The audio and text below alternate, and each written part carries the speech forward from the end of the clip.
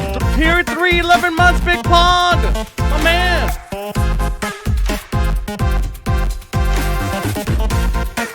Whoa.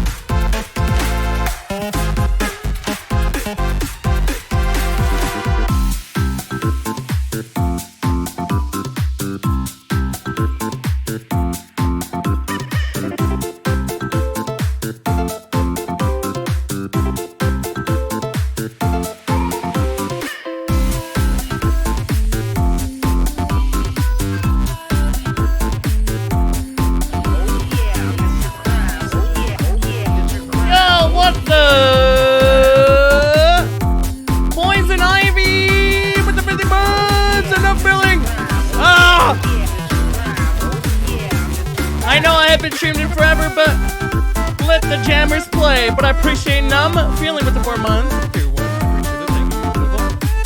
Sharkktooth in the chat. Poison Ivy, whoa. I'll get to you guys. Hold on.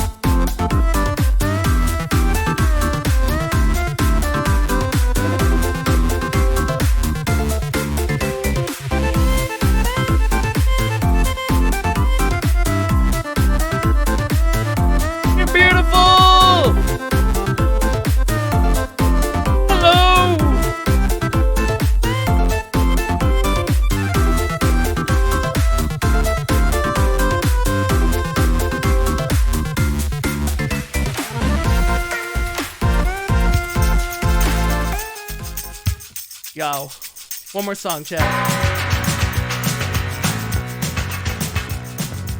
One more song. I miss you all. Weep here. I love you, Cornell Sanders playthrough is needed XD. I love you too, Shark. Cornell Sanders. I forgot about that. Yo, thank you so much for the 9 months. I appreciate it. Big Pog! Shot the stream. Hold on! We're gonna do a 5-minute or a 10-minute intro. Cap. Leo!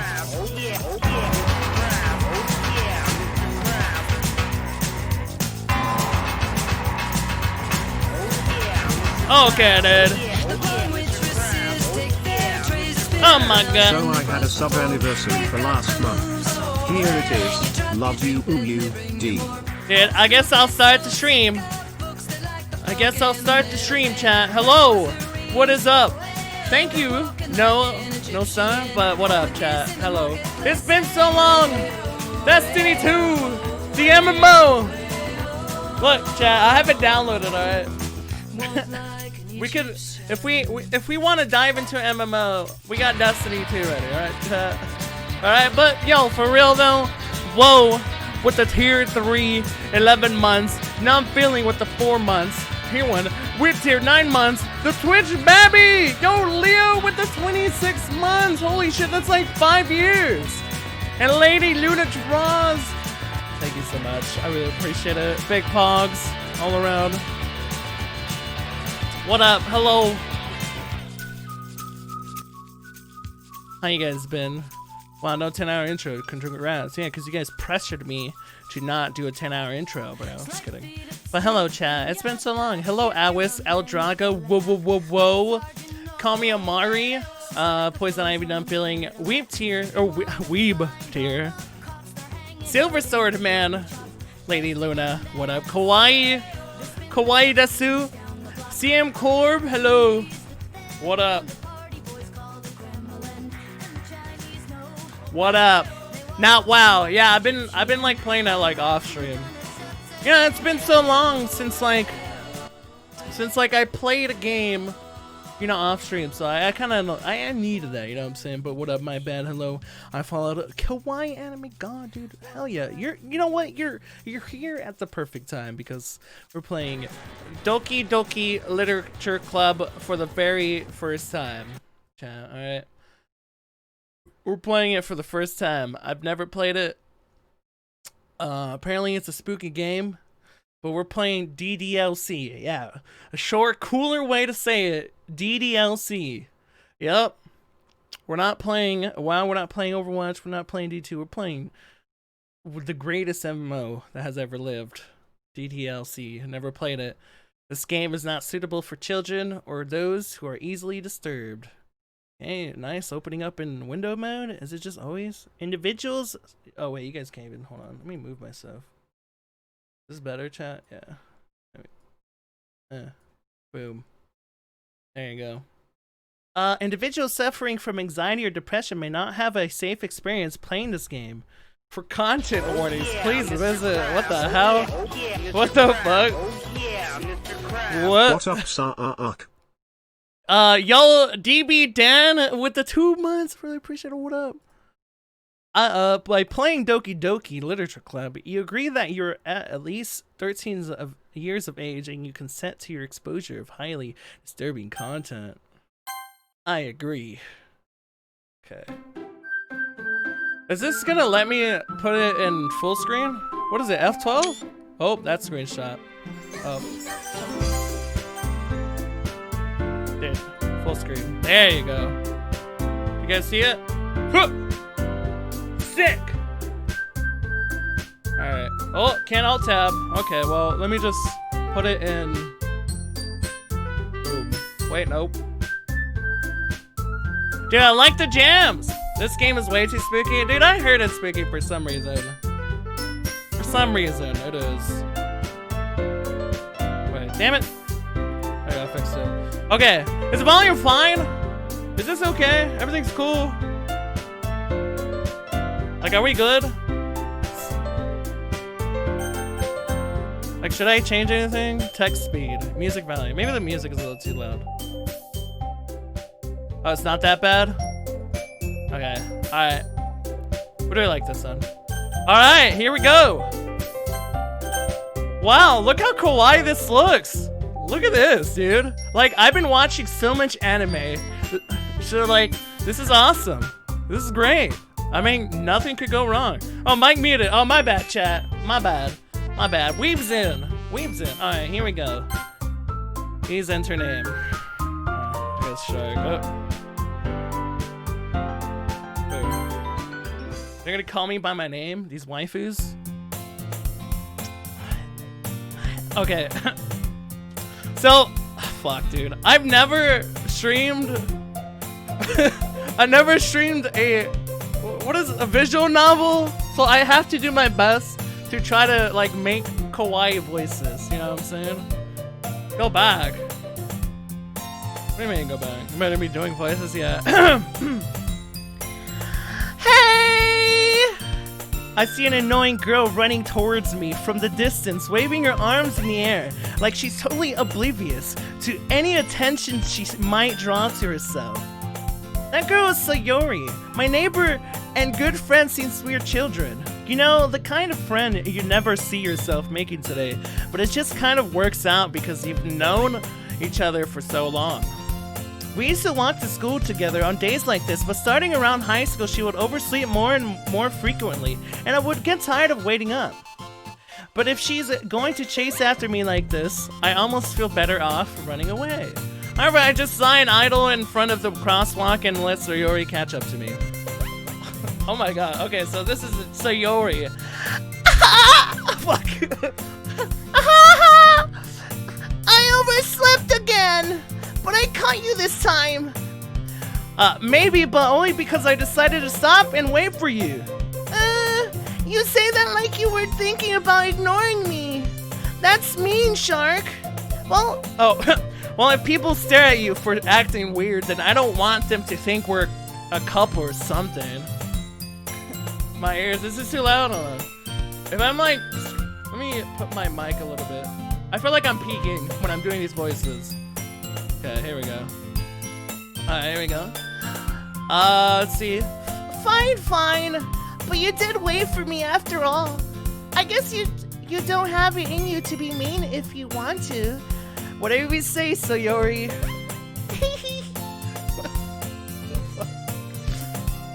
We cross the street together and make our way to school. As we draw near, the streets become increasingly speckled with other students making their daily commute. By the way, Shark, have you decided on a club to join yet? A club?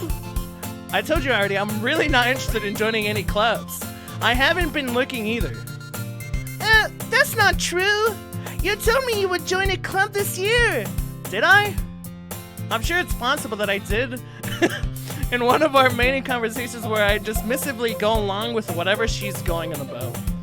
Sayori likes to worry a little too much about me when I'm perfectly content just getting by on the average while spending my free time on games and anime.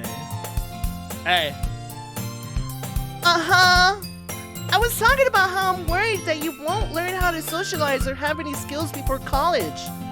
Your happiness is really important to me, you know?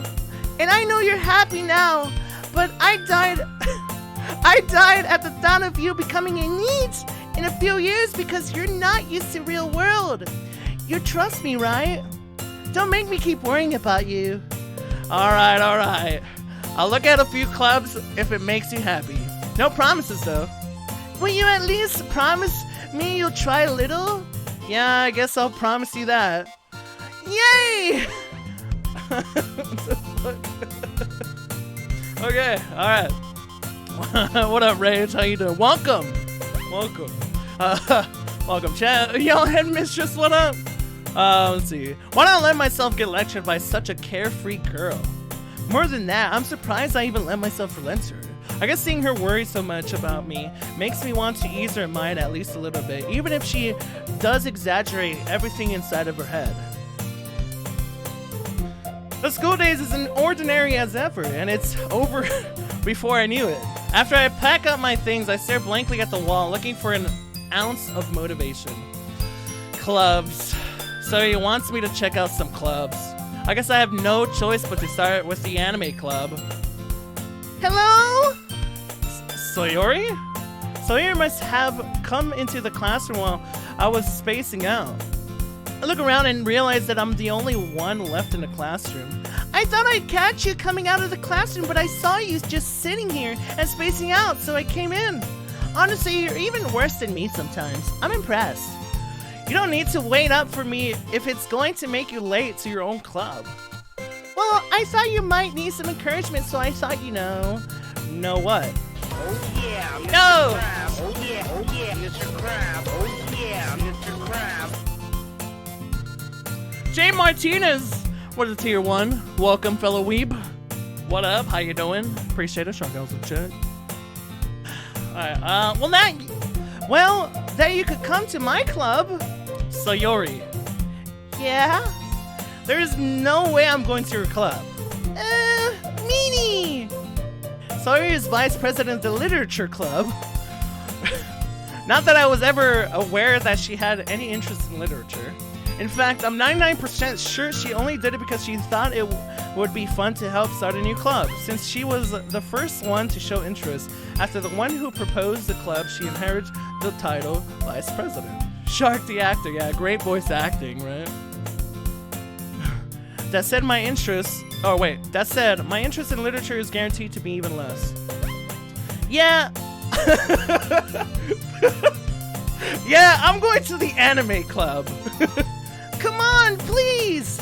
Why do you care so much anyway? Well, I kind of told the club yesterday I would bring in a new member. And Natsuki made cupcakes and everything. Don't make promises you can't keep! I can't tell if Sayori is really that much of an airhead, or she's so cunning as to have planned all of this out. I let out a long sigh. Fine, I'll stop by for a cupcake, okay? Yes, let's go! God. So you should be a voice actor. Yeah, top tier voice acting. Yeah, I'll lend you my voice, but I. True. Dude, I saw that clip, Alice. Like someone like went up to you, and, like asked about your name. That's Monka. That's weird. So thank you for blessing us on this holy day. Yo, thank you for stopping by. I really appreciate it. Yeah, I'm going to the anime club. I mean, dude, I've been watching so much anime recently, bro. So I relate to my character, me. I think Shark's waifu voice is the voice that he uses when he addresses new members. Monka. Alright, let's see. And thus, today marks the day I sold my soul for a cupcake. I dejectedly follow Sayori across the school and upstairs a section of the school I rarely visit, being generally used for third-year classes and activities. Sayori, God, full of energy, swings open the classroom door. Everyone, the new member is here! I told you, don't call me new member. I glance around the room. Oh God, girl one. Welcome to the literature club. It's a pleasure to meet you. Sayori always says nice things about you. Seriously, you brought a boy? Way to kill the atmosphere. Ah, Shark, what a nice surprise. Welcome to the club. All worlds escape me in this situation. This club is full of incredibly cute girls. Okay. What are you looking at? If you want to say something, say it. Sorry. Natsuki. So Natsuki. The girl with the sour attitude, whose name is apparently Natsuki, is one I don't recognize. Her small figure makes me think she's probably a first year. She is also the one who made cupcakes, according to Sayori. You can just ignore her when she gets moody. Sayori says that quietly into my ear. Oh, I kind of yelled at, whatever. Then turns back towards the other girls. Anyways, this is Natsuki, always full of energy. And this is Yuri, the smartest in the club. Don't say things like that. Yuri, who appears comparably more mature and timid, seems to have a hard time keeping up with people like Sayori and Natsuki. Well, it's nice to meet both of you.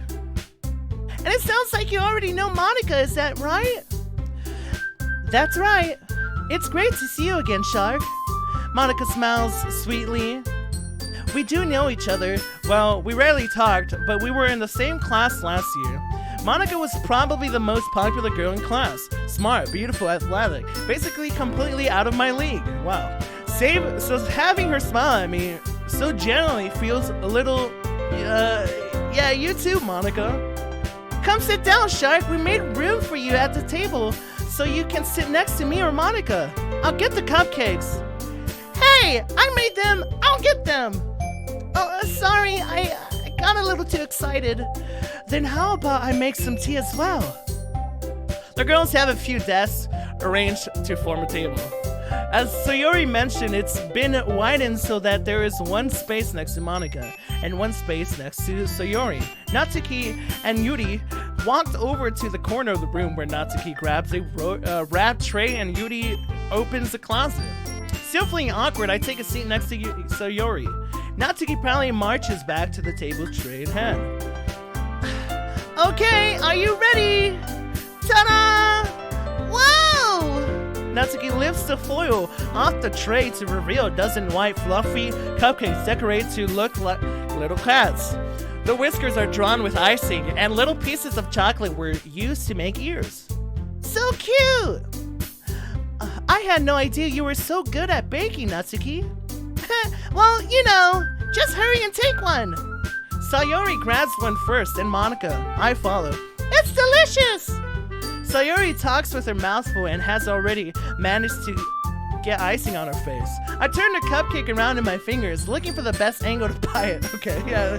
Hold on. Yeah, dude. You gotta... Dude, I just like... Just bite it. Shark Borner checks that up. Whoa, nope, too early. Greetings from Austin. Not much of an anime guy, but my sister got me into this show called Saiki Kusuo, and it is pretty hilarious. Yo, welcome, fellow weeb. Hello. We're not standing up, chat. Nope. Knock on wood if you're right with me, chat. Hell yeah. Alright, okay. Natsuki is quiet. I can't help but notice her sneaking glances in my direction. Is she waiting for me to take a bite? I finally bite down. The icing is sweet and full of flavor. I wonder if she made it herself. This is really good. Thank you, Natsuki. Why are you thanking me? It's not like haven't I heard this somewhere before? Made them for you or anything. I thought you were technically did. Sayori said, well, maybe, but not for you. You know, you dummy. Alright. I give up on Natsuki's weird logic and dismiss the conversation. Yuri returns to the table carrying his TC. She carefully places a tea cup in front of each of us before setting down the teapot next to the cupcake tray. You keep a whole oh, that's me. I thought it was her talking. You keep a whole tea set in this classroom? Don't worry, the teachers gave us permission. After all, doesn't a hot cup of tea help you enjoy a good book? I guess. Don't let yourself get intimidated. Yuri's just trying to impress you. That's not... Insulted, Yuri looks away. I meant that, you know... I believe you. Well, tea and reading might not be a pastime for me, but I at least enjoy tea. I'm glad. Yuri faintly smiles to herself in relief. Monica raises an eyebrow, then smiles at me. So, what made you consider the literature club? I was afraid of... I can't figure a voice for Monica. I'm trying my hardest. Something tells me I shouldn't tell Monica that I was practically dragged here by Sayori.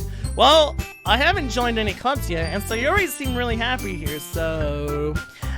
That's okay. Don't be embarrassed. Well, make sure you feel right at home, okay? As president of the literature club, it's my duty to make the club fun and exciting for everyone. Monica, I'm surprised. How come you decided to start your own club? You could probably be a board member for any of the major clubs. Weren't you a leader of the debate club last year? Well, you know, to be honest, I can't stand all of the politics around the major clubs. It feels like nothing but arguing about the budget and publicity and how to prepare for events. I'd much rather take something I personally enjoy and make something special out of it. And if it encourages others to get into literature, then I'm fulfilling that dream. The voice, is this a good voice? What up, Hammer? Hello! Monica really is a great leader. Yuri also nods in agreement. Then I'm surprised there aren't more people in the club yet. It must be hard to start a new club. You could put it that way. Not many people are very interested in putting out all the effort to start something brand new, especially when it's something that doesn't grab your attention like literature. You have to work hard to convince people that you're both fun and worthwhile, but it makes school events like the festival that much more important. I'm confident that we can all really grow this club before we graduate. Right, everyone? Yeah! Well, we'll do our best. You know it! Everyone enthusiastically agrees. Such different girls are all interested in the same goal. Monica must have worked really hard just to find these three. Maybe that's why they were all so delighted by the idea of a new member joining. Though I still don't really know if I can keep up with their level of enthusiasm about literature. So Shark, what kinds of things do you like to read? Well, I really don't read. Shark, all the voices. Are we good with the voices? I am, but yeah, I'm playing it.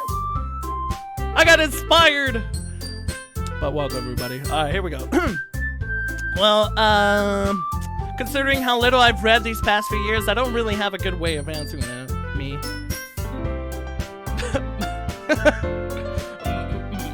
Manga? I muttered quietly to myself, half joking. Natsuki's head suddenly perks up. It looks like she wants to say something, but she keeps quiet. Not much of a reader, I guess. Just a fucking weeb. I'm just a weeb, dude. Well, that can't change. What am I saying? I spoke without thinking after seeing Yuri's sad smile. Anyway, what about you, Yuri? Well, let's see. Yuri traces the rim of her teacup with her finger. My favorites are usually novels that build deep and complex fantasy worlds. The level of creativity and craftsmanship behind them is amazing to me, and telling good stories in such a foreign world is equally impressive. Yuri goes on, clearly passionate about her reading. She seems so reserved and timid since the moment I walked in, but it's obvious by the way her eyes light up that she finds her comfort in the world of books, not people. But you know, I like a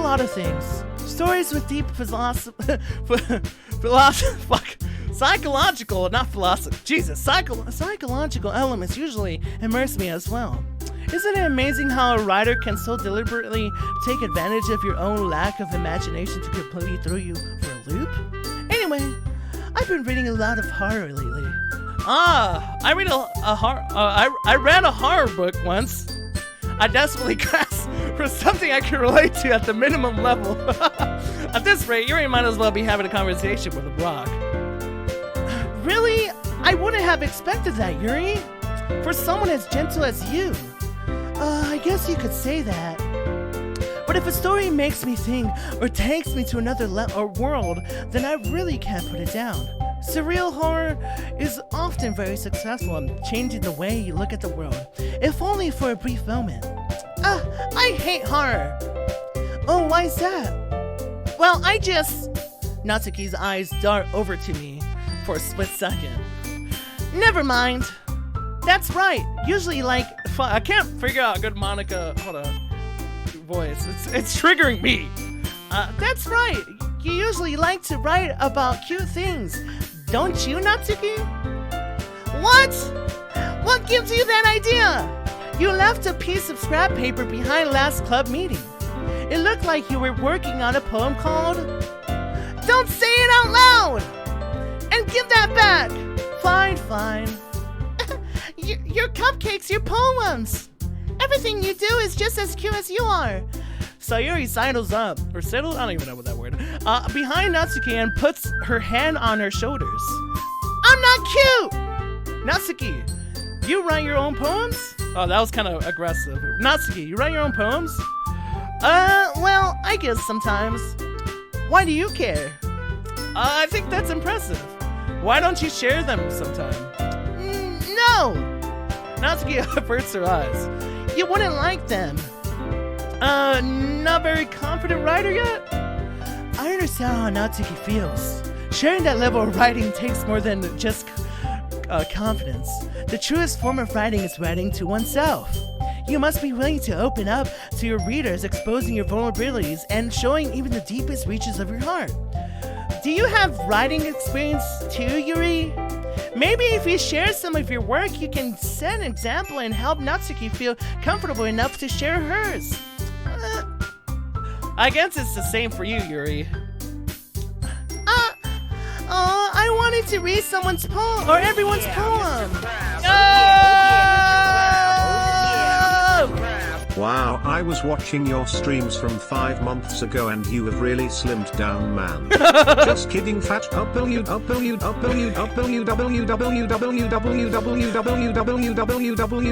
you, Sally. I really appreciate it. Good night, man. You got me. Thank you, Sally. 90 months.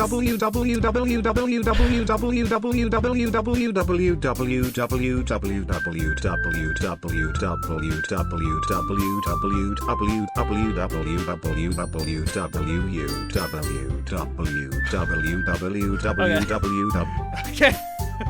Thank you, Sally. I really appreciate it. Sharkgo's in the chat. Alright, anyways. I wanted to read everyone's poems. We all sit in silence for a moment. Okay.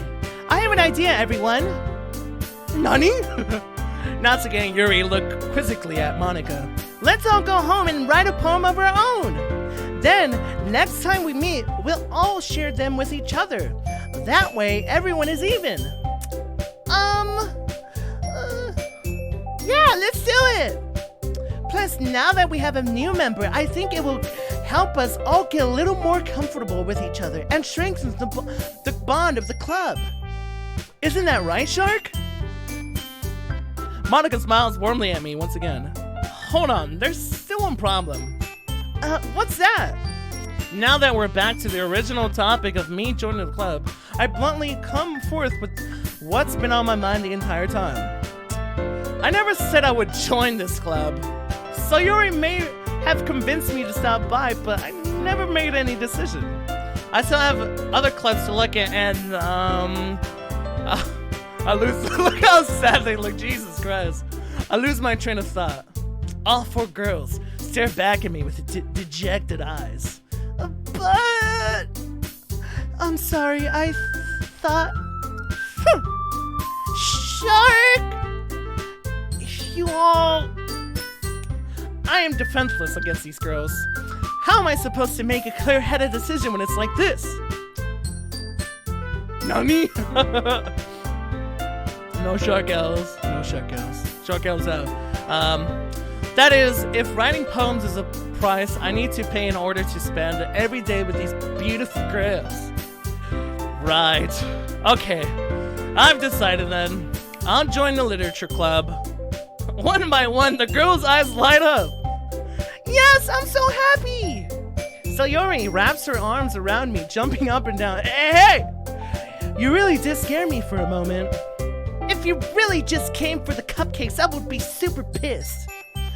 Then that makes it official. Welcome to the literature club. Thanks, I guess. Okay, everyone. I think with that, we can officially end today's meeting on a good note. Everyone, remember tonight's assignment. Write a poem to bring to the next meeting so we can all share.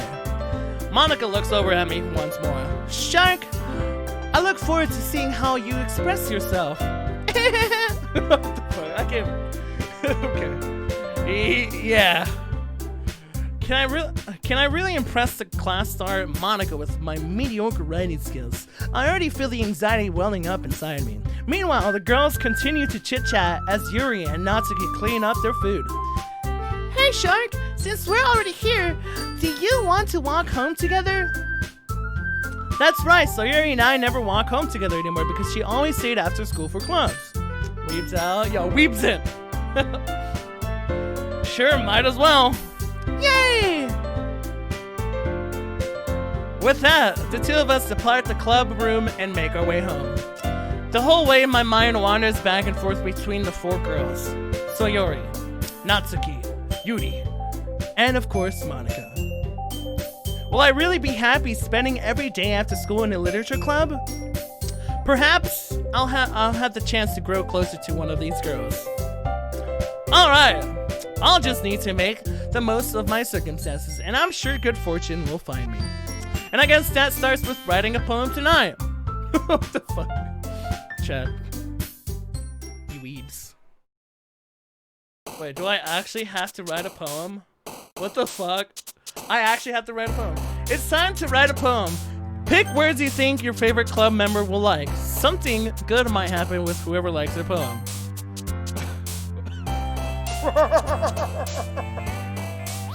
What the fuck? Destiny, dude! After 2 days? Okay!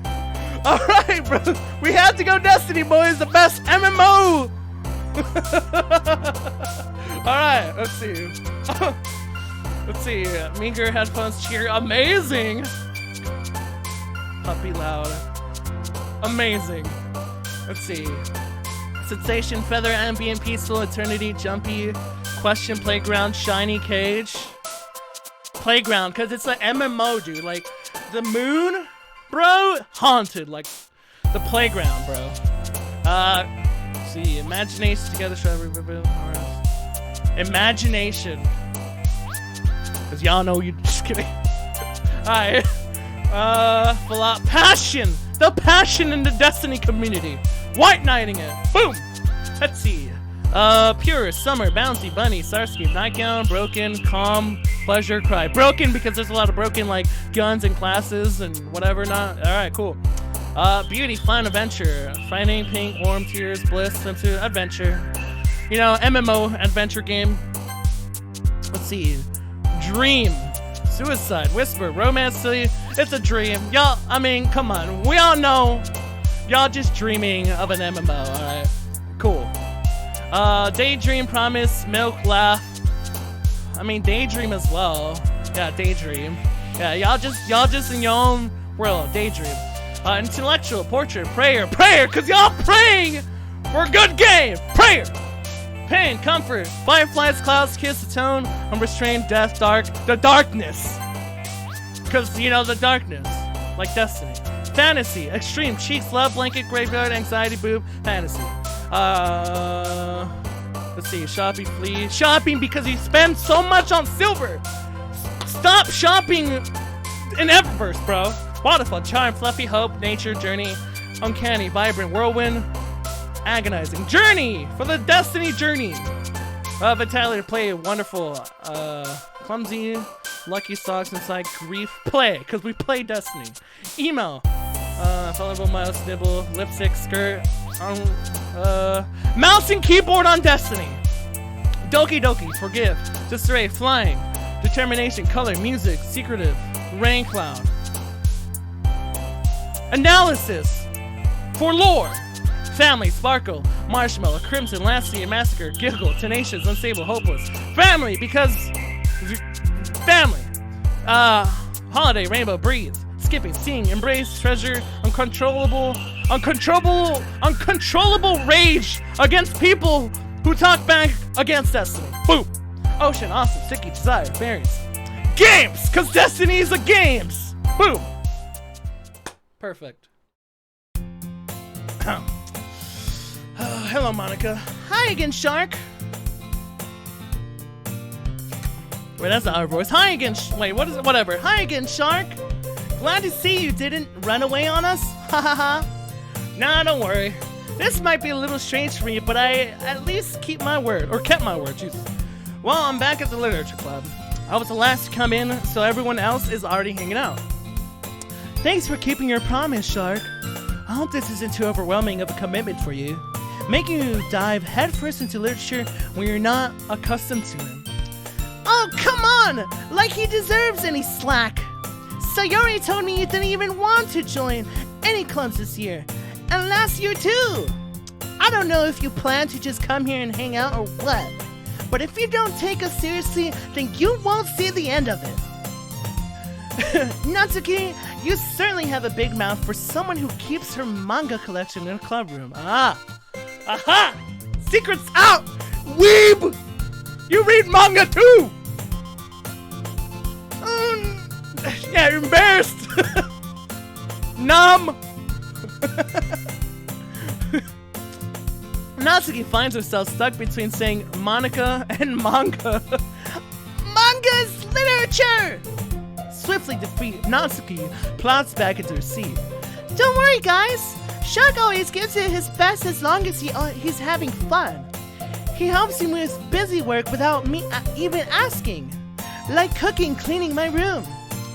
How dependable. Sayori, that's because your room is so messy, it's distracting. And you almost set your house on fire once. Is that so? You two are really good friends, aren't you? I might be a little jealous. What the fuck? What the hell? We have you surrounding you filthy weeps. How come? You and Shark can become good friends too? Why the fuck? She's playing with her hair and stuff? What the? Sayori? As usual, Sayori seems oblivious to the weird situation she put me into. Oh, Yuri even brought you something today, you know. Oh, wait, Sayori. Me? Not really. Don't be shy. It's really nothing. What is it? Never mind. Sayori made it sound like a big deal when it's really not. What do I do? I'm sorry, Yuri. I wasn't thinking. I guess that means it's up to me to rescue this situation. Hey, don't worry about it. First of all, I wasn't expecting anything in the first place, so any nice gesture from you is a pleasant surprise. It'll make me happy no matter what. Damn, I have game. Is that so? Yeah, I won't make it a big deal if you don't want it to be. Alright. Well, here. Yuri reaches into her bag and pulls out a book. I didn't want you to feel left out, so I picked out a book that I thought you might enjoy. It's a short read, so it should keep your attention even if you don't usually read.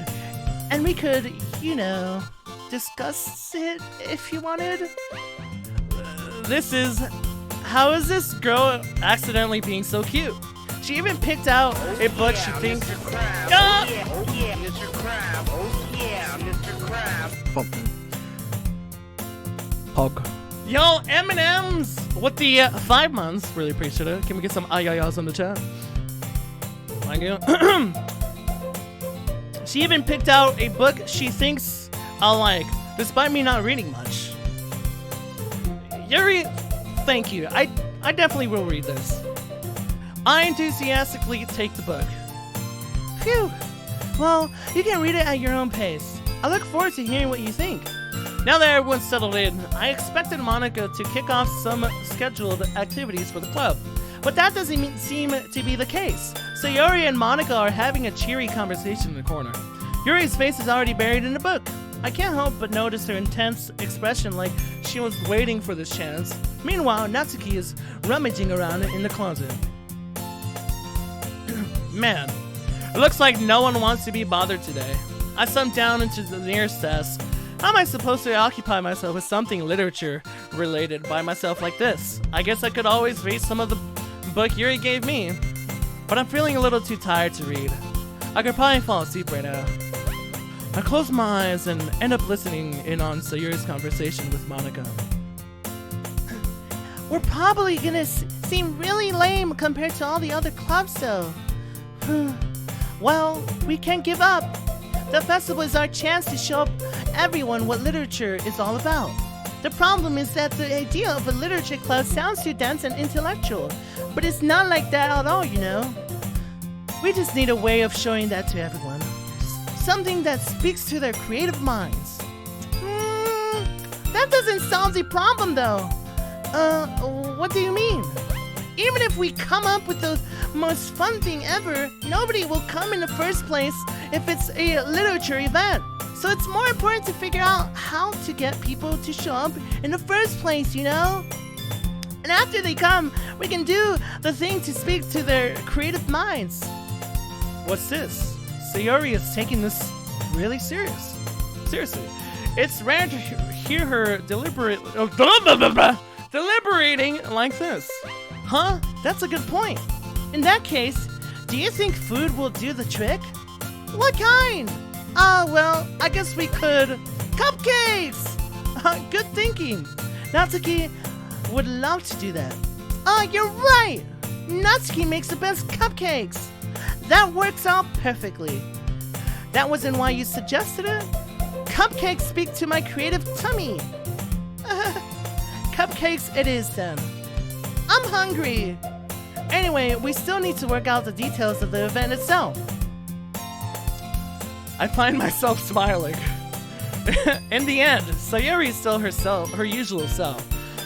But therein lies the unexpected reason I admire her, unlike me, who was trouble finding any motivation at all.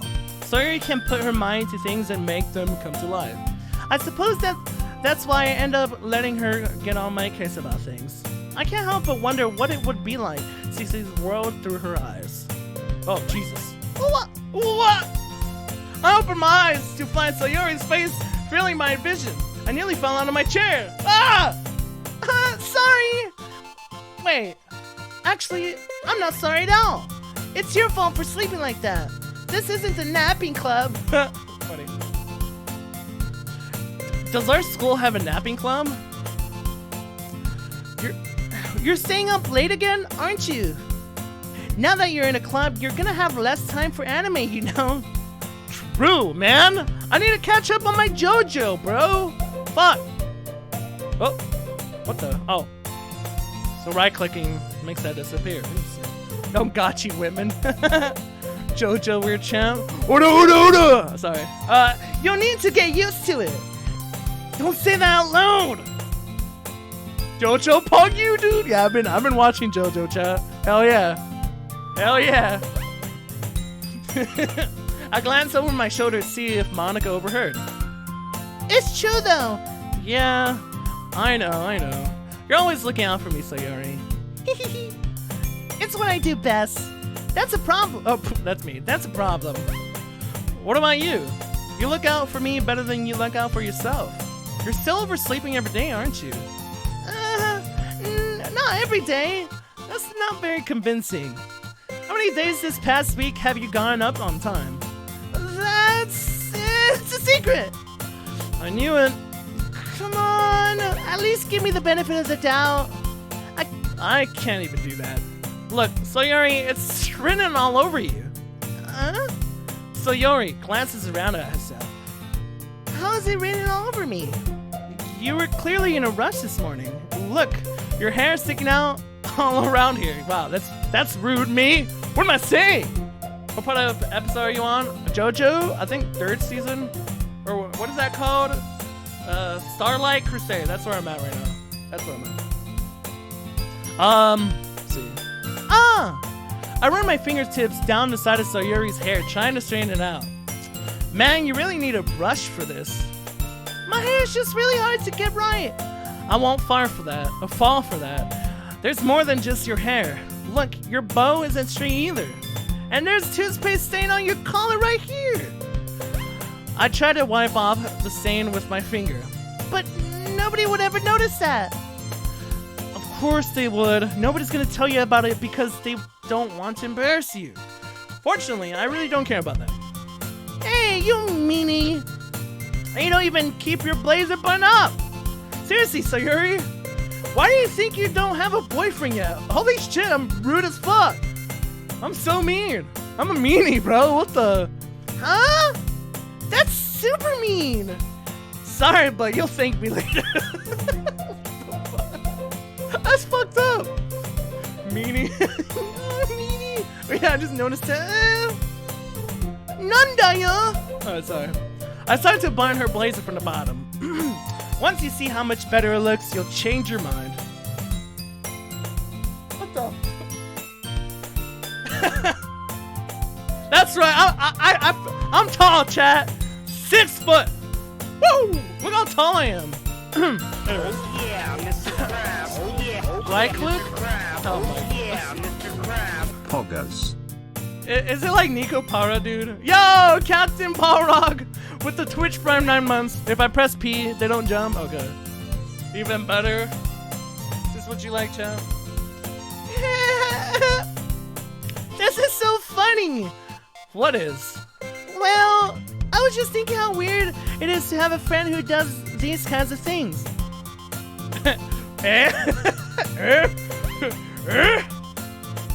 Huh? Don't say that. You'll make me feel weird about it, stupid. It's okay though. I'm happy we're like this, aren't you? I guess. Hey, be careful. The button might come off. Why is this one so hard? So hard to close? I struggle to fully close the button near her chest. Does this thing even fit you properly? It did when I bought it. First playthrough, yeah. If you ever buttoned it, you would have noticed sooner that it doesn't fit you anymore. Hey, do you remember me from Beijing 1989? It's Mei Ling. Just wanted to stop by since you missed the last protest. I was looking for you. I always thought you were really smart and talented, but I could never work up the nerve to tell you. Anyway, I hope you're doing well. Haha, just kidding. It's still Xi Jinping, you gullible idiot LMFAO. Anyway, the dictatorship awaits. See you, man. Good talk. What the fuck? It's fucking, what's his name? God damn it. What's his name? Fuck. It's just a Chinese version of freaking, what's his name? What is his name? Tanner. Chinese Tanner, bro. Nice. Oh my god. Love you, Shuggy. Love you, dude. You're beautiful. Yeah, Bobs. Anyways, alright. If you ever button it, you would have noticed sooner that it doesn't fit you anymore. What are you smiling about? It doesn't... God. It means my boobs got bigger again. Don't say that out loud! Anyway, you look much better now, so... why does it feel strange to see Sayori's blazer button up like that? But it's so stuffy. It's not worth it at all. Sayori hastily unbuttons her blazer once more. Phew! That's so much better. Bigger boobs. Oh, bye! Oh, bye, dude! Oh, bye! Anyway, Sayori puts her arms out and twirls around. So if I keep it unbuttoned, then I won't get a boyfriend, right? What kind of logic is that? And why are you saying that like it's a good thing? because if I had a boyfriend, then he wouldn't even let you do things like this. Oh my god, I'm uncomfortable. I'm uncomfortable. And you take care of me better than anyone else would anyway. So that's why I'm keeping it unbuttoned. Stop saying all these embarrassing things. I didn't say anything embarrassing. Jeez. Well, anyways, just focus on trying to wake up a little earlier. Only if you focus on going to bed earlier. Fine, fine. It's a deal. I guess we really are better at taking care of each other than we are at taking care of ourselves. Yeah, I guess so. So maybe you should come wake me up in the morning. You're doing it again, Sayori. But I was joking that time. Man, it's impossible to tell you down with you sometimes. Okay, everyone. Huh? Monica suddenly comes out. Why don't we share the poems we wrote now? Yay! Shark, I can't wait to read yours. Yeah, same. I felt to sound enthusiastic, but Sayori still trots away to retrieve her poem. By the way, did you remember to write a poem last night? Yeah. My relaxation ends.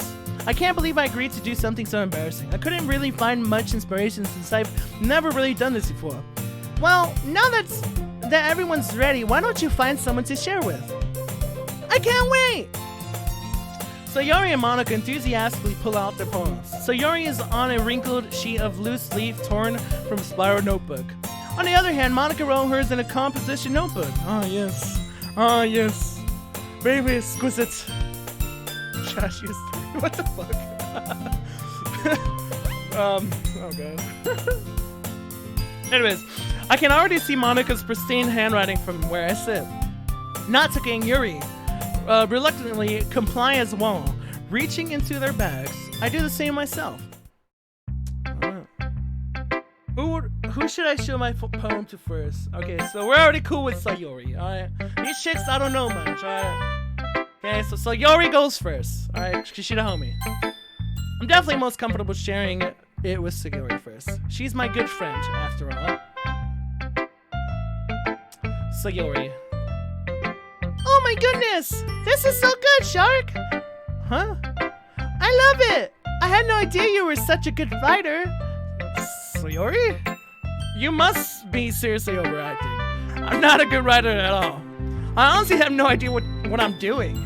Well, maybe that's why. Because I have no idea what I like either. Jeez. I'm sure Yuri's opinion has to be a little more constructive than this. Maybe in Natsuki's. Are you sure you don't like it just because I wrote it? Well, I'm sure that's part of it. I think I understand you better than a lot of other people, you know? So when I read your poem, it's not just a poem. It's a shark poem. And that makes it feel extra special. Like I can feel your feelings in it. Sayori hugs the sheet against her chest. What the f- Okay, well, you're so weird, Sayori. I'm really happy that you wrote one. It just reminds me of how you're really a part of the club now. Not to mention the fact that I'm standing in front of you in the club room. Well, of course. I'm not really into it yet, but that doesn't mean I'll break my promise. See? It's like I said before, Shark. Deep down, you're not selfish at all, you know. Try new things like this for other people. That's something that only really good people do. Thanks, Sayori. I'm not sure if Sayori sees the full picture of my motive here. Then again, I can't deny that she's part of the reason I joined. Knowing how much this means to her all.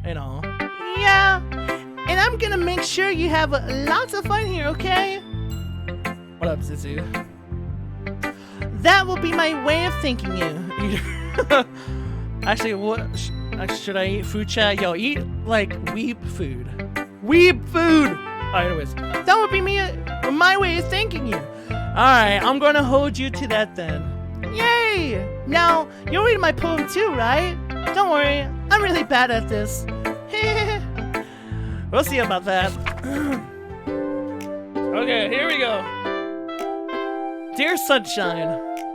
Wait, do I read it in her? Okay, we'll read it in her voice. Alright, here we go. Dear Sunshine, the way you glow through my blinds in the morning, it makes me feel like you miss me. kissing my forehead to help me out of bed, making me rub the sleepy from my eyes. Are you asking me to come out and play?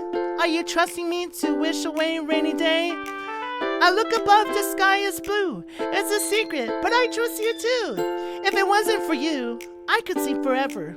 But I'm not mad. I want breakfast. What the fuck? Okay. Sayori, this is just a guess, but did you wait until this morning to write this? No, just a little bit. You can't answer just a little bit to a yes or no question. I forgot to do it last night. Chat. Well, at least that makes me feel a little bit better about myself. Don't be mean. I still tried my best. Yeah. I didn't mean to say that it was a bad poem. It came out nice, or how should I put it? It sounds just like you. Really? Yeah. Especially that last line. I made eggs and toast. She's kawaii, chat. So Yuri's sick. She's dope. She's awesome. Even though you were late to school. It's bad to skip breakfast. I get all cranky.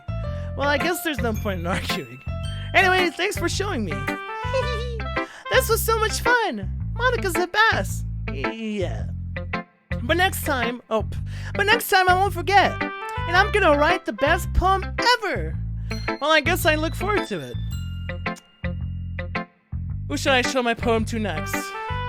Natsuki, Monica. Monica's last because she's like the leader. Natsuki's mean, so Yuri.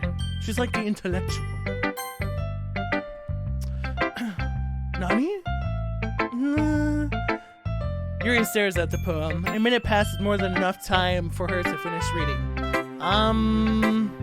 Oh, sorry. I forgot to start speaking. It's fine. Don't force yourself. I'm not. I just need to put my thoughts into words. Hold on. Okay. This is your first time writing a poem, right? Yeah. Why do you ask? I'm just making sure.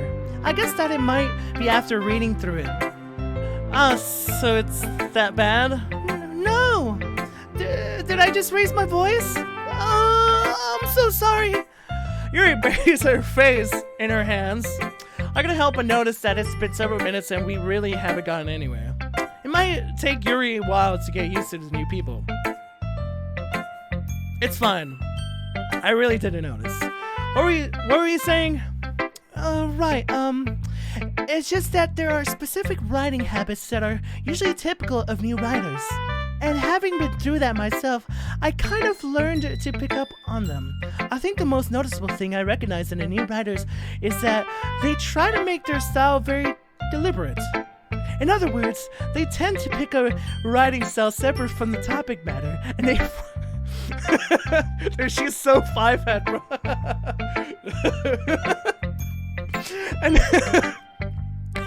and they form fit the two together. Fuck, dude.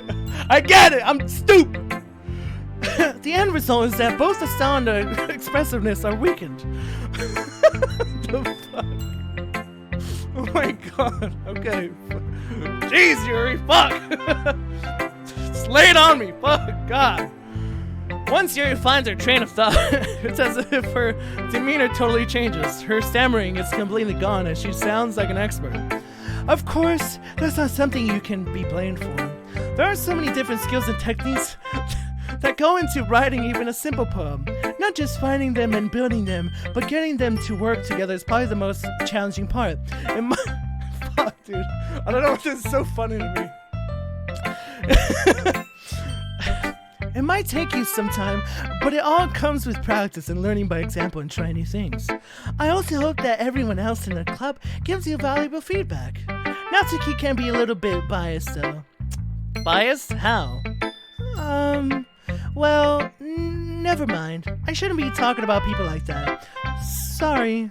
It's fine. God damn it, dude. Like, dude, big brain. Oh, why am I doing this? Big brain! Why did I just do that? Big brain, chat. Big brain. Not whatever. Okay, anyways. Anyways,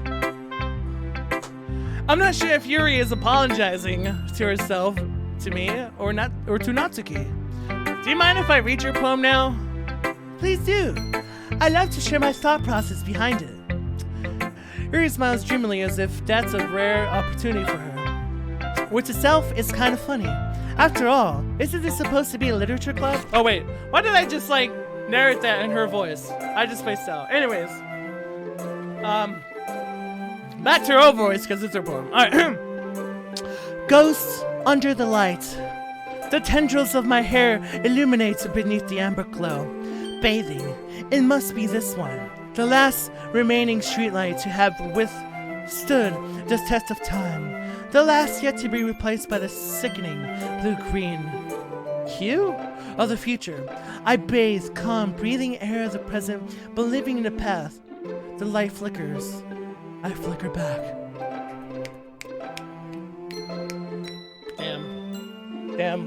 Damn. Very exquisite, Yuri.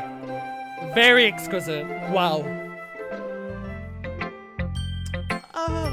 I'm sorry I have such terrible handwriting. What?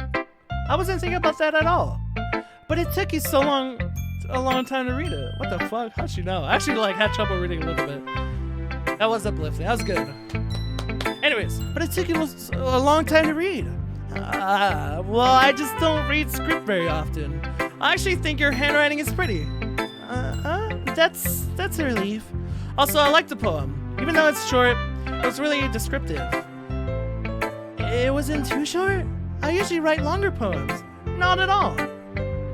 I'm really glad you liked it. I'll be honest. Since it's our first time sharing, I wanted to write something a little more mild. Something easy to digest, I suppose. Are you into ghosts, Yuri? Actually... Oh, wait, no. Actually, the story isn't about a ghost at all, Shark. Really? I must have totally missed the point. Well, I suppose you did only glance over it after all. But remember that poets often express their own thoughts, feeling, and experiences in their work. They usually do more than tell a simple story or paint a picture. Excuses too? Okay, dude. In this case, perhaps the subject of the poem is only being symbolically compared to a ghost, lingering in the last remaining place of comfort, unable to let go of the past, and soon to be left with nothing. That's a lot more solemn putting it that way. I hadn't even thought of that. That's impressive. It's nothing really. Well, it makes me happy that you think that. Just remember that it won't be long before you pick up on these things too. Yeah, maybe you're right. I guess I'll have to keep trying. I'm counting on you. Alright, well. Natsuki. Monka. Want a possible hentai are you playing? Not Nico Para, unfortunately.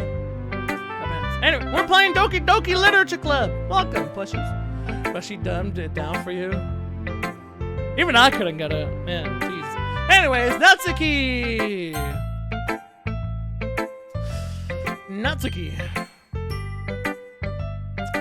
Well, it's about what I expected for someone like you. Oh yeah, I showed her my poem. Okay. Anyways, forgot what we're talking about. So she read my poem.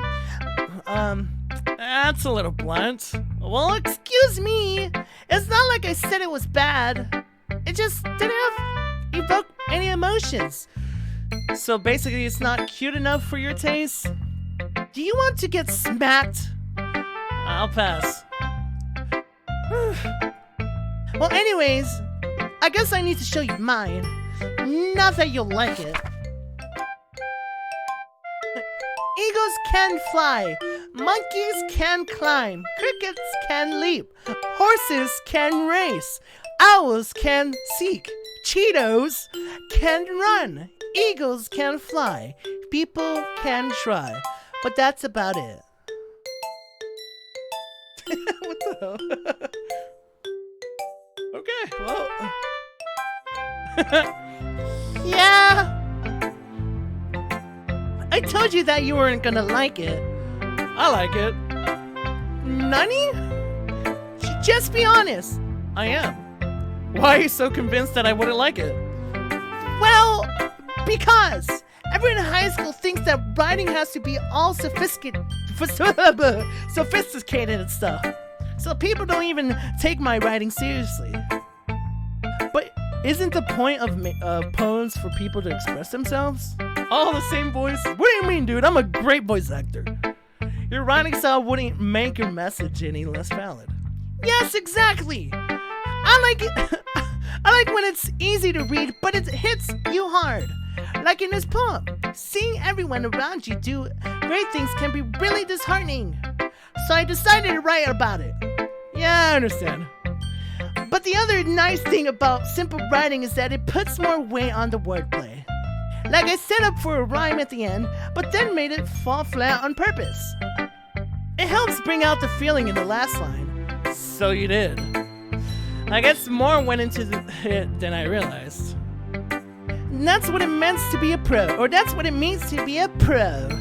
I'm glad you learned something. Didn't expect that from the youngest one here, did you? Yeah, I guess not.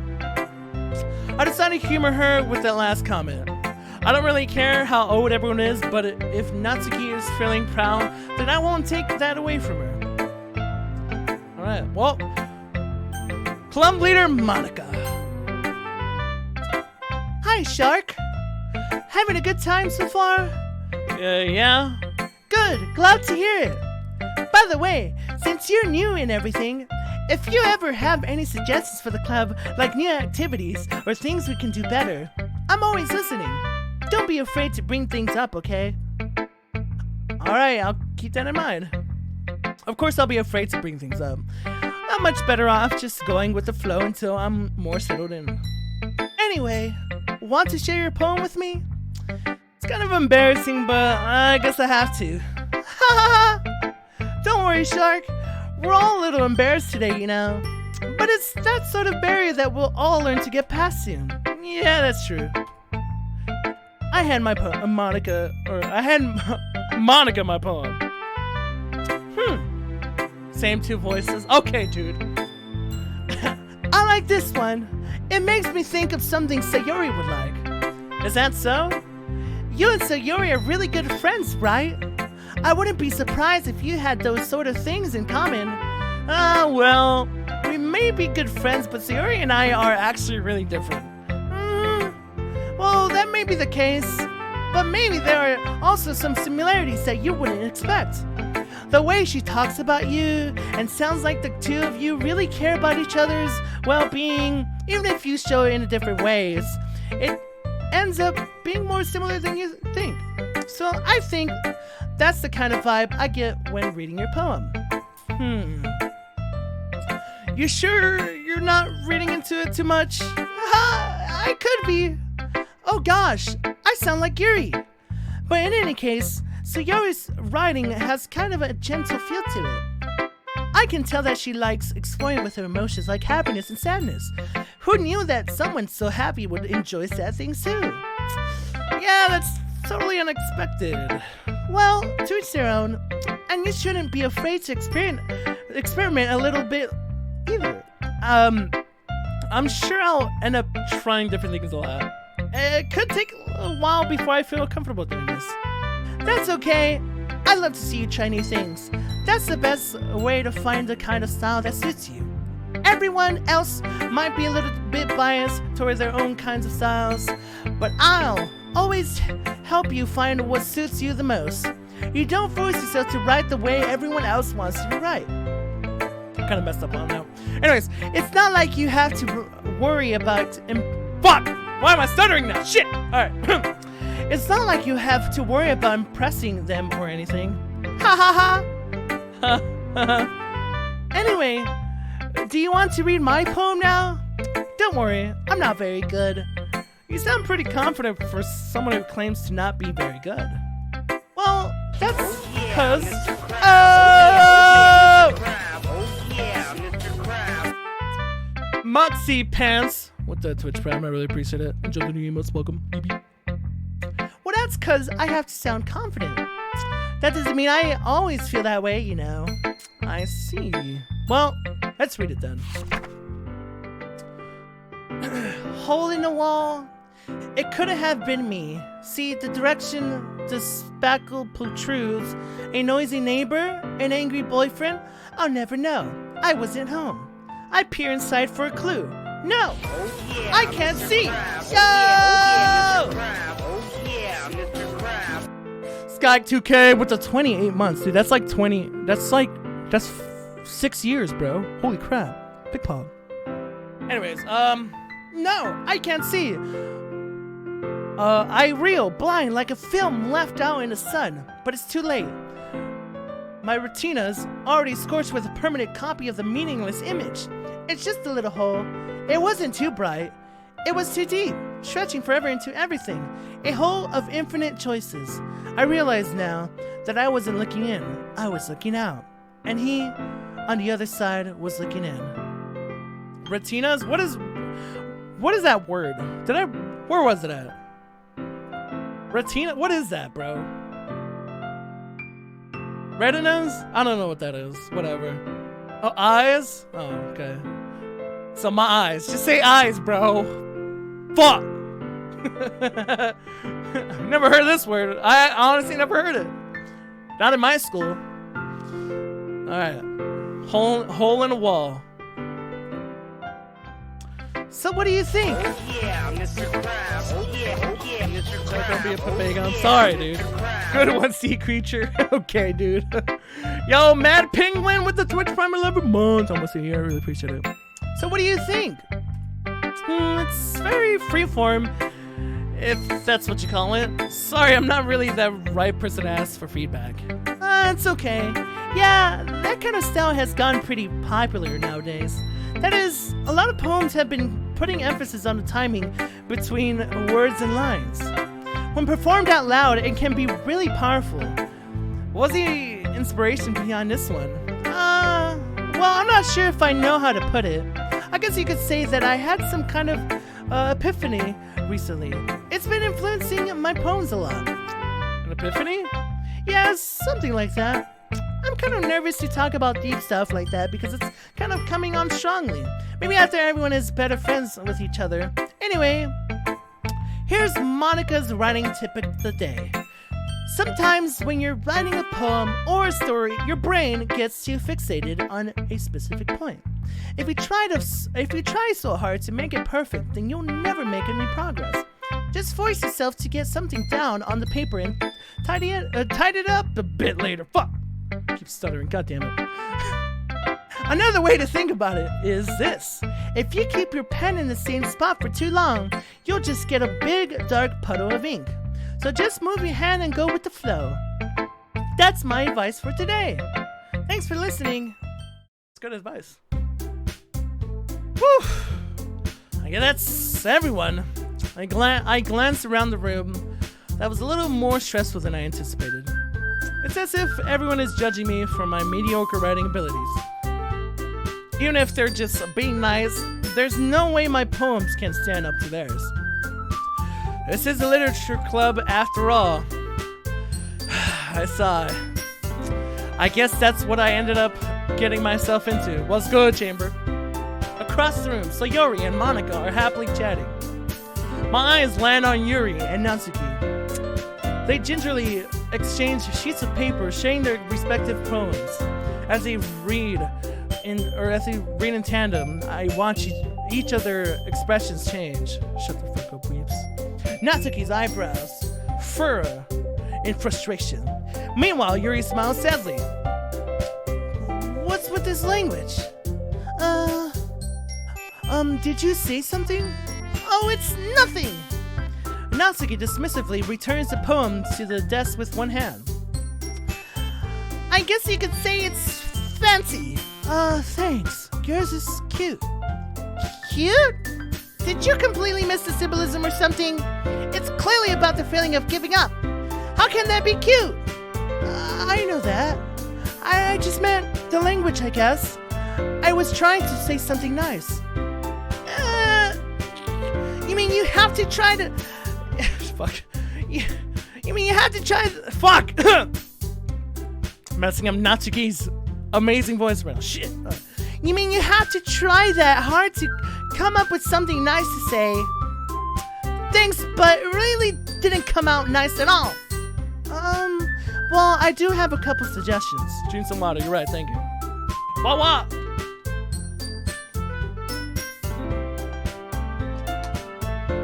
It is a lot of reading. Like, holy shit.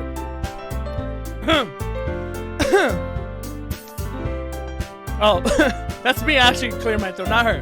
Anyways, if I was looking for suggestions, I would have asked someone who would actually like it.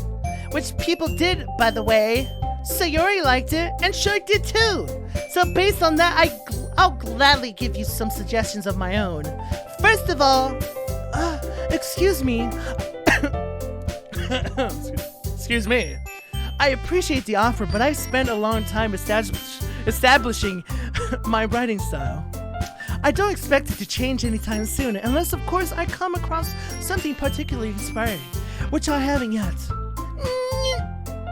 And Shark liked my poem too, you know. He even told me he was impressed by it. Natsuki suddenly stands up. Oh shit. Oh! I didn't realize you were so invested in trying to impress our new member, Yuri. That's not what you're just... Yuri stands up as well. Maybe you're just jealous that Shark appreciates my advice more than he appreciated yours. Huh?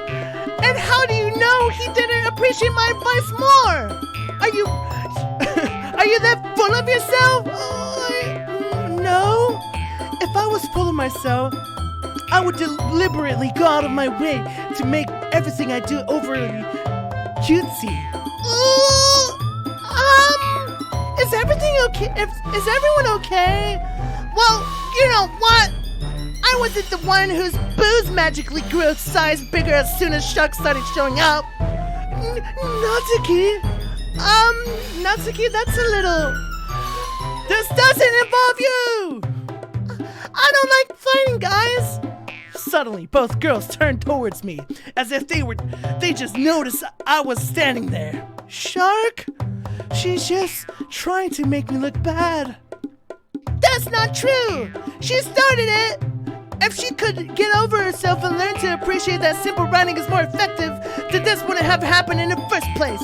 What's the point of making your poems all convoluted for no reason? The meaning should jump out at the reader, not force them to have to figure it out. Help me explain that to her, Shark. Oh, wait. There's a reason we have so many deep and expressive words in our language. It's the only way to convey complex feelings and meaning the most effectively. Avoiding them is not only unnecessarily limiting yourself, it's also a waste. You understand that, right, Shark? Well? How did I get dragged into this in the first place? It's not like I know anything about writing, but whomever I agree with, they'll probably think more highly of me. Oh shit! So of course, that's going to be... Help me, Sayori! Natsuki glares at me, drying up any words I had in my mouth. So instead, I turn to Yuri. But Yuri's expression is so defenseless that I can't bring myself to say anything to her. Oh boy. What up, Pneumatic? Sayori! Yeah! Oh, Mr. Krabs. Yeah! Oh, yeah, Mr. Yo! Krabs. Oh, yeah, Mr. Krabs. Hey brother, trying to wait for a decent time to not interrupt dialogues. This is a nice time. Yeah, I appreciate it, Caffeinated. Thank you. I thank you so much. 27 months. That's like 7 years, bro. Thank you. Charkels. Yeah! Everyone's fighting is making Sayori's uncomfortable. How can the two of you keep fighting when you know you're making your friend feel like this? Shark! Well, that's her problem. This isn't about her. I agree. It's unfair for others to interject their own feeling into... We're not muted. Just freaking music stop. Own feelings into our conflict. Yeah, unless Sayori wants to tell Yuri what a stuck-up jerk she... Oh. Yeah, unless Sayori wants to tell Yuri what a stuck-up jerk she's being. Music's passing. It's the game, yeah. She would never. It's your immaturity that's made her upset in the first place. Excuse me? Are you listening to yourself? This is exactly why nobody likes you. Stop! Natsuki, Yuri, you guys are my friends. I just want everyone to get along and be happy. My friends are wonderful people. And I love them because of their differences. Natsuki's poems. Should I make her more like what? Natsuki's poems. They're amazing because... No, it's too much. They're amazing because they give you so many feelings with just a few words. And Yuri's poems are amazing because they paint beautiful pictures in your head. Everyone's so talented. So why are we fighting? Because, well... Also, Natsuki's cute and there's nothing wrong with that. And Yuri's boobs are the same as they always were. Okay. Big and beautiful. What the fuck? Sayori stands triumphantly. Monica stands behind her with a bewildered expression. I'll make some tea. Yuri rushes off. Natsuki sits down with a blank expression on her face, saying nothing. So this is why Sayori is vice president. Oh wait, I said that, right? Oh, so this is why Sayori's vice president. As I whisper to Monica, she nods in return. To be honest, I might come off as a good leader and I can organize things, but I'm not very good with people. I couldn't even bring myself to interject. As president, that's kind of embarrassing of me. Ha ha ha ha. No. Wait, oh! I forgot. Where's Alice? I forgot. we purged that emote now. Whoops. You can unpurge it. I don't know if Alice is here. Remember I had to purge jellyfish when I was the Twitch Rivals thing, and I was scared people were gonna see my chat. That's why it's purged. No wonder, I forgot. Sorry. Purging jellyfish. Yeah, stop! Anyways, yeah. We'll fix it later. It was doing Twitch Rivals. Anyways. Nah. It's not like I can blame you. I wasn't able to say anything either. Well, I guess that just means Sayori is amazing in her own ways, isn't she? Wait, just add Alice. Add Alice in the chat so she can fix it. I guess that just means Sayori is amazing in her own ways, isn't she? You could say that. Workaround. Yeah, there's a workaround. Boom. Fixed. She might be an airhead, but sometimes it's weirdly suspicious that she knows exactly what she's doing. I see. Take good care of her, okay? I would hate to see her get herself hurt. That makes two of us. You can count on me. Monica smiles sweetly at me, causing my stomach to knot. Such a genuine person really does make a good president, regardless of what she says. If only I could get the chance to talk to her a little bit more. Okay, everyone. It's just about time for us to leave. How did you all feel about sharing poems? It was a lot of fun. Well, I'd say it was worth it. It was alright. Well, mostly. Shark, how about you? Yeah, I'd say the same. It was a neat thing to talk about it with everyone. Awesome. In that case, we'll do the same thing tomorrow. And maybe you learn something from your friends too. So your poems will turn out even better. I think to myself, I did learn a little bit more about the kinds of poems everyone likes. With any luck, that means I can at least do a better job impressing those I want to impress. I nod at myself with a newfound determination. Shark! Ready to walk home? Sure, let's go. Sayori beams at me. It truly has been a while since Sayori and I have spent this much time together. I can't really say I'm not enjoying it either. Sayori, about what happened earlier? What do you mean? You know, between Yuri and Natsuki, does that kind of thing happen often? No. That's really the first time I've seen them fight like that. I promise they're both wonderful people. You don't hate them, do you? No, I don't hate them. I just wanted your opinion, that's all. I can see why they'd make good friends with you. Phew! You know, Shark, it's nice that I get to spend time with you in the clubs, but I think seeing you get along with everyone is what makes me the happiest. And I think everyone really likes you too. That's... Every day is going to be so much fun.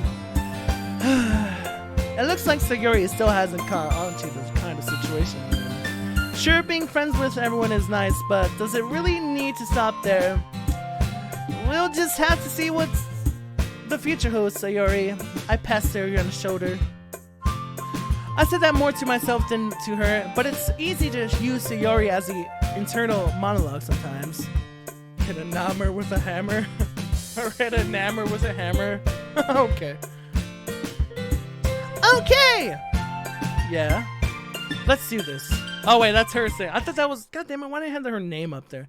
Yeah, let's do this! Wait, what am I doing? Am I writing again? We're writing Destiny, because Destiny, pog! But tears! Because it brings me to tears! And it makes me... And it makes people have hope! But I want to play Vanilla WoW! It makes me happy! Let's see. Franny, waterfall, aura, skipping. I don't know. It makes me climax. I lost. Twitch? Oh, Twitch was in?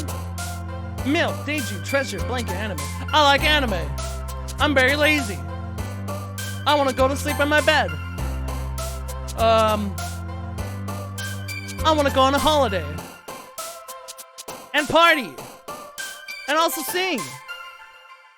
I'm also very sad. I dream. Very hopeless. Alone. Let's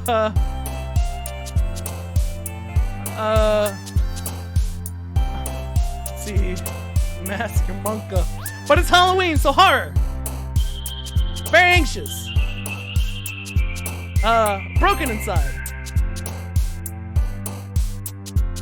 And bunnies are nice. Alright, cool.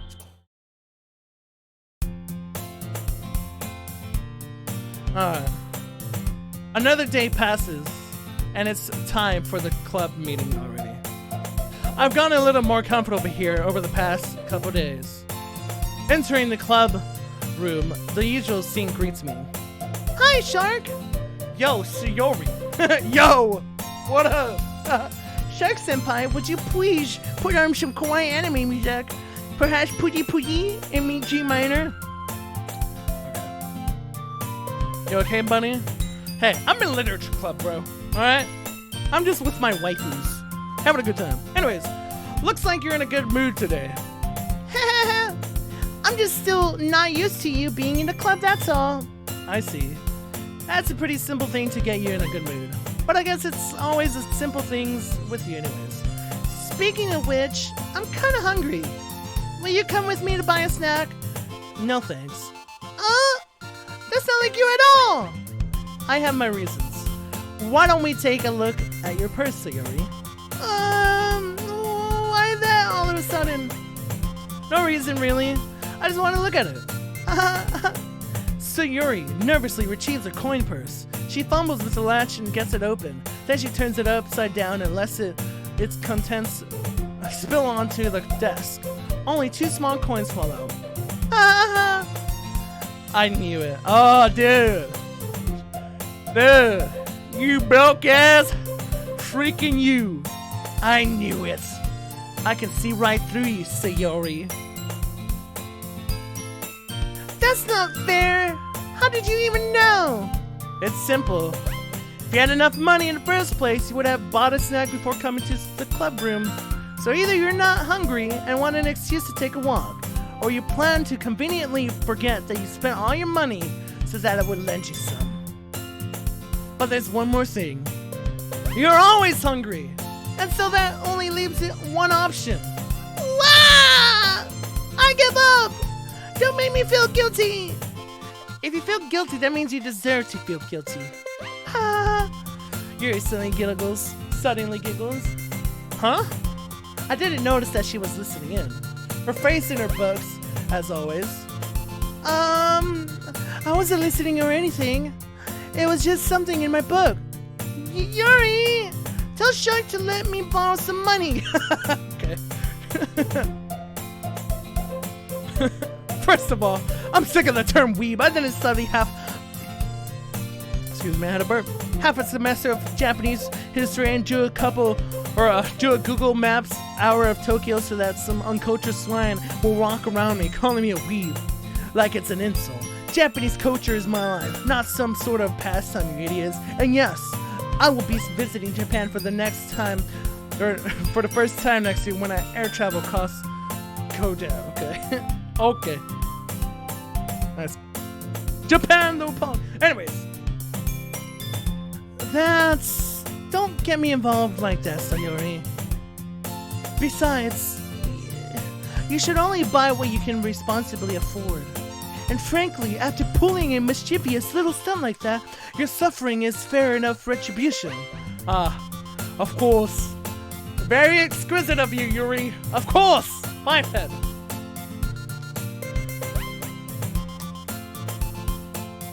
Thank you for screwing it up. Listen, Pants, I've been reading for like almost 2 hours straight, dude. Words are hard right now, alright? Anyway.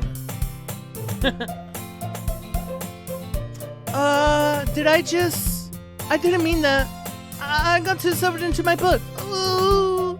I really like when you speak your mind, Yuri. It doesn't happen much, but it's a fun side of you. There's no way you could think that. You're right, though. I did something bad, and now I have to accept the revolution. Retribution. That. Dude, I like Sayori. I relate, dude. Still coming for you, Sayori. I guess there's a little devil inside of all of us, isn't there? Don't let her fool you. Sayori knows exactly what she's doing. Oh, is that in my head? After all, she told you guys she was bringing me to the club before she even told me. Oh, wait, no, that's not in my head. I'm saying that to them. Crap. It's the quotations like that. Mushy mushy. But you wouldn't have come if it weren't for the cupcakes, so I had to trick Natsuki into making them. Come on, give me more credit than that, Sayori. Oh, Jesus, fuck. Yeah! Out of nowhere, something smacks Sayori in the face and tumbles onto the desk. What the hell? Ow! Well, what was... a cookie? Sure enough, it's a giant cookie wrapped into plastic. Sayori glances around. Is this a miracle? It's because I paid my restitution. It's a cookie, dude, Paul. Apparently, I ruined Thanksgiving dinner by bringing my girlfriend Asuka. My mom didn't care that she was a giant robot pilot tasked with protecting the world after second impact. She insisted that Asuka isn't real, and now we're banned from the local country club. Anyway, my mom says if I don't bring a real girl to our Christmas dinner, I'm going to get kicked out the house. Asuka sets the bar pretty high, but if you think you can compete with her, please message me, smile. What the Anyways, it's because I paid my restitution! Retribution. Actually, that one almost worked. Ha ha ha ha! I was just gonna give it to you, but then I heard you blab about the cupcakes. It was totally worth seeing your reaction, though. Ha ha ha! Natsuki, that's so nice of you. I'm so happy. Sayori hugs the cookie. Jeez, just eat it. Sayori rapidly tears open the wrapper and takes a big bite. So good. Sayori suddenly claps her hands over her mouth. I bit my tongue. You're going through a lot over just one cookie. Natsuki takes a bite of her own cookie. Yours looks really good too, Natsuki. Can I try it? Jeez. Beggars can't be choosers, but yours is chocolate. Yeah, why do you think I gave you that one? Fine. Still, I'm really happy that you shared this one with me. Hehehe. Sayori gets out of her seat and goes behind Natsuki when she wraps her arms around her. Oh, jeez. I get it. Cookie still in hand, Natsuki reaches up to nudge Sayuri off of her. Sayuri suddenly leans down and takes a bite. Oh shit! She ate her cookie! Oh, she played her! Damn! Hey! Did you seriously just do that? Mouthful, Sayuri trots away to safety. Yuri and I laugh as well. Jeez, you're such a kid sometimes. Monica, can you tell Sayuri, Natsuki glances around. Monica is in her room, or in her club room. Where's Monica anyway? Good question. Have any of you heard anything about her being late today? Not me. Yeah, I haven't either. That's a bit unusual. I hope she's okay. Of course she's okay. She probably just has something to do today. She's pretty popular after all. You don't think she's a... Haha, I wouldn't be surprised.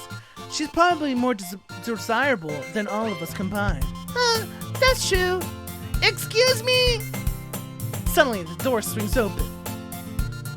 Sorry, I'm so super sorry. Ah, there you are. I didn't mean to be late. I hope you guys weren't worried or anything. Monica chose the club over her boyfriend after all. You're so strong-willed. Boyfriend? What on earth are you talking about? Monica quizzically glances at me. Never mind that. What held you up anyway? Well, my last period today was study hall. To be honest, I kind of just lost track of time. Ha ha ha. That makes no sense though. You would have heard the bell ring at least. I must not have heard it, since I was practicing piano. Piano? I wasn't aware I played music as well, Monica. I don't really. I kind of just started recently. I've always wanted to learn piano. That's so cool! You should play something for us, Monica. Monica looks at me. Maybe once I get a little bit better, I will. Yay! That sounds cool. I'd also look forward to it. Is that so? In that case, I won't let you down, Shark. Monica smiles sweetly. I didn't mean any pressure of anything like that. Don't worry. I've been practicing a whole lot recently, and I'd really love the chance to share once I'm ready. I see. In that case, best of luck. Thanks! So I didn't miss anything, did I? Not really. I chose to leave out Sayuri's mischievous escapade. I'm sure Natsuki will end up complaining to her anyway. It looks like everyone has already settled down. Sayuri somehow already finished her entire cookie. Yuri is back to her book, and Natsuki disappeared into her chest, or into the closet. Jesus. Shark! Sayuri suddenly comes up to me. I'm gonna go get some supplies from another classroom. Want to come with me? Supplies? What for? Well, you know how the festival is coming up.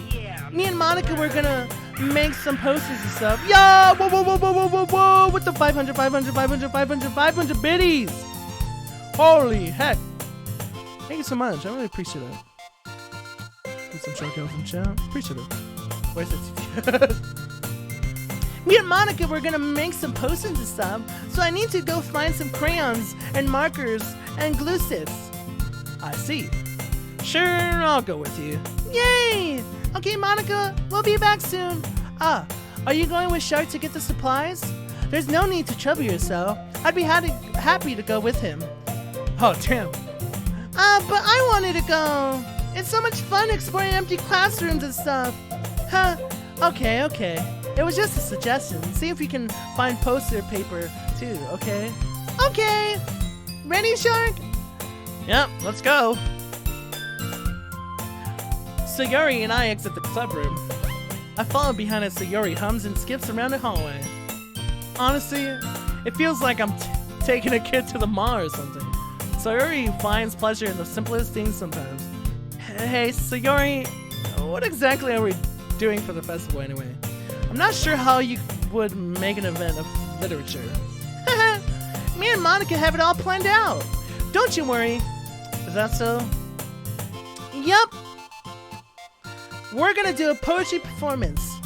A performance? Of what kind? Well, everyone's gonna take turns on stage and recite their favorite poems. Ah, that sounds kind of dull. Shark, you're not thinking about it the right way at all. It's not just about reading poems, it's about performing them. Like you say the lines of the poem like, between my feet, the last remaining flower beckons to me. I twist the stem, freeing it from its clinging roots, caressing the final joyous moment between my fingers. But to what ends have I summoned this joy? For now, when I look in every direction, the one prosperous, let's say it right, whatever, field before me, it's but a barren wasteland. Like that. Sayori, how do I put this?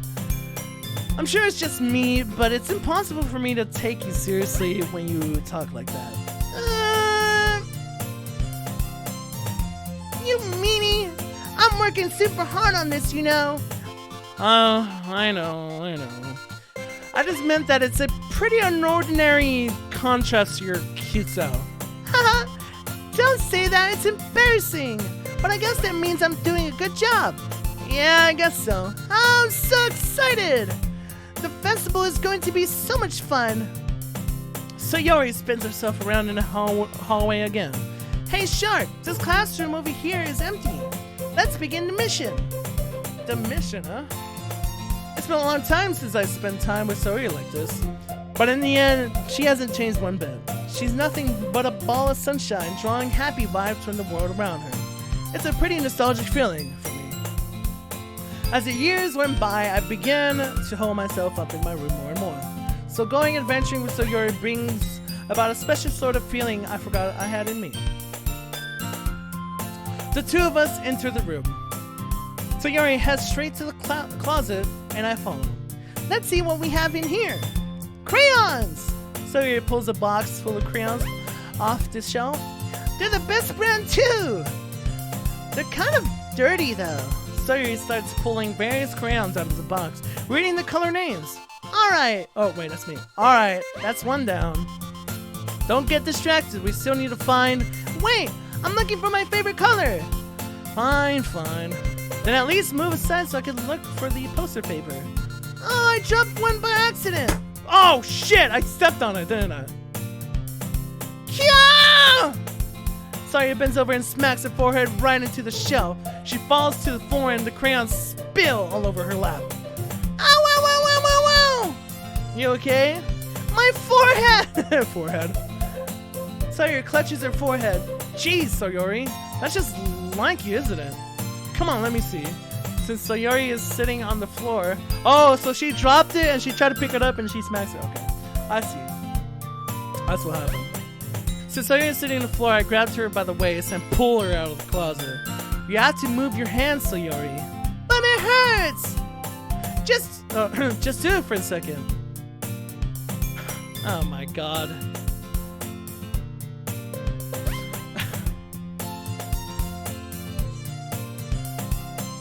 Win rate is at 0%, chat. What the fuck? Sayori slowly releases her hand from her forehead. I gently brush her bangs to the side. Pause the game, streamer. Ow! Sorry. There's a huge red mark on the center of her forehead. A bump is starting to form as well.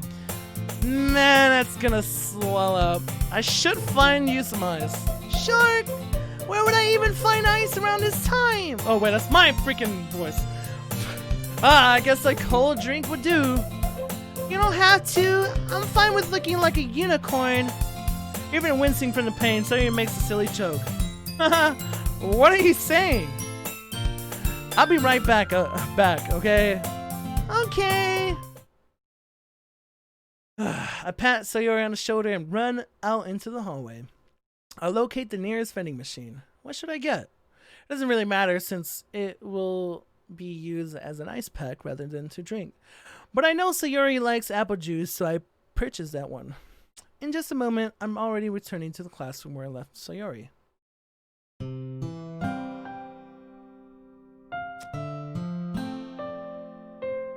She has one palm on her forehead and is using the other hand to clumsily scoop crayons back into their box.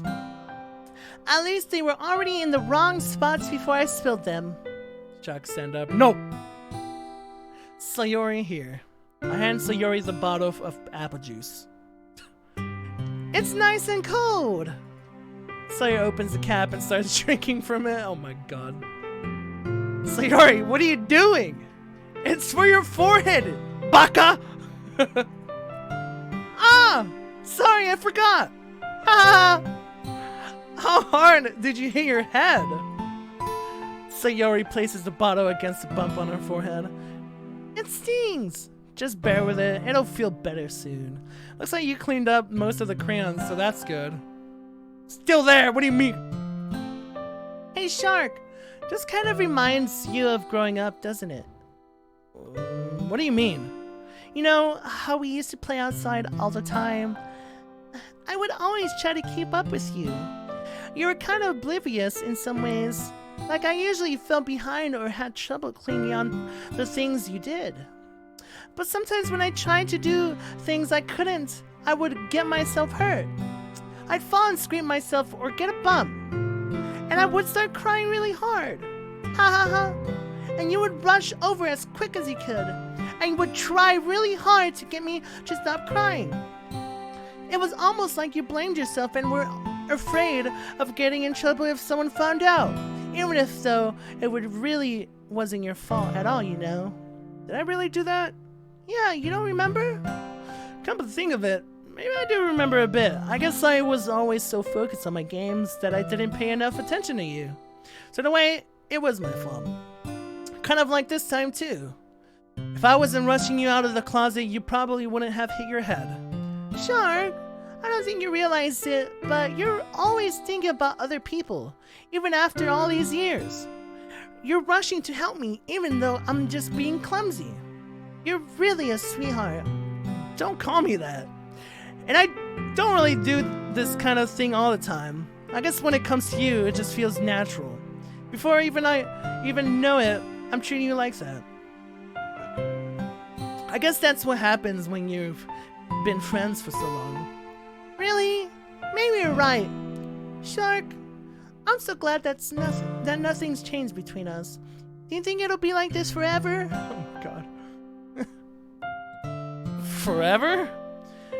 If I'm honest to myself, there's no telling where we'll each end up for college or after that. So it wouldn't be fair for me to make any promises, but, well, I hope so. It's been this long already, right? I can't imagine you ever changing, so my hopes are up. I'm so happy! Sayori has a whimsical expression in her eyes. We remain silent for a moment. She's so silly and clumsy on the outside that when I see her deep in thought like this, it makes me not want to disturb her. I guess we should go back. I don't want to worry Monica, you know. Good luck with that. She's gonna see your forehead either way. Not if I hide it under my bangs. Sayori hops to her feet. Ah! She clutches her forehead again. Don't stand up so fast after hurting yourself. Well, I guess it's too late now. Anyway, let's go. Yo, the jump!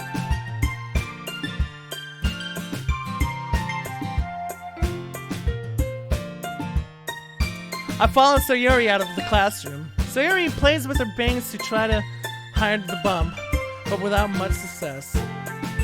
In a moment, we make it back to the club room. Ah, you're back! Good timing, as just about ready to start with sharing our poems. Sayori, your forehead.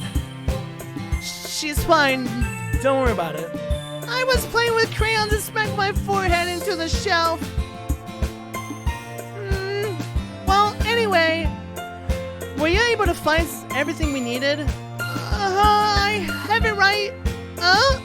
Sayori frantically glances around herself. I forgot all of the stuff! Calm down, Sayori. I have it all right here. I found a post-it paper too. Ha ha ha! Sounds like you ended up doing all the work, Shark. Well, Sayori. I failed to come up with an excuse for Sayori. I made an adventure. Yeah. Oh, yeah, that. Haha, okay. In any case, good work. I'll start working on the posters tonight. Me too! Okay, everyone. Are you ready to share your poems? Guess I should grab mine. After making sure the crayon box is closed, saying two voices, stop! I return to my seat. Alright, who should I show my poem to first?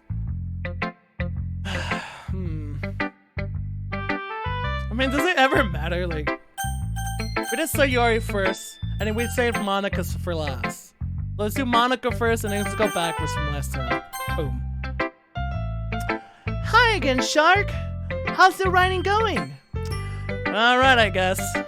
I'll take that. As long as it's not going bad. I'm happy that you're applying yourself. Maybe soon you'll come up with a masterpiece. I wouldn't count on that. You don't skip Sayori, but whatever. Okay, you're right. Whatever, dude. You never know. Want to share what you wrote for today? Sure. Here you go. I give my poem to Monica. Alright. It's pretty good. It makes me think of Sayori like the other one that you wrote. You two are like the dynamic duo. That's kind of exaggerating it. Yeah, probably. Oh, but you do spend a lot of time with her, even in this club, don't you? Then again, I don't blame you for being a little shy. I'm not shy, it's just... Haha, I'm just teasing. I know it takes a bit of time to make friends with everyone, but Yuri and Natsuki are super interesting people. So don't be afraid to give them their share of time. And you can talk to me every now and then too. I'm not like unapproachable or anything, am I? Oh no, it's nothing like that. I'm just still getting used to being here, that's all. Yeah, I'm sorry if I was putting pressure on you or something. I really didn't mean it like that. No, don't worry. I get what you're saying. Well, alright. But anyway, you want to read my poem now? I like the way this one turned out, so I hope you do too. Alright, let's take a look. Save me. Oh wait. Save me. The colors, they won't stop. Bright, beautiful colors flashing, expanding, piercing. Red, green, blue, and endless. What the fuck? Cacophony? Cacophony of meaningless noise. The noise, it won't stop. Violent, grating, waveforms, squeaking, screeching, piercing. Sine? Cosine? Tangent. Like playing a chalkboard on a turntable. Like playing a vinyl on a pizza crust. An endless poem of meaningless. Whoa. Save me. Monka. Load me? Wait, what the fuck? Load me? Okay. Sounds, okay.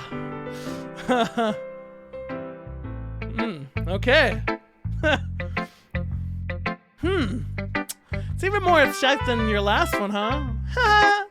I guess it's the way I write. I'm sorry if you don't like it. No, I never said that. I just, kind of thing I've never really seen before, I guess. I kind of like playing with my space on this paper. Choosing where and how to space your words can totally change the mood of the poem. True. It's almost like magic. The way I wrote the lines really short makes it feel like they're trying to speak over the noise. I see. Load me, daddy. It's still hard for me to tell what's it's still hard for me to tell what's it about though. Ha ha ha. Sometimes asking what poem is about isn't the right question.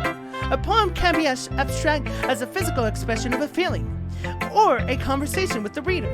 So putting it that way, not every poem is about something. Anyway, here's Monica's writing tip of the day. Sometimes you'll find yourself facing a difficult decision. When that happens, don't forget to save your game. You never know when you might change your mind. Oh, thank you, Jesus. Okay. Alright. Thank you. Is it saved? Saved, dude. Holy shit, yeah. That's funny. She broke the fourth wall, dude. Holy shit. Monka. Oh, when something unexpected may happen. Wait, is this tip even about writing? What am I even talking about? Oh, Monka. Fourth wall. Relax, Monica, relax. That's my advice for today. Thanks for listening. Who did I? Okay, so last time I did Sayori, then I did Yuri, then Natsuki. So Natsuki's next. Well, it's not really any worse than your last one, but I can't really say it's any better either. Phew. Huh? Phew what? Well, anything that isn't a train wreck, I'll take it as a win. And I get the feeling you're probably the most critical. Hey, what makes you? Wait, maybe that was a compliment. Haha, glad to see someone recognizes my experience. Well then, keep practicing and maybe you'll be as good as me someday. That's, Cindy tells me not to keep completely miss the point. Come to think of it, this kind of reminds me of Sayori's poem from yesterday. You think so? Yeah, well, I guess if you've been friends with her for so long, you might be on the same wavelength. But you never really struck me as her type. Sayori has a type all of a sudden? Well, I don't know, but honestly, how can someone so fluffy spend so much time with someone like you? It's like she's dragging around a dead weight. That was a little unnecessary. But think of it this way, if it weren't for me, she would probably just fly away like letting go of a balloon. You'd say we each take care of each other in our own way. Whatever it is, I don't get it. Oh yeah, I guess I'm supposed to show you my poem. Here. I like this song. Alright, anyways. Same 3 bangers on my butt. Amy likes spiders. You know what? I heard about Amy. Amy likes spiders. Icky, wriggly, hairy, ugly spiders. That's why I'm not friends with her. Amy has a cute singing voice. I heard her singing my favorite love song. Every time she sang the chorus, my heart would pound to the rhythm of the words. But she likes spiders. That's why I'm not friends with her. Oh my god. One time I hurt my leg really bad. Amy helped me up and took me to the nurse. I try not to let her touch me. She likes spiders, so her hands are probably gross. That's why I'm not friends with her. Amy has a lot of friends. I always see her talking to people. She probably talks about spiders. What if her friend starts to like spiders too? That's why I'm not friends with her. It doesn't matter if she has other hobbies. It doesn't matter if she keeps it private. It doesn't matter if it doesn't hurt anyone. It's gross. She's gross. The world is better off without spider lovers. And I'm gonna tell everyone. What the fuck? That's fucked up. Not bad, right? Okay. It's quite a bit longer than yesterday's. Yesterday was way too short. I was just warming up. I hope you didn't think that was the best I could do. No, of course not. Anyway, the message is pretty straightforward in this poem. I doubt I have to explain it. Longer poem, the Destiny story. Sometimes you can explain complicated issues with much simpler analogies. And it helps people realize how stupid they're being. Like anyone would agree that the subject of this poem is an ignorant jerk. Do you know people like that? Of course. It's about how everyone thinks that doesn't matter. It can be about anything. I wrote it to be easy to relate to. Everyone has some kind of weird hobby or guilty pleasure. Something that you're afraid if people find out, they'd make fun of you or think less of you. But that just makes people stupid. Who cares what someone likes, as long as they're not hurting anyone and it makes them happy. True, Low W. I think people really need to learn to respect others for liking weird things. Okay, Destiny. Sam. Fine. I'll stop baiting the Destiny people. Yeah, she plays Destiny, obviously. Well, you're definitely right. True. Yo, PG, it's great, and I fucking love it, and I'm glad, yes, pun intended, that this game can finally be at the forefront of gaming. That's right. At least I can relate to that, true low W. And I'm sure a lot of other people can too. It's what I do best, after all. I don't like writing unless there's a good message to take away from it. Like, conveying emotions is important, but I want to make people think, not just feel. Remember that. I'm gonna write a good one for tomorrow, too, so look forward to it. Alright, Yuri. Let's see what you've written for today. Well done, Shark. Your skills are already improving. Really? Thanks, Yuri. Coming from you, that means a lot. It's nothing. I'm just happy to help inspire fellow writers. I know you're new to this, so don't worry so much if it seems like you can't get your poems to feel perfect. You don't need to be afraid to be a little more daring. Metaphors can go a long way. Don't feel like you need to work your brain like turning a bunch of gears. Try letting your mind wander through your feelings and write down the things you see and hear. That's one way to truly enable your reader to see into your mind. It's a very intimate exercise. I see. That's a certainly interesting technique. Thanks for sharing. I have, an example of that, if you'd like to read it. Of course. Is this a poem you wrote for today? Yuri nods and timidly hands me her poem. Ah, yes. Her exquisite poem by Yuri.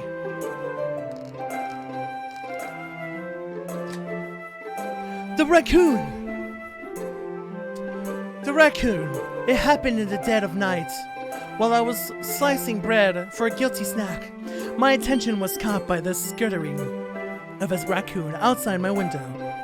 That was, I believe, the first time I noticed my strange tendencies as an unordinary human. I gave the raccoon a piece of bread. Excuse me. My subconscious, well aware of the consequences. Well aware that a raccoon that is fed will always come back for more. The enticing beauty of my cutting knife was a symptom. The bread, my hungry curiosity. The raccoon, an urge. The moon increments its phase and reflects that much more light off of my cutting knife. The very same light that glistens in the eyes of my raccoon friend. I slice the bread, fresh and soft. The raccoon becomes excited. On purpose, I'm merely projecting my emotions onto the newly satisfied animal. The raccoon has taken to following me. You could say that we've gotten quite used to each other. The raccoon becomes hungry more and more frequently, so my bread is always handy. Every time I brandish my cutting knife, the raccoon shows me its excitement. A rush of blood. Classic. I don't know what the hell that says. Conditioning. I slice the bread, and I feed myself again. Very nice. Very nice. I was a little more daring with these one than yesterday. Pavlovian? Okay, dude. I can see that. It's a lot more metaphorical. I don't know if it's my fault, but I can't begin to imagine what this poem is about. That's right. It's a bit more closer to my preferred writing style. Using a poem as a canvas to express vivid imagery and conveying emotions through them. Yeah, if I take it at face value, then I can't even figure out what's it supposed to mean. Well, I think it's something that different people can relate to in their own way. I want to express the way it feels for me to indulge in my more unusual hobbies. It's those sorts of things I'm usually forced to keep to myself, so I sometimes enjoy writing about them. Huh, that's funny. Nani? Didn't Natsuki also write something about that? About something being ridiculed for strange interests? She did? Yeah, she was talking about it. Or she was talking about how it doesn't matter what you're into as long as you're not hurting anybody. She's right. I mean, does she really feel that way? Yeah. My God. Sounds like you two have that in common. That's interesting. To me, she seemed like the kind of person who would make fun of my hobbies. But I suppose that's my fault for judging, isn't it? Copying poems, yeah. Please don't tell her I said that. Don't worry, I have no reason to. Okay, well, thank you for sharing it with me. After all, if I hadn't learned to embrace my own weirdness, I would probably hate myself. I might be ranting a little bit now, but I'm glad that you're a good listener. Sayori, the best for last. Don't snitch. Shark! I really love your poems. I can't believe you've been hiding these from me. I'm not hiding anything. But your poems are so good. Yesterday's and this one too. You can't tell me you haven't done this before. I mean, you're really the one who feels that way, so... No way! Not even Natsuki? Well, I guess Natsuki is the least likely to admit how much she likes something. But I don't think that's it. Or I don't think it's that. What do you mean? Well, I guess I'll be honest about it. It's a lot easier to write poems when I'm thinking about you. Oh, damn. I got game. What? Stop thinking weird things, baka! Oh, wait, no, that's me. Stop thinking weird things, baka! It just means that you're a really expressive person, I guess. How am I supposed to write poems about my own stupid life? But you somehow make everything in your life an adventure. Even the little things. Like cooking? Let's not talk about that. So yeah, I guess what I'm saying is that I can feel more feelings through you than I can through myself. We have that kind of weird connection. It's your fault for getting in my business all the time. I don't know if I understand. You never understand when I try to explain things to you, do you, Sayori? I pat Sawyer's head. Hey! I'm not a kid, you know. Are you sure about that? Maybe. Sayori starts fiddling with her pencil between her hands. Hey, Shark! When you give me your poem, I kind of want to keep it. Huh? Why? Because, well, it's the first time you've written something for me. Sayori, you completely misunderstood. I didn't write this for you. Are you even listening anymore? Well, whatever. I'll give it to you when we get home. Really? Snap! Ah! I broke my pencil! Sayori hastily bends down to pick up the piece she dropped. But being inattentive of her surroundings, she bumps right into me. Sorry! It's fine, it's fine. I'll get it for you. I bend down and pick up the broken pencil. Sayori clutches the desk beside her to support her knees, shaking. I'm a little clumsy today. Let's sit down, Sayori. Yeah. I grab Sayori's arm and help her sit at the desk. Anyway, I still haven't read your poem. Oh, sorry. I forgot about that. But it's not as good as yours. Jeez, don't worry. I'm sure I'll like it. Bottles! I pop off. She pops off, dude! Anyways, I pop off my scalp like the lid of a cookie jar. It's the secret place where I keep all my dreams. Little balls of sunshine, all rubbing together like a bundle of kittens. I reach inside with my thumb. This is making me hungry. With my thumb and forefinger and pluck one out. It's warm and tingly. But there's no time to waste. I put it in a bottle to keep it safe. And I put the bottle on a shelf with all of the other bottles. Happy thoughts, happy thoughts, happy thoughts in bottles all in a row. My collection makes me lots of friends. each bottle a starlight to make amends. Sometimes my friend feels a certain way. Down comes a bottle to save the day. Night after night, more dreams. Friend after friend, more bottles. Deeper and deeper my finger goes. Like exploring a dark cave. Discovering the secrets be hiding in the nooks and crannies. Digging and digging. Scraping and scraping.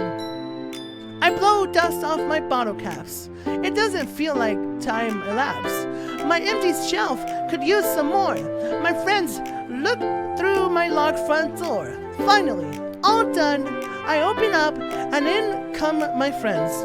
In they come in such a hurry. Do they want my bottles that much? I frankly pull them from the shelf, one after the other, holding them out to each and every friend, each and every bottle. But every time I let one go, it shatters against the title between my feet. Happy thoughts, happy thoughts, happy thoughts in shards all over the floor. They were supposed to be for my friends who are smiling. They're all shouting, pleading, something. But all I hear is echo, echo, echo, echo, echo inside my head. That was actually pretty good. That's pretty good. Rip bottles, though. Yeah, holy crap. Sayori, did you really write this? Of course I did. Didn't I tell you yesterday I was gonna write the best poem ever? Yeah, but, I mean, I didn't expect something like this coming from you. Monica taught me a whole lot, and I've been really in touch with my feelings recently. I see that. It's almost kind of creepy. Creepy? Well, not exactly. Maybe because I'm so used to you being cheerful. Well, never mind.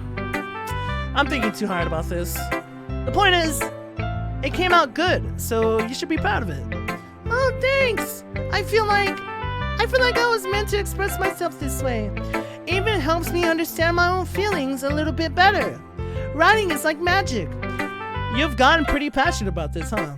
I hope you keep it up. Yeah! Writing's the best! I'm gonna keep writing until I die! Don't get ahead of yourself. Sayori has always had a habit of getting obsessed with something before dropping it no more than a week later. I wonder if this is one of those times. But seeing the passion in her eyes makes it hard for me to be pessimistic. Creepy Monka. Okay, everyone. We're all done reading each other's poems, right? I have something extra planned today, so if everyone could come sit at the front of the room. Is this about festival? Well, sort of. Do we really have to do something for this festival? It's not like we can put anything good in just a few days. We'll just end up embarrassing ourselves instead of getting any new members. That's a concern of mine as well. I don't really do well with last-minute preparations. Don't worry so much. No, don't worry so much. We're going to keep it simple, okay? We won't need much more than a few decorations. Sayori has been working on the posters, and I've designed some pamphlets we can give out during the event. Okay, that's great and all, but that doesn't tell us what we're actually going to be doing for the event. Sorry. I thought you heard about it already. We're going to be performing. Performing? Monica? Yeah, we're going to be having a poetry performance. Each of us are going to choose a poem to recite during the event. But the cool part is, we're also going to let anyone else come up and recite poems too. So you're just putting on all the posters in case anyone wants to prepare ahead of time. So Yori's been coloring a poster, holds it up for us to see. Are you kidding me, Monica? You didn't already start putting those posters up, did you? Well, I did. Do you really think it's that bad of an idea? Well, no, it's not a bad idea, but I didn't sign up for this, you know. There's no way I'm going to be performing in front of a group of people like that. I agree with Natsuki. I could never in my life do something like that. Imagining it, Yuri shakes her head in fear. Guys! No, Sayori! I understand where they're coming from. Remember that Natsuki and Yuri have never shared their poems with anyone until just a couple days ago. It's a lot to ask for them to recite their poems out loud to a whole room full of people. I guess I kind of overlooked that, so I'm sorry. But I still think we should give it our best. We're the only ones responsible for the fate of this club. If we start the event and each put... Oh god, I'm stuttering so bad right now. Fuck. If we start the event and each put on a good performance... Shotgun a real note, have you tried PTR for Overwatch? If so, I have not, dude. I haven't played Overwatch in probably 4 to 5 months. Yeah. Overwatch is dead, like, just Omega bad. I'm just waiting until BlizzCon when they announce something cool, right? Right now, I don't care about Overwatch. But until BlizzCon, we'll see. Yeah, double shield medal, yeah, oh my god. Until BlizzCon, we'll see. Anyways, back to this game. If we start the event and each put on a good performance, then it will inspire others to do the same! Fuck, I'm starting so bad. And the more people who perform, the better we'll be able to show everyone what literature is all about. Yeah! It's about expressing your feelings, being intimidated with yourself, finding new horizons, and having fun. That's right. And it's those reasons that we're all in this club today. But don't you want to share that with others? To inspire them to find the same feelings that brought you here in the first place? I know you do. I know we all do. And if all it takes is standing in front of the room for 2 minutes and reciting a poem, then I know you can too. Natsuki and Yuri remain silent. Sayori looks worried. I guess that leaves me with no choice. I agree. As bad as Game of Thrones? I mean, it's pretty bad. Pretty bad. I don't think it's too much to ask. I think that Sayori and Monica have been trying really hard to get new members. The least we can do is help them out a little bit. Well, maybe, but... It looks like Natsuki doesn't have any arguments left. Oh, okay, fine. I guess I'll just have to get it over with. Alright. Phew. Thanks, Natsuki. What about you, Yuri? Yuri dejectedly glances around at everyone else's expended faces. So, I guess I don't really have a choice. That's everyone. You're the best, Yuri. This club is seriously going to be the death of me. Oh gosh, you'll be fine, Yuri. But anyway, let's move on to the main event. I want each of you to choose a poem of yours. We're going to practice reciting them in front of each other. No way! Monica, this is too sudden. Well, if you can't recite your poem in front of the club, how do you expect to do it in front of strangers? Oh no, don't worry. I'll start off to help everyone feel a little bit more comfortable. Can I go next? Haha, of course. Now let's see. Monica flips through her notebook to the specific poem she has in her mind or so. Ooh, my butt hurts. Ah. Ooh. Sorry, alright, back. Sorry, we can't lose immersion. But I do want to take like a little stretch break. Blizz should make an interactive anime game with all the here. I know, right? Let's see. Monica flips through her notebook to specific poem she has in mind for herself. She then stands behind a podium. Boner check break, yeah. The title of this poem is The Way They Fly. Monica begins reciting her poems. Her clear, confident voice fills the room. More than that, her inflection is pristine. She knows exactly how to apply emotion behind each line she recites, bringing the words to life. Is this something she's done before, or is she simply a natural? I glance around me. Say hi, Dread. Yeah, I need to fill my water. Sayori looks amazed. Yuri has an intense expression on her face that I don't understand. Finally, Monica finishes the recitation. The four of us applaud. Monica takes a breath and smiles. That was so good, Monica. Oh wait, was that? Did she read it? Or what was I narrating? I'm confused. Thank you very much. I was just hoping to get a good example. Are you ready to go next, Sayori? No, she doesn't read it. Oh, she doesn't read it. Okay. So me just narrating. Okay, got it. I'll go next. What? Yuri's fired up all of a sudden. Yuri clutches a sheet of paper between her hands and stands up. Keeping her head down, she walks quickly over the podium. This poem is called... Yuri anxiously glances at each other. Or each of us. You can do it, Yuri. It's called After Image of a Crimson Eye. Yuri's voice shakes as she starts reading the poem. Just a moment ago, she practically refused to do this. Why is she suddenly putting in so much effort? As Yuri gets past the first couple of lines, her voice changes. It's almost like what happens when Yuri gets absorbed into books. Her quivering words transform into the sharp syllables of a fierce and confident woman. The poem is full of twists and turns in its structure, and that she insinuates with perfect timing.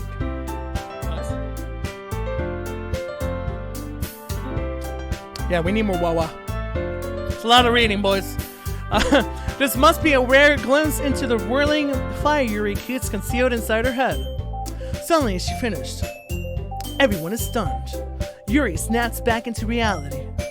Oh, there goes gravity, and glasses around her as she bewildered even herself. It's up to me to save the situation. I'm the first to start applauding.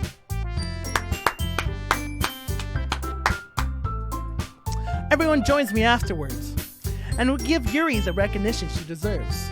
It's not that we didn't want to applaud for her, but we were caught so off guard that we must have forgotten.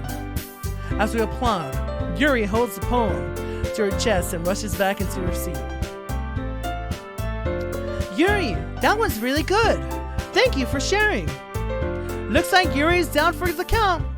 Okay, I guess I'm next then. So Yuri hops out of her chair and cheerfully walks to the podium.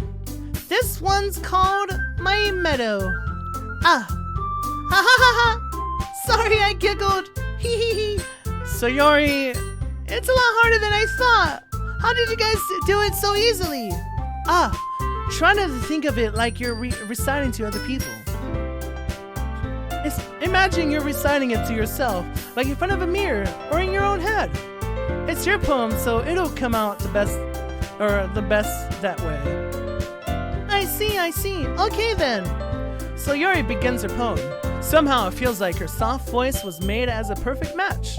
The poem isn't aimlessly cheery like Sayori is. It's serene and bittersweet. If I were to read this on paper, I probably wouldn't think much of it. But hearing it come from Sayori's voice almost gives it a whole new meaning. Maybe this is what Sayori meant when she said she likes my poems. I'm like, should I play in DDLC? We are! What up?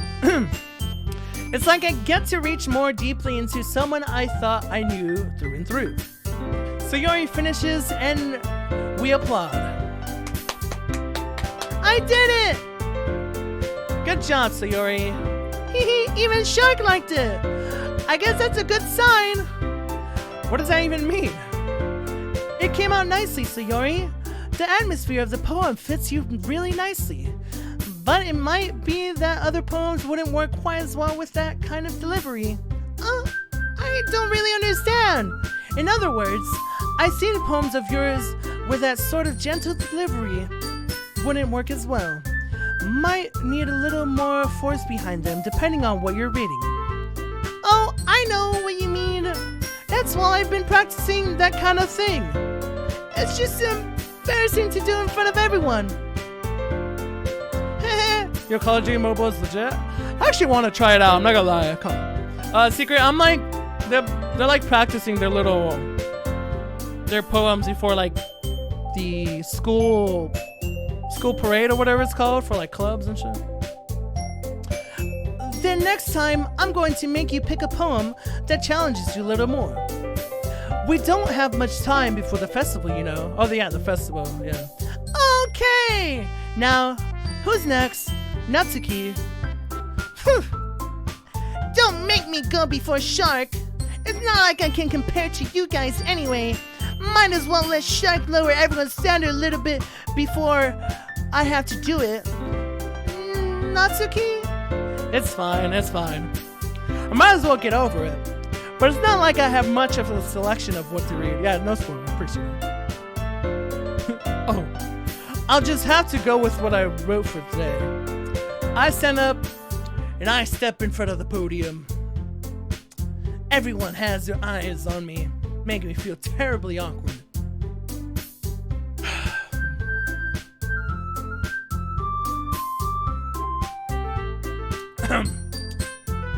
I recite my poem. Oh yeah, Mr. Krabs. Get immersion. Oh yeah, Mr. Krabs. Oh yeah, Mr. Krabs. Anime girl, Yo! anime girl, anime girl. Waffle Man, thank you so much. For the reset, the tier 2, what the heck, you're crazy. 6 months. Shout outs in the chat. Appreciate it. Alright. See. Immersion. What's a better paper? I think just this. Alright, anyways. I recite my poem.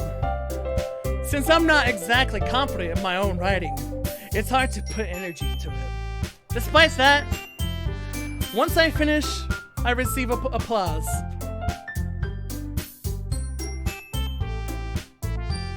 Okay, well, nice poem. I wish it lets you, like, read my poem. Whatever. Sorry, I'm not really as good as everyone else. Don't worry about it so much.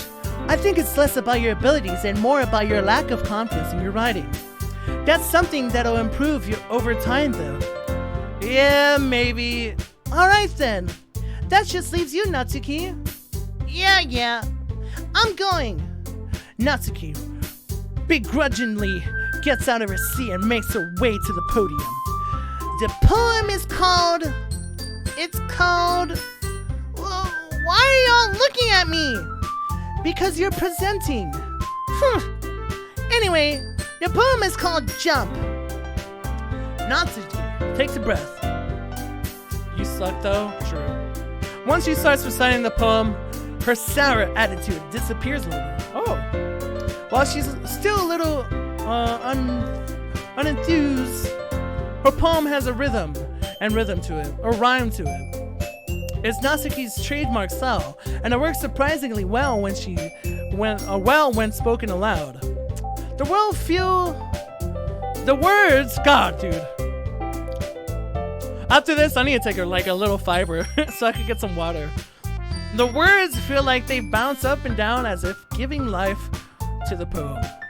Natsuki finishes and everyone applauds. She huffs back to her seat. That wasn't so bad, was it? Easy for you to say. You'd better not make me do that again. Well, do you at least feel prepared enough to recite a poem in front of other people? I mean, doing it in front of other people will be way easier. I can put on whatever face I want for other people. But when it's just my friends, it's just embarrassing. That's a surprise, Natsuki. I think it would be the other way around for me. Well, that's just how it is, so... Well, I guess in that case, you won't have much time to worry about for the festival. That said, I want to thank everyone for coming through. It might be hard, but I hope that you all have an idea of what it's like now. Make sure you pick a poem and get enough practice before the festival, okay? I'll be making pamphlets, so let me know ahead of time what you'll be reciting. Jeez. I should probably find some other poem to recite instead. That's fine too. It doesn't have to be your own. I'm already pleasantly surprised that you're putting in all this effort for the club. It makes me really happy. Yes, no problem. Okay, everyone. I think that's about it for today. I know the festival's coming up, but let's try to write poems for tomorrow as well. It's been working out really nicely so far, so I'd like to continue them. As for the festival, we'll finish planning tomorrow, and then we'll have the weekend to prepare. Monday's the big day. I can't wait!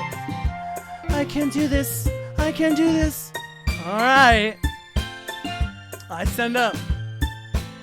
There's no way I'll be able to find the same enthusiasm as Sayori and Monica, but I'll do my best to get through it. If it's the sake for the club and impressing Monica, then I'll have to do my best. Ready to go, Sayori? Oh, ready to go, Sayori? Yup. Look at you two, always going home together like that. It's kind of adorable, isn't it?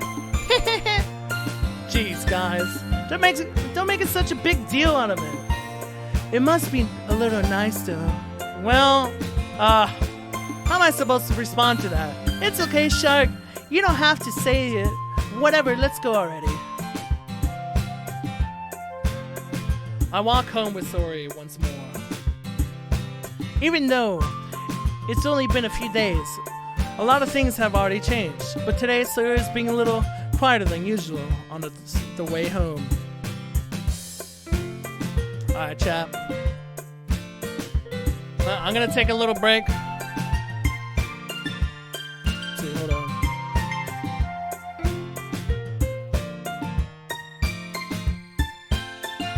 So, to be continued. To be continued after this short break. Because I need water and probably a snack. It's a lot of reading, chat.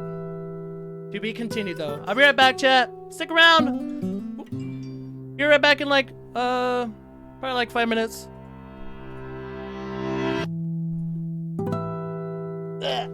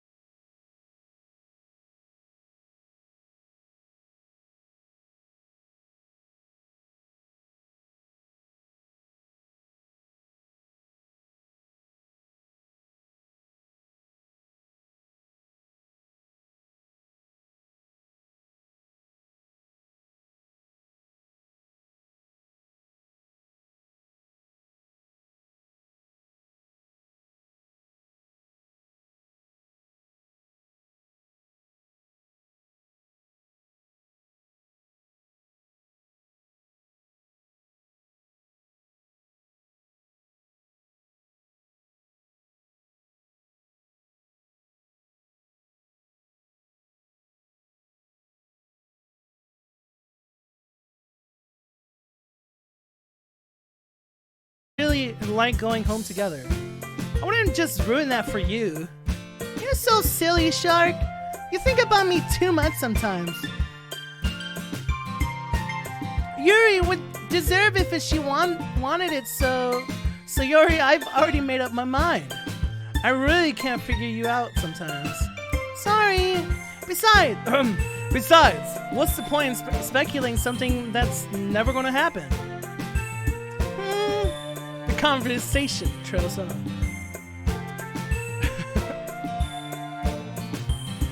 It's kind of weird thing for Sayori to care so much. You're welcome, Miss Pac-Man. No snitching. But I want to respect her and keep her happy too. Then again, the festival is only a few days, so... away. Who knows? What will happen in that time? Oh. Fuck. So this is my poem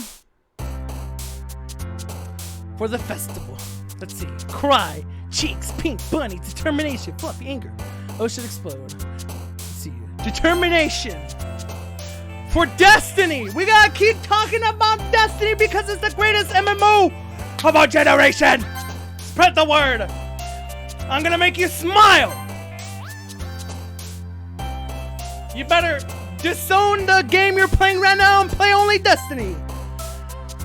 Or it will bring you death now. Because there's a lot of cool dreams about what Destiny could be. What is that question, you might ask? Well, you could shop in Eververse a lot more. You could buy candy, flowers. Isn't that amazing? But let's get together for a prayer in improving the game. And don't feel alone. Have no fear. Because Destiny is the best of all games that we could play together. Now, ain't that extraordinary? Such uncontrollable. No. So much treasure and loot. And the passion of us guardians to protect our family from those vanilla WoW players. All hail Destiny. That was a great poem, boys. That was a fucking good ass poem. Ever versus the sun. Oh man, I'm the last one here again. Don't worry, I just walked in too. Were you just practicing piano again? Yeah. Haha. You must have a lot of determination. Starting this club and now picking up a piano. Well, maybe not determination, but I guess passion. Remember that the club wouldn't be here if it wasn't for all of you. And I'm super happy that you're all willing to help out for the festival too. Ah! I can't wait for the festival. It's gonna be great. Weren't you complaining about it yesterday, Natsuki? Well, yeah. I'm not talking about our part of the festival, but it's a whole day of school where we get to play and eat all kinds of delicious food. You sound a bit like Sayori all of a sudden. Monica, do they usually have fried squid? Squid? That's a pretty specific thing to look forward to. We're like, Shark doesn't like Destiny too. I love Destiny. What do you mean? Oh, come on. Are you saying you don't like squid? You of all people? I didn't say I don't like squid. Or, besides, what do you mean by you of all people? Because it's right in your name. Okay. Nope. Nope. I've been in Twitch chat for so long. No.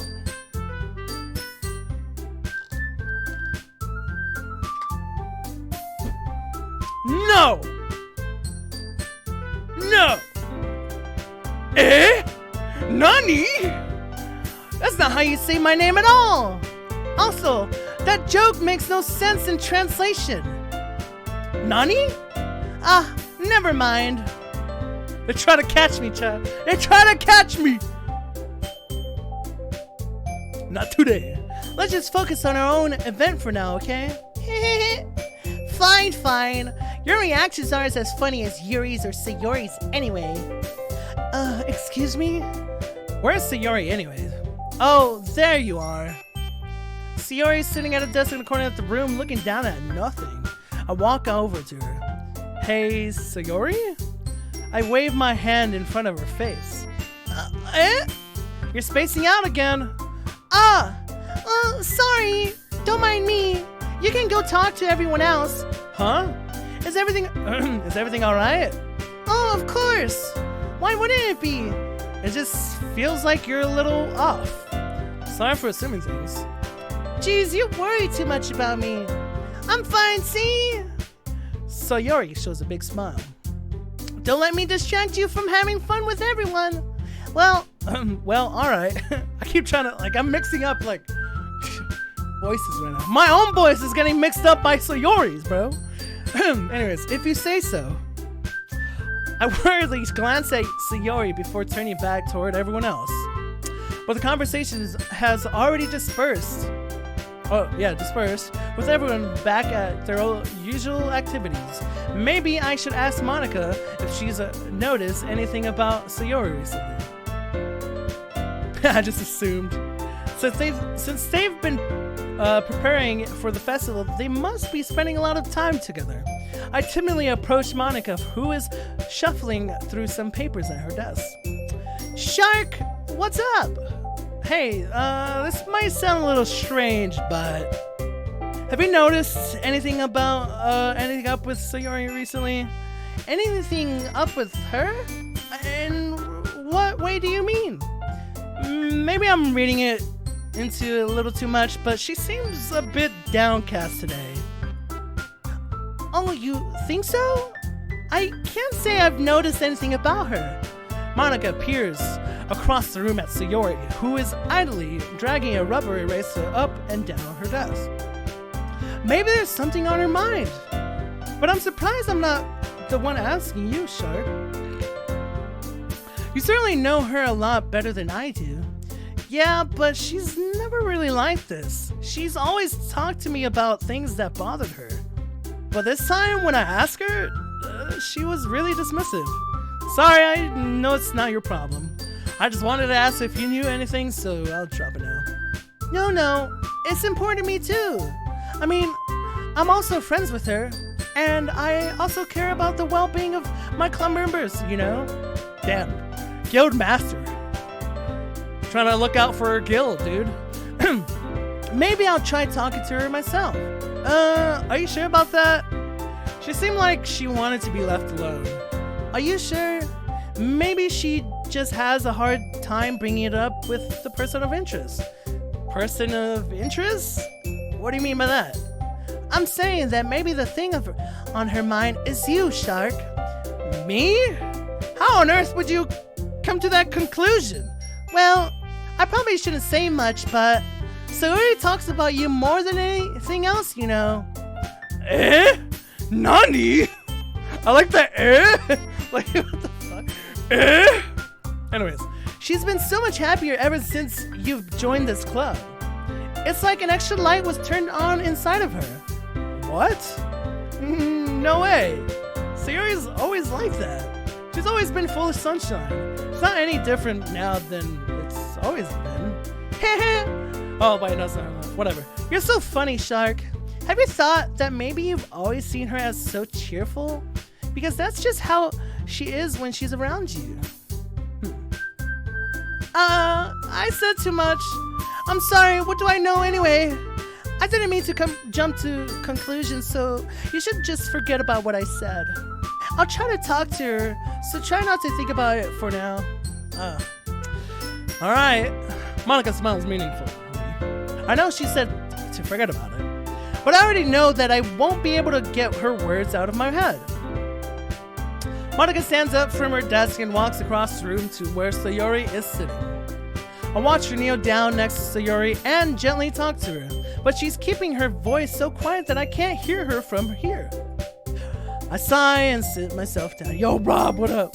I know Sayori told me not to worry about her and to have fun with everyone else, but that's impossible to do when she's behaving like this.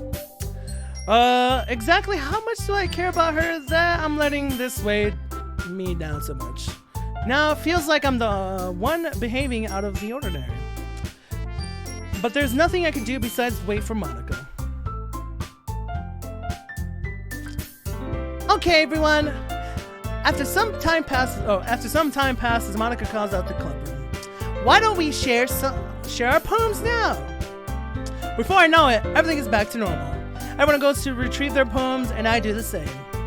I make eye contact with Monica, and she smiles at me. I wonder what she was thinking about, or she was talking about with Sayori. True. Alright, Sayori, what up? Let's go hit up Sayori first. She's a homie. Nah, I like this. This is your best one so far. Oh yeah, my Destiny poem. This is your best one so far. It's really, really nice, Shark. Thanks. Sorry, you've been a little quiet today. Is everything alright? Of course. Everything's fine. Maybe I'm just a little tired today. Do you want to nap or something? No, that's silly. Don't worry about me, okay? I only want to see smiles on your face. Alright. Hey, Shark. I'm still a little surprised. I really thought you would try writing your poems like the way Yuri does. Or even Natsuki. But in the end, Yeah? I guess you're the one who likes this one the most. Wait, did I say that? Who said that? Was me? Oh, I think I said that. Well, why? You don't want to get closer with everyone else? Wait. Of course I do. But that doesn't mean I need to try so hard to impress them. I still understand you. I still understand you the most, Sayori. I know you have to sometimes put up with me, and I have to sometimes put up with you. But we have a wavelength or something. And this is how the poem came out. Literally me talking about destiny in every verse. Yes, we relate, dude. Sometimes it feels like you're the only exciting thing in my life. Damn. Pepper hands, dude. For white people happy. So sometimes it's just easier to write when I'm thinking about you. Sayori? No! Shark! I don't deserve this! You're too nice to me! Why are you doing this? Sayori has trouble keeping her voice steadily all of a sudden. If you had fun with everyone else instead, this would be so much easier! Sayori! I glanced around the room to make sure nobody has noticed. Sayori, I probably never said this before, but I don't understand what you're feeling right now. Tell me what will cheer you up. Sayori shakes her head. She sniffles and keeps shaking her head. Finally, she gathers herself and puts on a smile. It's nothing, Shark. It's just a little rain cloud. I'm sorry you had to see that. Ha ha ha. I promise it won't happen again. Just smiles from everyone, okay? That's all that matters. Go play with everyone else. I'm gonna go home a little bit early today. Sayori, tell Monica I wasn't feeling well, okay? I'll see her tomorrow. Before I can say anything else, Sayori cheerfully walks out of the classroom, humming to herself. Alright, pepper hands, dude. Alright, Yuri. Well done, Shark. You've definitely improved your writing over the course of these few days. Has my advice been helping to you? Yeah, definitely. I'm glad. Sharing a writing like this, it's a lot more fun and rewarding than I anticipated. I need to remember to thank Monica. I think we all felt a little awkward at first, but now it seems like everyone is enjoying sharing their writing and seeing what others think. I guess I can't really disagree. I was afraid this whole thing would be a chore. But it's a great way for me to spend some personal time with all the girls in the club. But it's been fun getting to know everyone and their writing. And I guess doing some writing myself. Well, have you learned anything about yourself, Shark?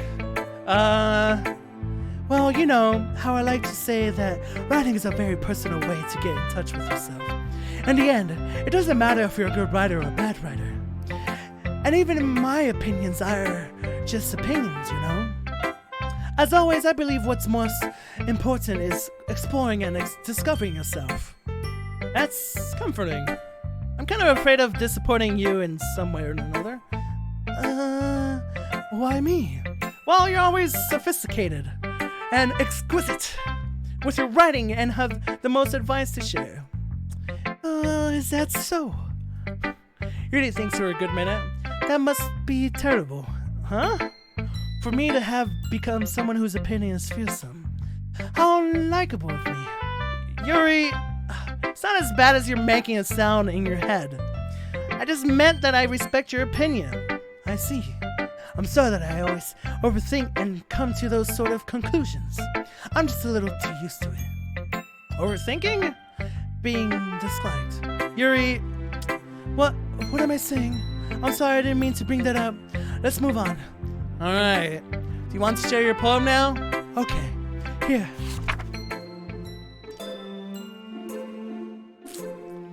Alright. The beach. Yeah, this one's big. Beach.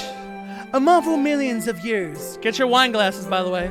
Millions of years in the making. Where the womb of Earth chaotically meets the surface. Under a clear blue sky. An expanse of bliss. But beneath gray rolling clouds, an endless enigma, the easiest we'll get lost in, is one where everything can be found. One can only build a sand castle where the sand is wet, but where the sand is wet, the tide comes. Will it gently lick at your foundations? Will you give in? Or will a sudden wave send you crashing down in the blink of an eye? Either way, the outcome is the same. Yet we still build sandcastles. I stand where the foam wraps around my ankles, where my toes squish into the sand. The salty air is therapeutic. The breeze is gentle yet powerful. I sing my toes into the ultimate boundary, lying tempted by the foamy tendrils. Turn back, and I abandon my piece to a road at the shore. Drift forward, and I return to Earth forevermore. Dude, her poems are sick, bro. That shit hits. That shit hits hard, you know what I'm saying? That hits hard. Hold on, give me a sec.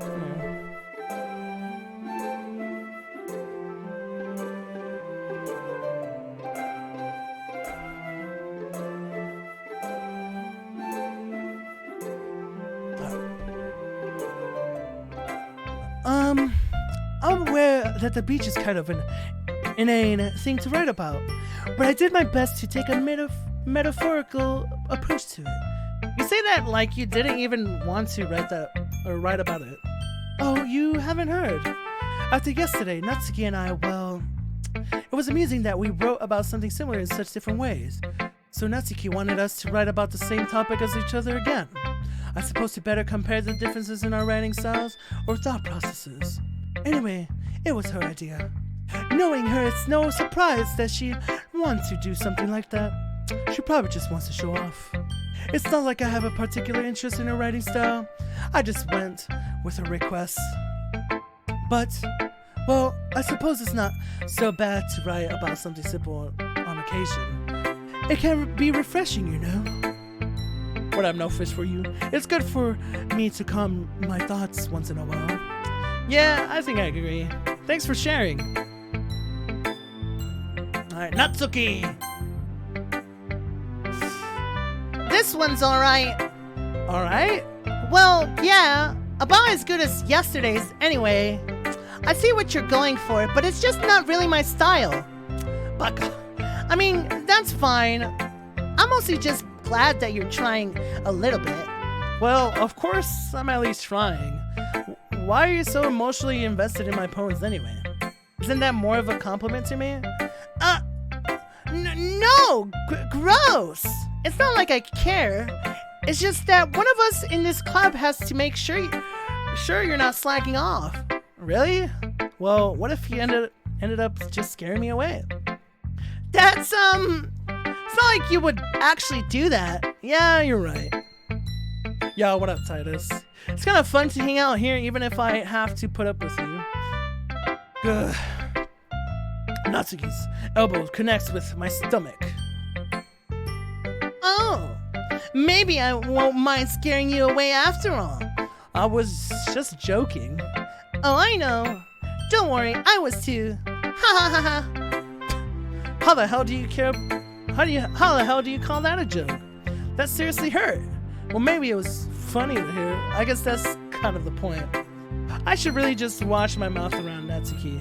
Anyway, Natsuki holds her poem out to me like nothing even happened. Oh yeah, the beach. I'll be your beach. Your mind is so full of troubles and fears that diminish your wonder over the years. But today I have a special place, a beach for us to go. A shore reaching beyond your sight. A sea that sparkles with brilliant light. The walls in your mind will melt away before the sunny glow. I'll be the beach that washes your worries away. I'll be the beach that you daydream about each day. I'll be the beach that makes your heart leap in a way you thought had left you long ago. Let's bury your heavy thoughts in a pile of sand.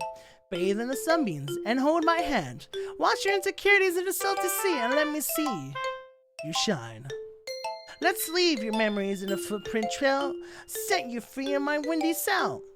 I remember the reasons you're wonderful when you press your lips to mine. I'll be the beach that washes your worries away. I'll be the beach that you daydream about each day. I'll be the beach that makes your heart leap in a way you thought had left you long ago. But if you let me by your side, your own beach, your own escape, you'll learn to love yourself again. Yeah, I feel like I kept writing about negative things, so I wanted to write something with a nice message for once. Besides, the beach is awesome. Kinda hard to write anything negative about the beach. Well, Yuri's take on it was a little more solemn. Well, jeez, she better not have said anything bad about mine. After all, she was the one who wanted us to write about the same topic. Ugh, you can't really see her doing that too. Making us write about a simple topic, then trying to impress me by coming up with something all fancy. I hate Suna. Well, it's not like I care. I just did it anyways. I mean, I guess mine ended up being kind of metaphorical too. But there's nothing wrong with doing that once in a while. Fuck. I like stuttering. At the very least, it was good practice. Alright, Monica. Hi, Shark. Have you thought about what you want to submit to perform at the festival?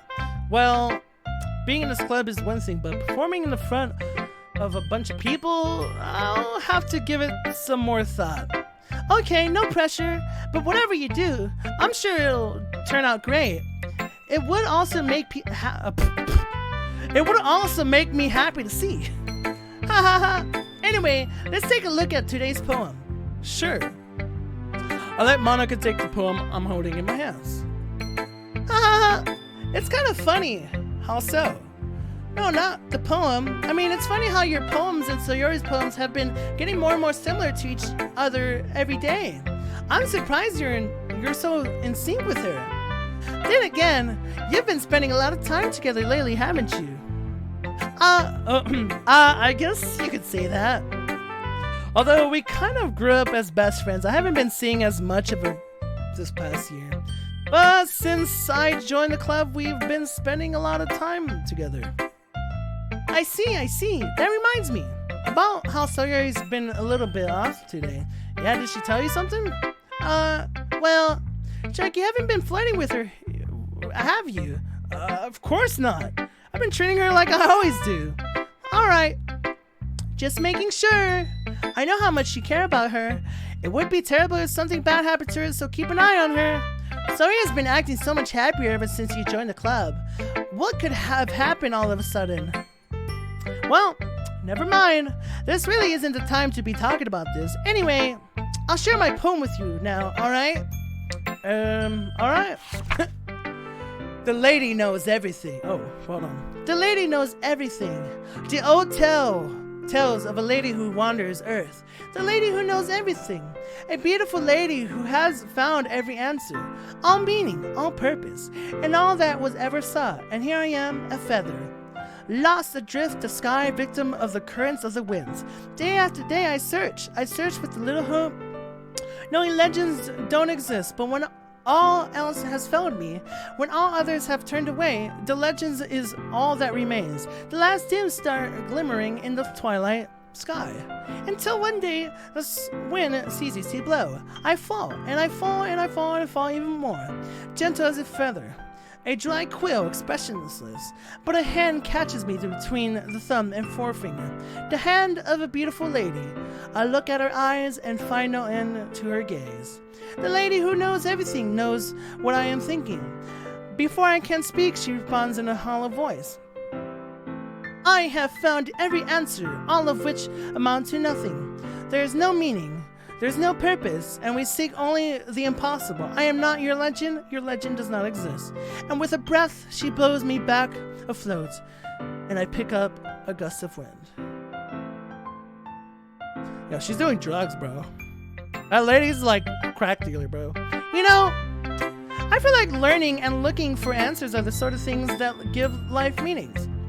Not to get too philosophical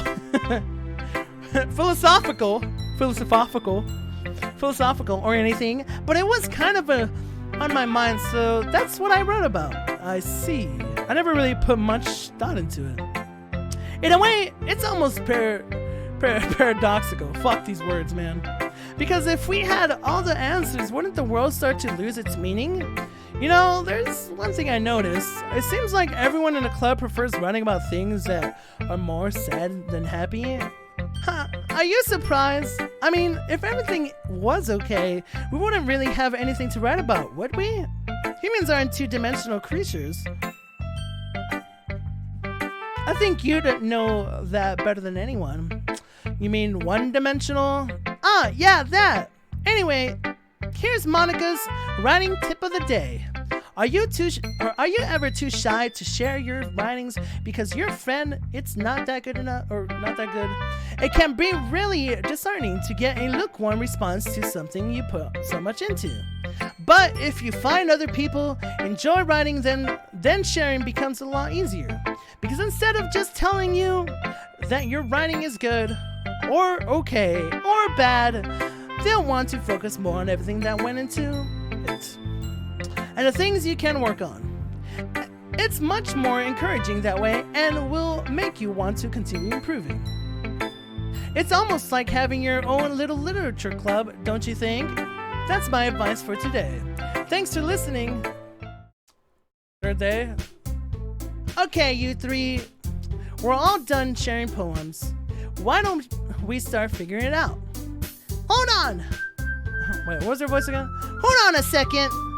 Is it just me, or did you say something strange just now? Huh? Something did sound a bit unusual. That's right. You deviated from your usual catchphrase when addressing the club. Catchphrase? I don't have a catchphrase. Jeez, why is the mood so weird today? Look, even Yuri isn't immune to it. Stagnating air is common foreshadowing that something terrible is about to happen. In your books, maybe? Look, the only thing different is that Sayori isn't here. It seems you're right. Sayori always helps lighten the mood a bit, doesn't she? It's almost like everyone's balance is thrown off a little when she's not around. Well, where the heck did she run off to anyway? I thought she just went to pee. Natsuki, please show some decency. Oh, come on! She actually wasn't feeling too well and went home early. Is that so? I hope she's alright. Seriously? Of all the times to not go home with her, you picked the time she's not feeling well? So much for you two being all lovey-dovey. No! First of all, stop misunderstanding my friendship with Sayori. And second, she's kind of been avoiding me today, so I didn't want to force it. Oh? That curious expression coming from Yuri, of all people. Calm down, guys. I talked to her earlier, and everything's fine. What did she say? Anyway, we need to figure out the rest of the festival preparations, so let's decide everyone will be doing this weekend. I already know what I'm doing. That's right. Natsuki will be making cupcakes, but we might need a lot of them and different flavors. Can you handle that all by yourself, Natsuki? Challenge accepted. And for myself, I'm going to be printing and assembling all the poetry pamphlets.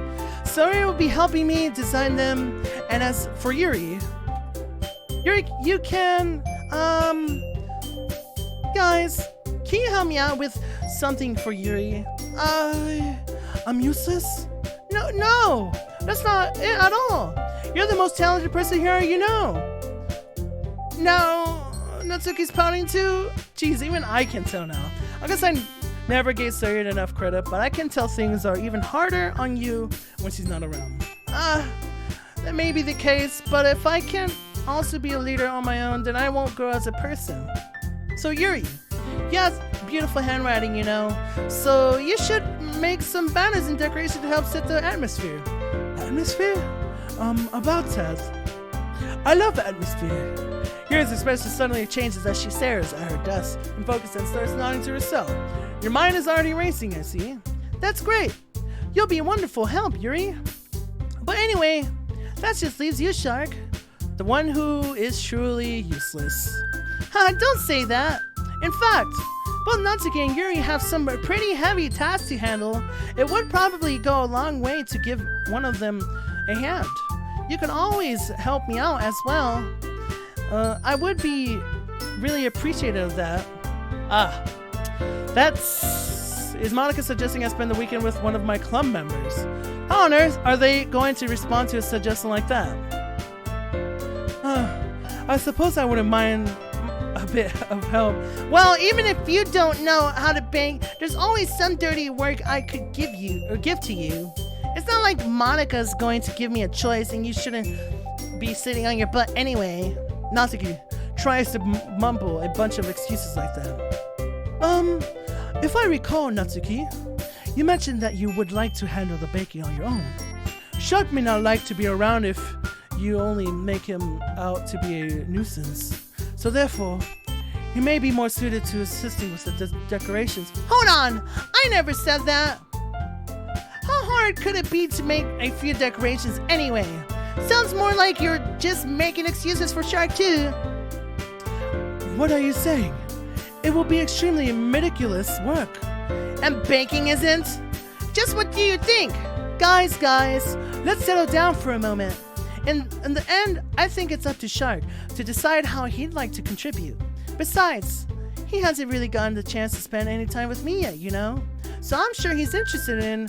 You literally just said... I'm surprised as well. Sorry. I was just saying, though. Jeez, can we just settle this already? Yeah. Shark, you're okay with this, right? In the end, it's up to you. Of course. Very well.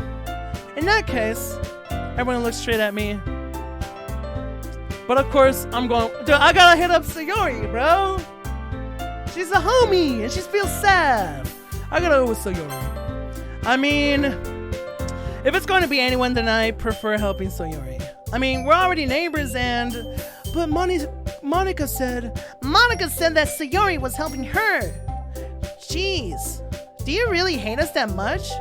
No. Sorry, I didn't mean for this to be difficult.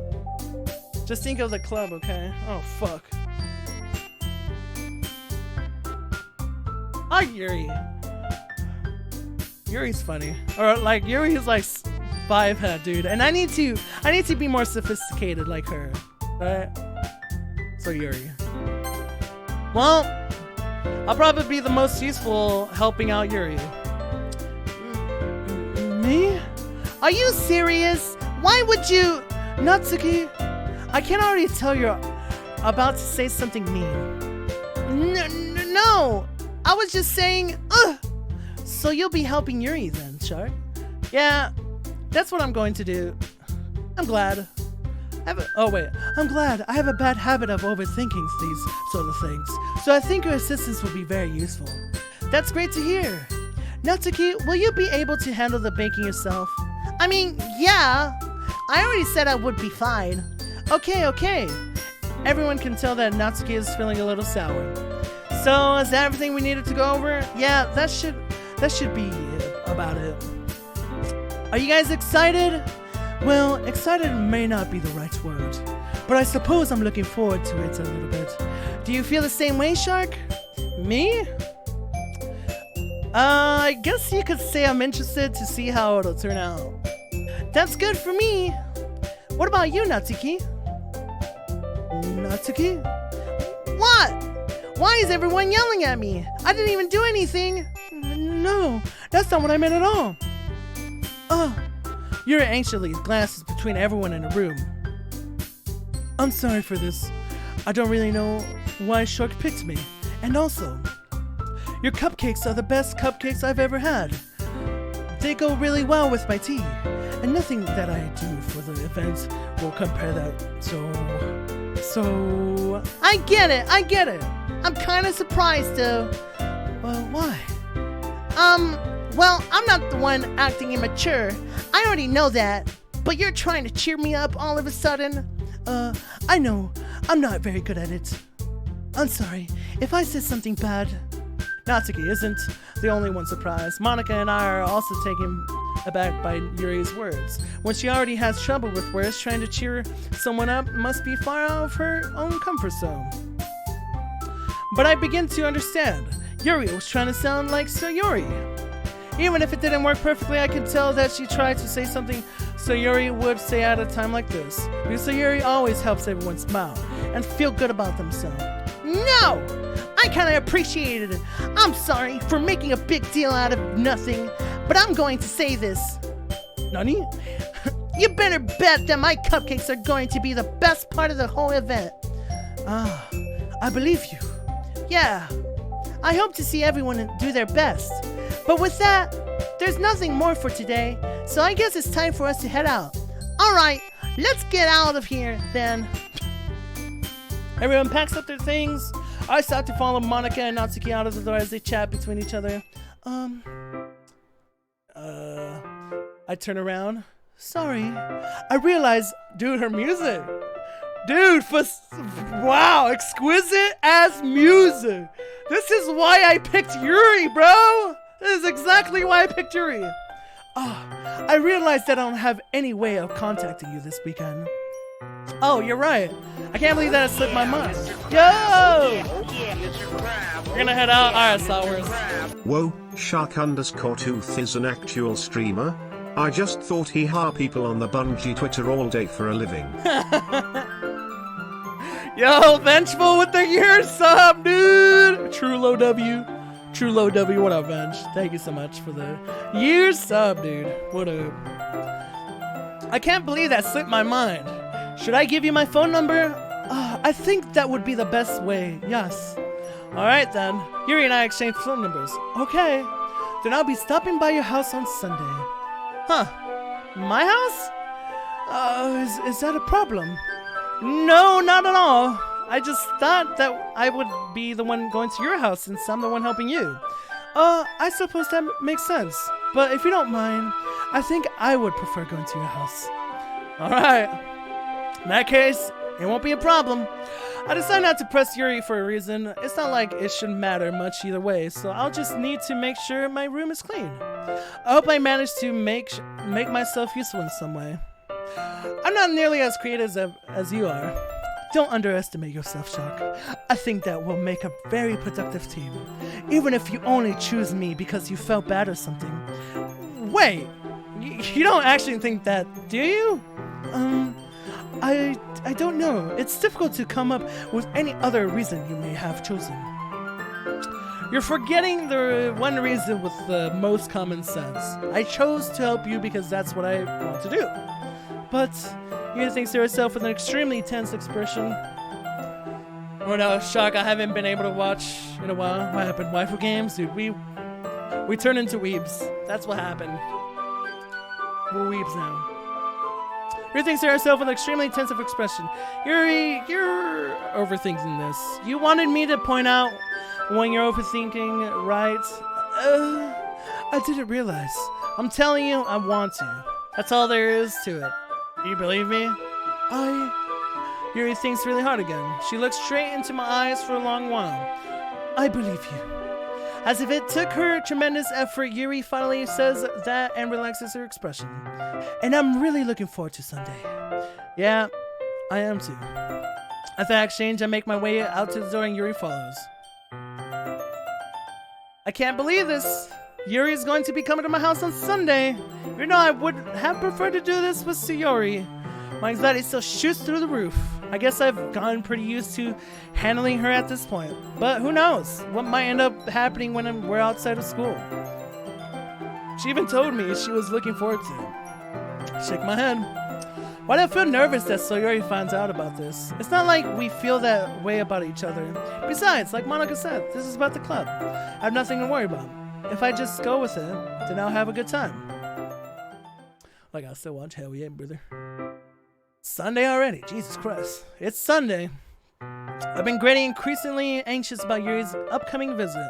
I keep telling myself there's no reason to be nervous, but it doesn't help much. Yuri's clearly an introvert and also an intimate person in general. There's no doubt that she'll open up a little bit when it's just the two of us. Meanwhile, we've even been texting occasionally. Pog. She was extremely apprehensive at first, but it wasn't long before I was already learning more about her. But putting Yuri aside, I haven't heard a thing from Sayori since she left club early the other day. It's not like we text each other all the time or anything, but I've been worried about her in the back of my mind. Between what Sayori said and what Monica said, is it really okay for me to put Sayori's feeling aside when she might need me? True. I decide to visit Sayori before Yuri comes over. Rather than asking, I simply tell her I'm coming over, much like we've done in the past. Once I reach Sayori's house, I knock on the door before entering it myself. Again, we used to play so often that we've made it a habit of simply entering each other's house like we're a family. The house is quiet. Sayori isn't anywhere on the first floor, so I assume she's up in her room. It's already strange of her not to run down and greet me. I head up to her bedroom where I finally find her. Sayori? Oh. Hi, Shark. I sit down in her room. Sayori forces a smile, but it's easy to tell that she's different. There's a minute of silence between us. You haven't come over like this in a long time, have you? I guess you're right. It has been a long time. Not much has really changed, has it? Sayori's room is messy, as it's always been. I also recognize the same stuffed animals and wall decorations that she's had for years now. If you came over more often, it wouldn't be such a mess. That's because I end up cleaning it for you. How come you suddenly wanted to come over today? Aren't you supposed to see Yuri today? Yeah, but wait, how did you know that? Sayori had already left by the time we decided that last meeting. Monica told me. It's only natural for her to keep me informed about this festival preparations, right? That's true. But what about you? Aren't you going to be helping Monica today? Of course! But I'm just helping her online. We didn't plan to meet up or anything. So it's just me and Yuri then. Yep! There's more silence between us. Sayori stares in a random direction. Everything about her behavior is really uncharacteristic. I finally get to the point. I just wanted to see how you were doing. I thought you left on Friday. When something's wrong, you can't hide it from me. I know you too well. So, Sayori smiles, shaking her head. That's no good, Shark. Huh? Why can't it just be like it's always been? This is all my fault. If I didn't get so weak and accidentally express my feelings, if I didn't make that stupid mistake, then you wouldn't have been worried about me at all. You wouldn't have come here. You wouldn't have even been thinking about me right now. But this is just my punishment, isn't it? I'm getting punished for being so selfish. I think that's why the world decided to have you come over today. It just wants to torture me. Hee hee hee. Sayori! I grab Sayori by the shoulder. What on earth are you saying? Are you listening to yourself right now? I know something happened to you. There's no other explanation for you to be like this. So tell me already. Until I know, I won't be able to stop thinking about it. Sayori gives me an empty smile. You really put me in a trap, Shark, but you're wrong. Nothing happened to me. I've always been like this. You're just seeing it for the first time. Seeing what? What are you talking about, Sayuri? Hey, you're really just going to make me say it, aren't you, Shark? I guess I have no choice this time. The thing is, I've had really bad depression my whole life. Oh, Peppa hands, dude. Did you know that? Why do you think I'm late to school every day? Because most days I can't even find a reason to get out of bed. Dude, what the heck? What reason is there to do anything when I fully know how worthless I am? Bro. Dude, what the fuck? Why go to school? Why eat? Why make friends? Why make other people put their energy and caring to waste by having them spend it on me? That's what it feels like, and that's why I just want to make everyone happy without anyone worrying about me. Dude, what the fuck? Too real, bro. I'm in shock. Yeah, dude, fuck. Can't even figure out how to respond. How is it possible that Sayori kept this from me the entire time that I knew her? Does she really want so badly for me to just not think about her? Why, Sayori? Why is it that you've never told me about this? It almost feels like I've been betrayed as your close friend, because if I knew, I would have done everything I could do to support you, even if there's only so much that I could do. I would have tried a little bit harder to make every day a little bit better for you. That's why I'm your friend. All you had to do was tell me. You don't understand at all, Shark. Why do you think I didn't tell you? Because if I told you, then you would have to waste effort caring about me instead of doing important things. I don't want to be cared about. It's bittersweet when people try to care about me. It feels nice sometimes. But it also feels like a bat being swung against my head. Ha ha ha! That's why I wanted so badly for you to make friends with everyone else. Helping everyone be happy together is the best thing for me. But then I discovered something else too. Seeing you make friends and get closer with everyone in the club. It feels like a spear going through my heart. So that's why. That's why I decided the world just wants torture to me. Every path leads to nothing but hurt. Ha ha ha. You're right. That I don't understand. I don't understand your feeling at all, Sayori. But I don't need to understand. Whatever it is, whatever it takes for me to help you stop hurting. That's what I'll do. No, Shark. There's nothing at all. The only thing that could have helped is if everything could be like it always was. But I was selfish. I finally showed you what a horrible person I am. Tears streaked down Sayori's face. I made you join the literature club because I was selfish. And I was punished by my heart hurting in a way that I couldn't understand. And now you came here and I made you hurt too. I'm just weak and selfish, that's all I am. And that's why I'm going to accept these punishments. Because I deserve every last one of them. Without thinking, I once again grabbed Sayori's shoulders. This time, I pull her into a tight embrace. Shark. Sayori, I don't care if you feel selfish. I'm really happy that you convinced me to join the club. Seeing you every day makes it worthwhile enough. If I make friends with everyone else, then that's just a bonus. But please never underestimate how much I care about you. I wouldn't have it any other way. Shark. Sorry, as it hugged me back. Despite my arms being wrapped around her, Sayori's arms remained at her sides. She starts sobbing next to my ear. No, don't do this to me. Please don't do this. Shark, Sayori barely manages to speak between her sorrow. I don't know if I'm doing the right thing. Well, all I want is for her to know that I care. If you have it in you to call yourself selfish, then you have to let me be selfish too. No matter what it takes, I'll figure out what needs to change. I'll make these feelings go away. And if there's anything that you need me to do, then you'd better tell me. I'll get mad if you don't. I don't know. Gently, Sayori finally puts her arms around me in return. I don't know anything. It's all really scary. I don't understand any of my feelings, Shark. Only this time I'm not feeling nothing is when I'm feeling pain. But your hugs are so warm, and that's really scary too. Sayori lets me go. As she does so, I let her go as well. The festival is tomorrow. Yeah. Oh, Yeah. it's going to be fun, right? Yeah. How would you like for me to spend it all with you? That's what I want. I promise. I think that would be nice then. Yeah. Sayori wipes her eyes. If I could spend the whole day here, I would. Of all the days, this has to be the one where I have other plans. Maybe I should cancel. No, don't. Please don't. If you did that, then I really wouldn't forgive you. But it's almost time for Yuri to meet me at my house. At the very least, do you want to come along and help out? It would be fun. To my surprise, Yuri shakes her hand. I'm sorry. I don't know if that would be very good for me today. You understand, right? It's kind of hard for me to fully understand, but I'm trying my hardest. It's okay. Don't worry too much about it. I'll see you tomorrow, okay? All right. I look forward to it. Pepper hands, dude. That was real. I say goodbye to Sayori and exit her house. On the way home, I find myself still feeling uneasy. But it's hard for me to keep thinking about it when Yuri is about to come over too. I think Sayori is right.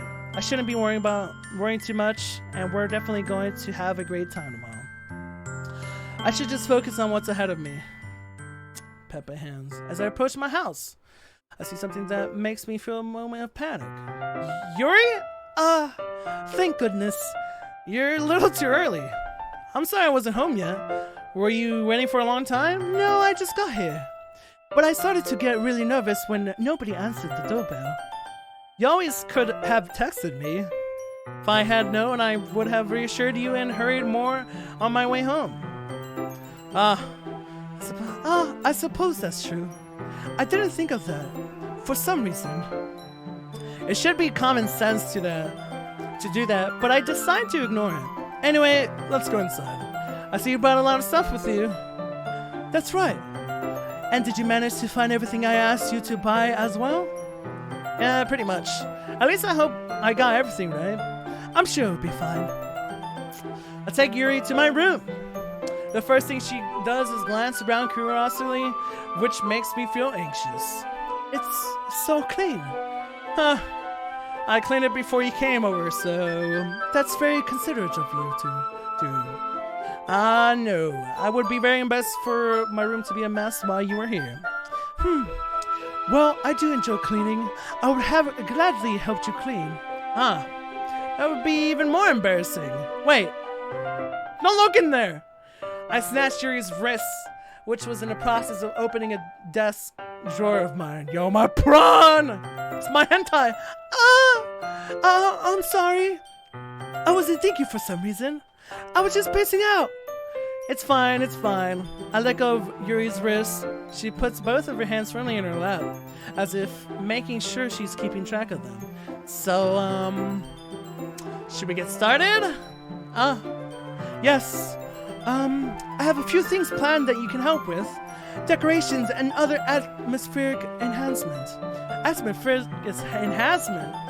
You know, mood lighting, aromatherapy. Fuck. God damn it, Yuri. I chose her, but man, her words. It's okay, she's helping me. Candles. Oh, wow. I didn't know you planned on taking it that far. Of course. I want to help take our guests to a faraway place. Although many will stop by just out of curiosity. And for cupcakes, I guess, I'm determined to provide an experience that will leave them wanting more. That's great. It's easy to figure that you're a pretty intense person. Intense? I guess that's the best way to put it. Is that a bad thing? No, not at all. It's something that I like about you, actually. Is that so? That makes me feel relieved. And kinda happy. Yeah, no need to be anxious. You can relax a little. Relax? I brought some things for relaxation. I was going to use them during the poetry event. Oh yeah? Like what? Let's see. Yuri rummages through her bag. She pulls out a few candles in a wooden cylinder-shaped object. I did some shopping on the way here, so I happened to have these in my bag. I plan to cover the window in the black paper and use the candles to light the room. I think that would be amazing, don't you? Yeah, that would be really neat. What's the wooden thing, though? Oh, this? It's a diffuser for essential oils. How familiar are you with aroma? It's aromatherapy. Aromatherapy. Not familiar at all, obviously. Ah, is that so? It's one of my favorite contributors to a positive atmosphere. Depending on the oils or herbs you choose, you can change the mood of the air itself. You can even feel it permeate through your body. Relaxation, positive energy, romance, reflection. It's almost like magic. Here he takes the cylinder and pushes a switch on the bottom. In just a moment, a thin ray of vapor begins to spout through a small hole on the top. Wow, that smells wonderful. What kind of a mood is that one for? This is a jasmine essential oil. It smells a little sweet and flowery, right? Yeah, it's a good way to describe it. I choose jasmine for the event because it provides more than relaxation. Jasmine enhances your emotions and helps you feel them flow through your body. You feel warmer and your heart pounds more heavily. Don't you think that will be perfect for sharing our poems? It does sound suitable, but you seem to know a lot about this, so I'll trust your opinions with anything. Yuri smiles gently, clearly enjoying herself. She again reaches into her bag and pulls out several spools of thin ribbon. What are those for? Well, did you purchase our origami paper I asked you to get? Yeah, I have it over here. We won't be using the paper for folding origami. What I like to do is write a different word on each paper. We'll need about 100 of them. Oh, yeah? Well, what will those be used for?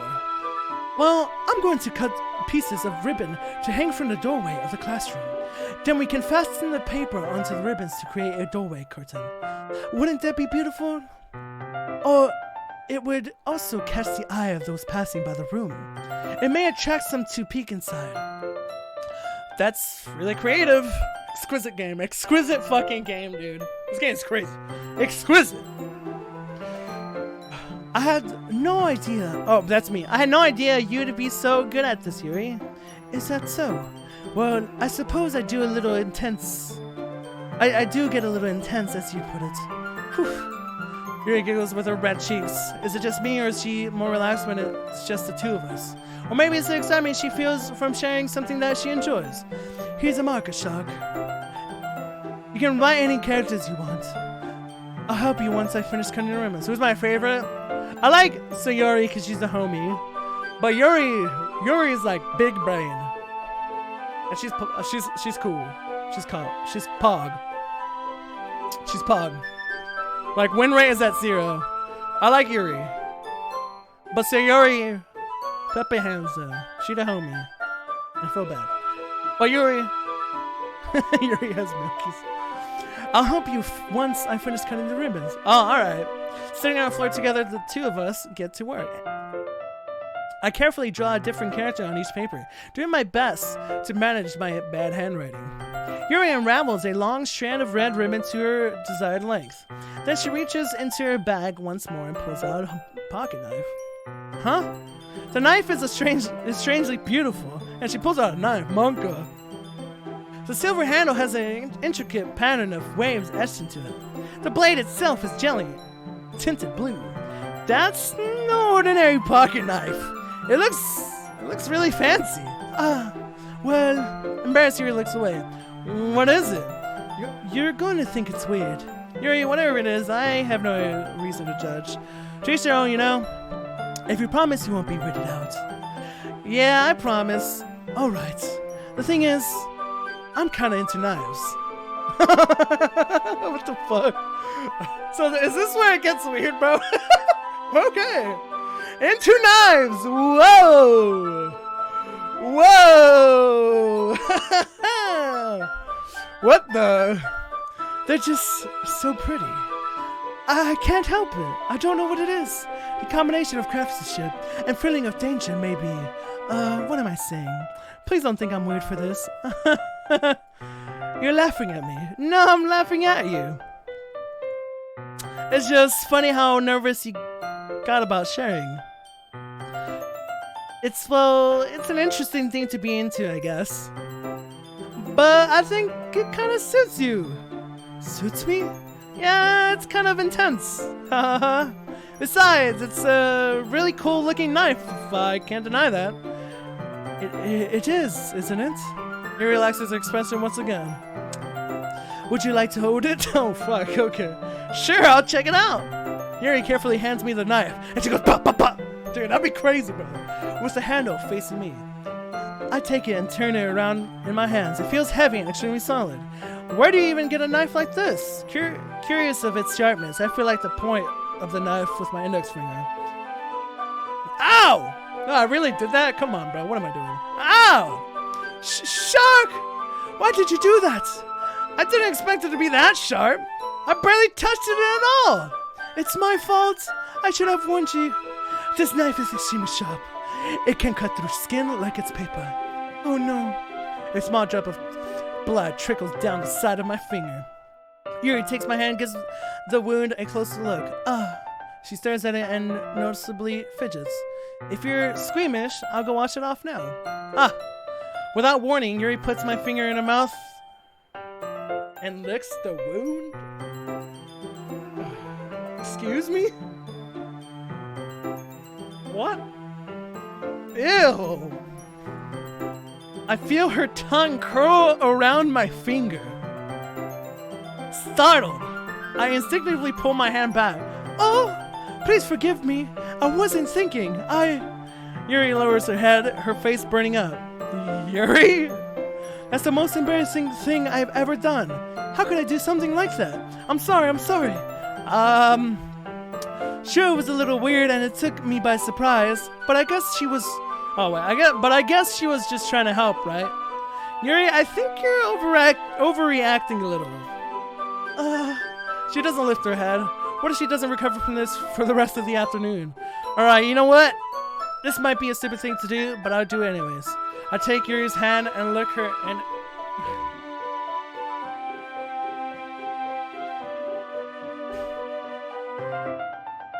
Too far. Too far. We're a champ. Too far.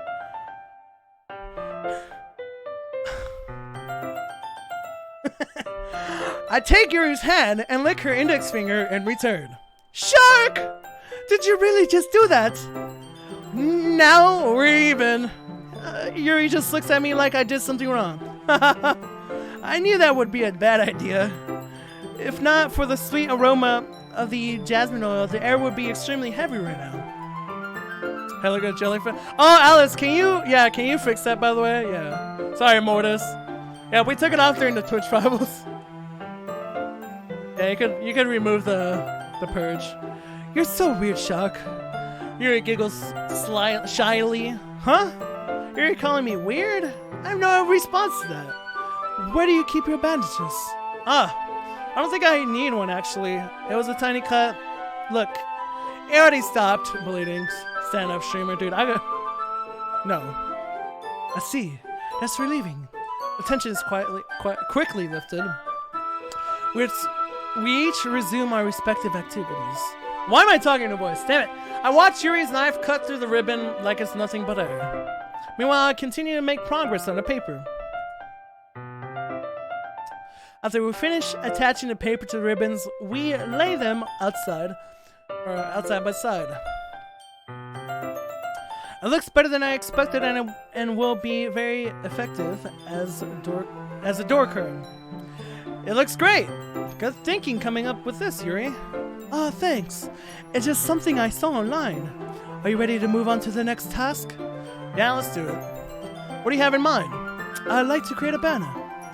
That's why I asked you to buy the paint tablets. Oh, that's right. One of the items Yuri had asked me to buy was a kit of water cooler paint tablets. We'll need about 6 cups of water to put each of the tablets in.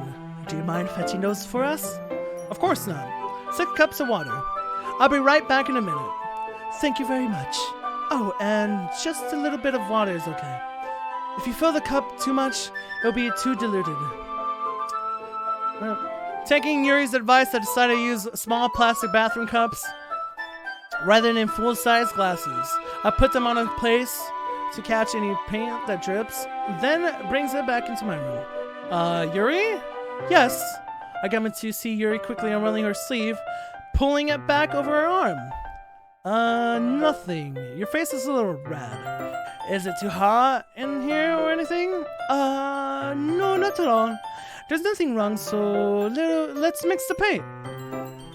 Yuri hurriedly dismisses me and takes it upon herself to unwrap the tablets, dropping them into the cups. So, I thought we would do something simple that would look very nice. I'd like to paint ingredients across the banner. She saw the drawer! That's right, Monka! She saw my hentai! Is she British? I mean, it's the only way I could make her sound sophisticated, so. Starting with the colors for sunrise, then daytime, then sunset, and nighttime. Once it dries, I'll write an inspirational quote across the banner. We can hang it on the wall behind the podium at the front of the classroom. Oh, neat! What are you going to write? Well, it will be more fun to surprise you. Yuri smiles at me. If you say so. After rolling out the banner, Yuri and I kneel on opposite sides, so we don't get in the way of each other. Yuri uses a brush and adds a few dots of different colors across the banner to serve as a color guide when we paint. This kind of reminds me of elementary school. Painting on a banner with watercolors feels a lot like the art class projects we had back then. It's relaxing.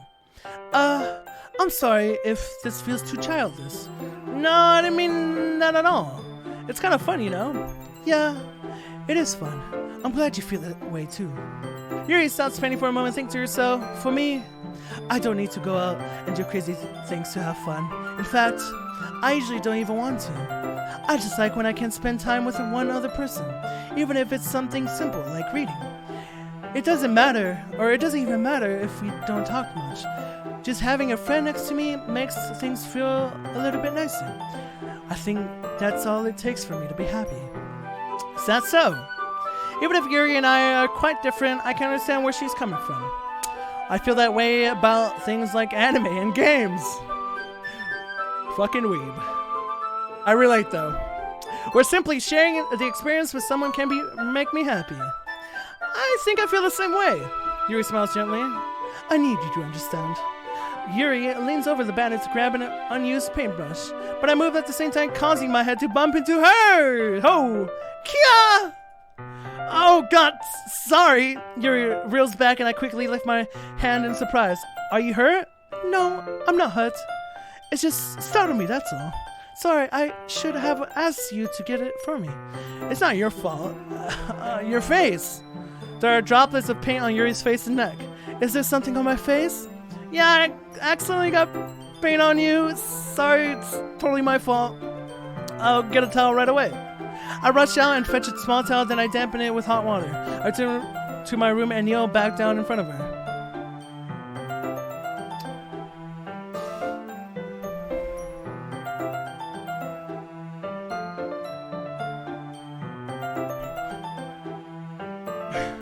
What is happening?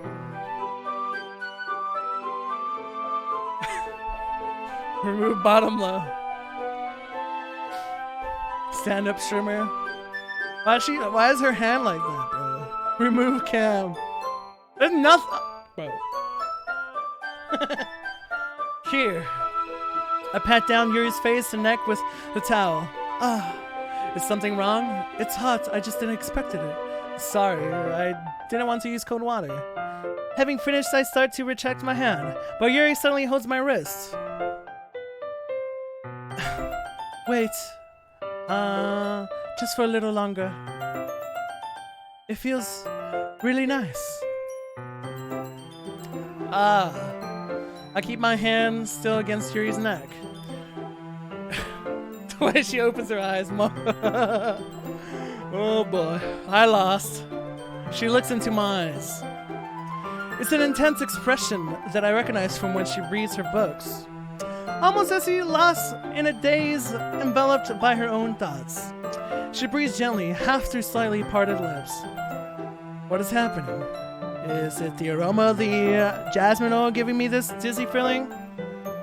Yuri's gentle fingers wrapped around my wrist sent a tingling sensation through my arm.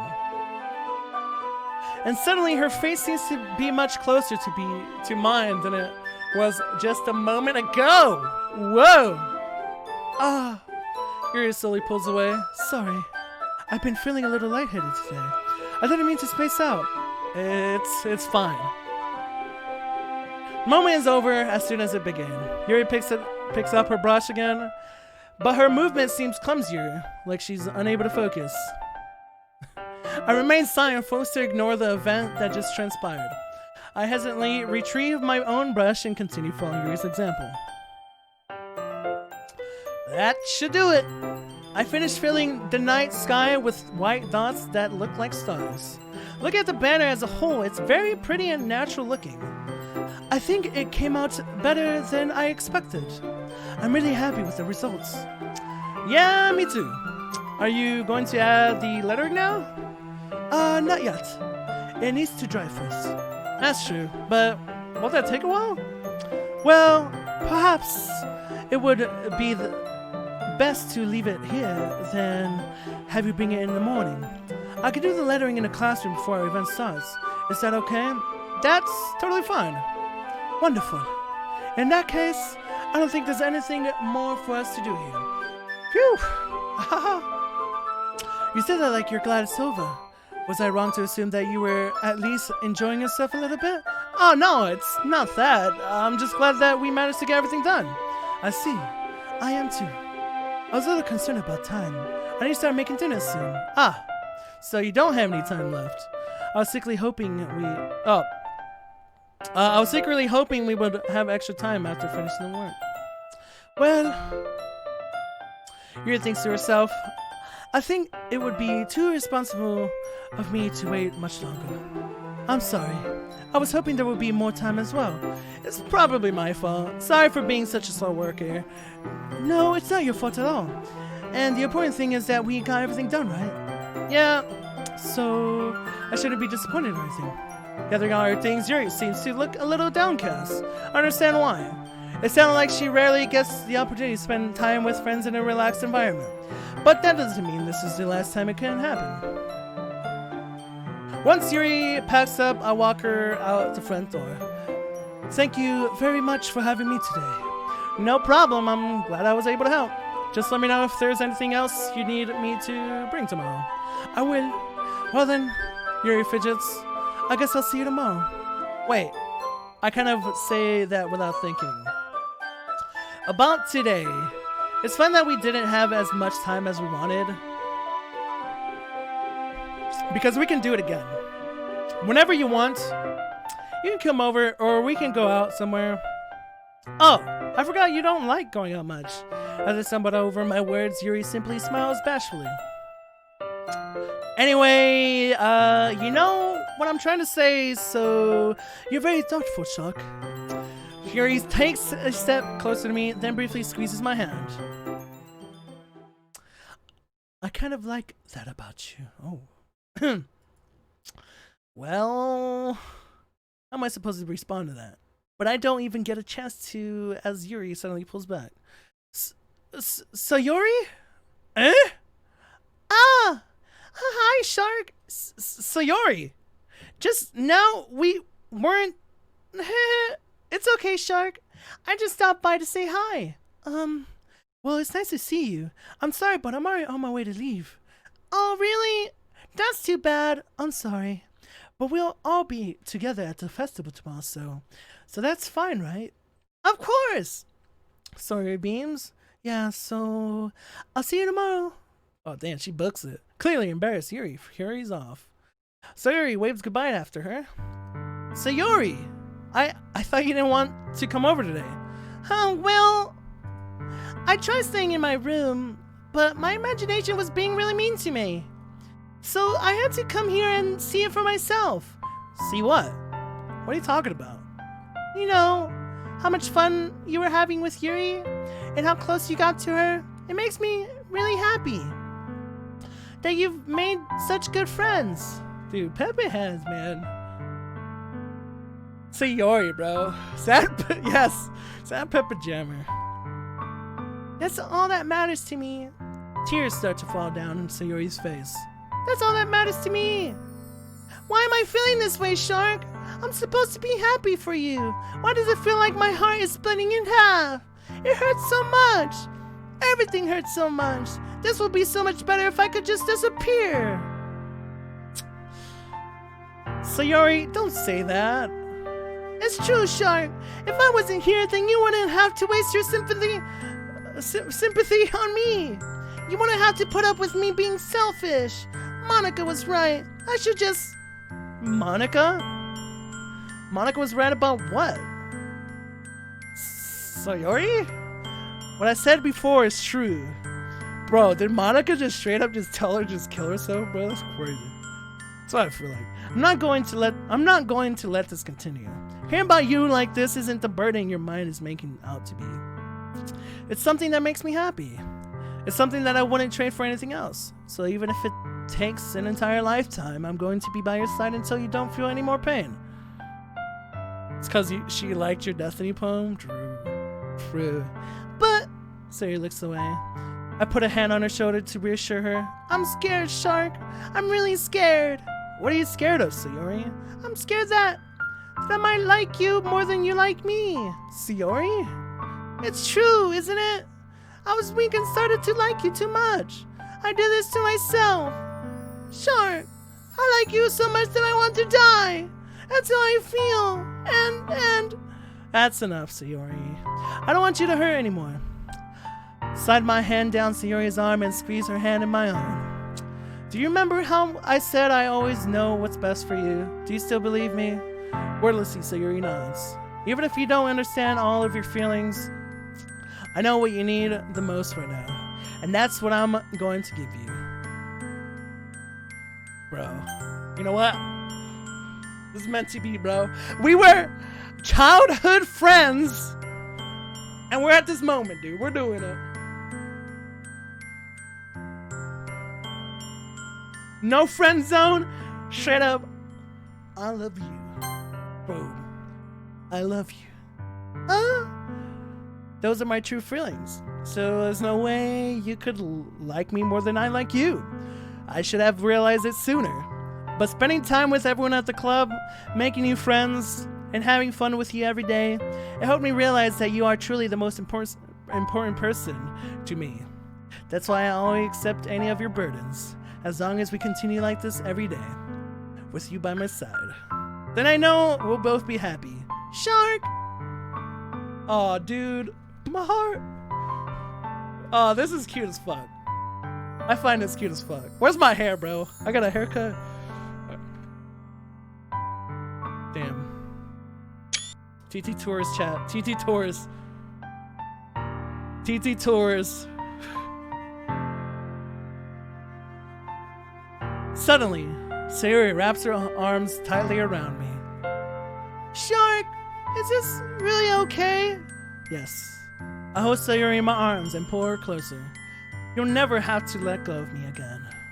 I love you, Shark. Oh. I want... my voice. I want to be with you forever.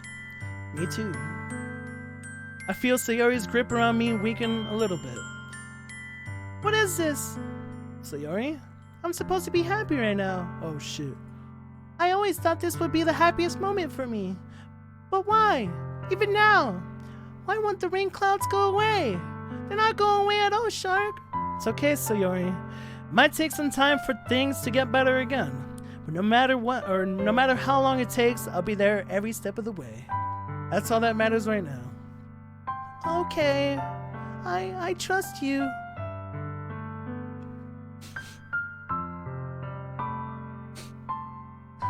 Why'd people sad, dude? What the fuck? Sayori and I slowly release each other. So, I guess that makes the festival tomorrow our first date, huh? What are you saying? I don't want to think about those things, you know. I want everything to be the same as it always has been. Even if we really are a couple. I don't know if I could handle anything more right now. It's really new and scary to me. I understand. We'll go at whatever pace suits you best. Hey, Shark.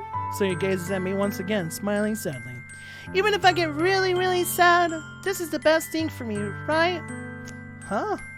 I don't really understand what Sayori means by that. Are you saying that this is making you feel sad, Sayori? I don't know. I don't understand what I'm feeling. It felt like a bunch of thorns when you told me you love me, but that's why I want to trust you. You know what's best for me. Yeah, I do. That's my promise. Say that, but in reality, I've never felt more uncertain when it comes to Sayori. I know that I love her and she loves me, but I'm having as much trouble understanding Sayori's feeling as she is. Even though I can comfort her, I keep wondering if I should be doing something more or something different. I know these thoughts will continue to plague me until things are back to the way they were. Is that what Sayori meant by not wanting anything to change? I don't know. But I know that I'll give it everything I've got. Sayori is the most important person to me, and I'll do whatever it takes to have a happy future with her. Oh, shit. Alright, chat. I gotta go pee real quick. Hold on. Pee-pee time. Pee-pee break. Pee-pee break. I gotta go pee real back. So give me a sec. Hold on. Make sure I have music for y'all. Hold on. I gotta go pee-pee. Really bad.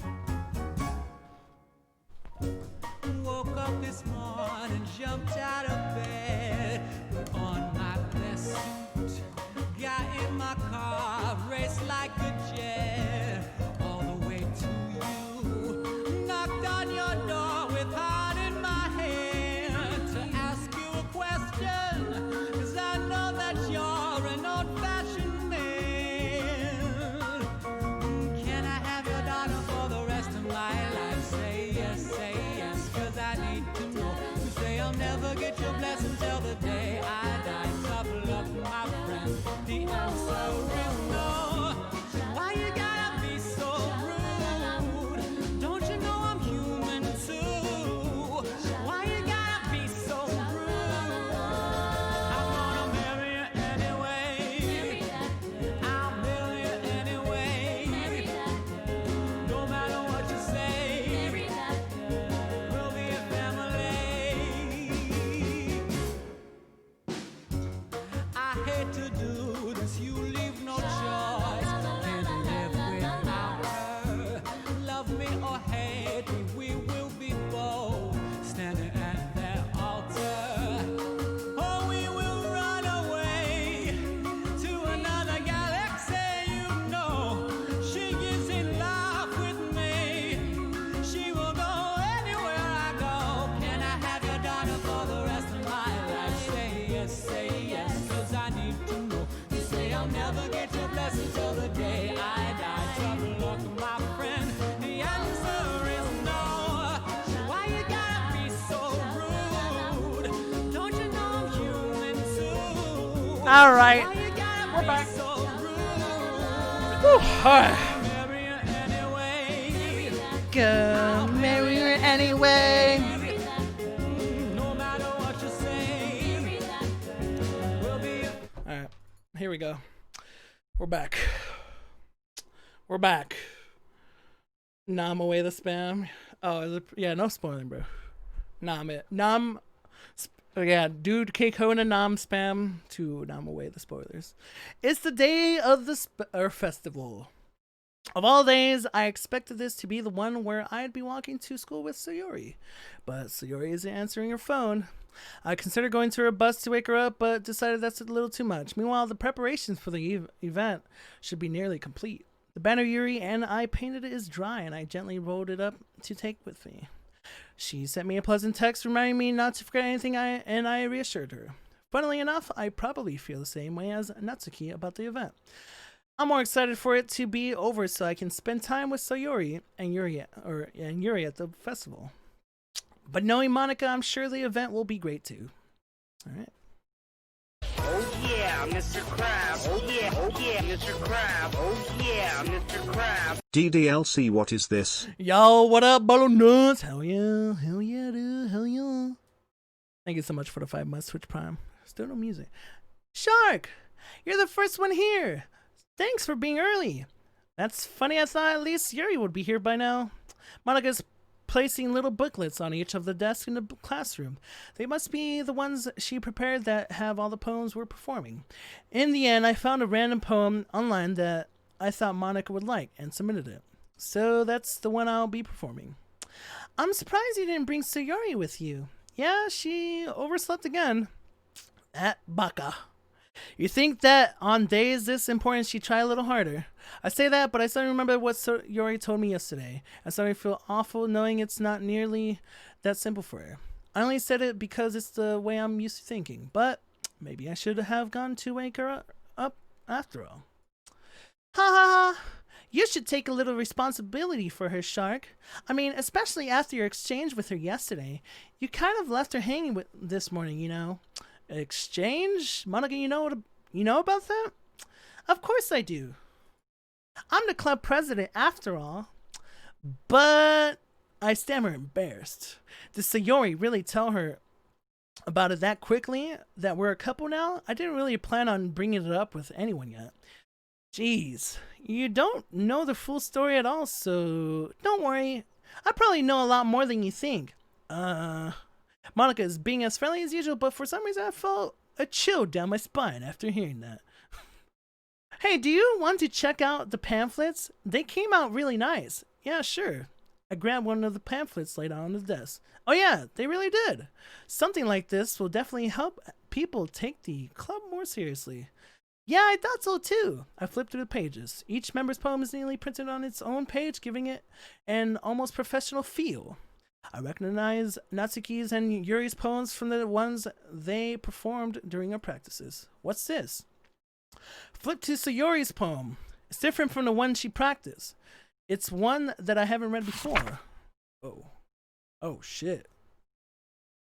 Get out of my head, get out of my head, get out of my head. But a poem is never actually finished. It just never stops, or it just stops moving. Wait. Get out of my head before I do what I know is best for you. Get out of my head before I listen to everything she said to me. Get out of my head before I show you how much I love you. Get out of my head before I finish writing this poem. But a poem is never actually finished. It just stops moving. Percent, bro. Percent question mark. Whoa. This is kind of monka ass, bro. What the fuck? What is this? Reading a poem, I get a pit in my stomach. Shark?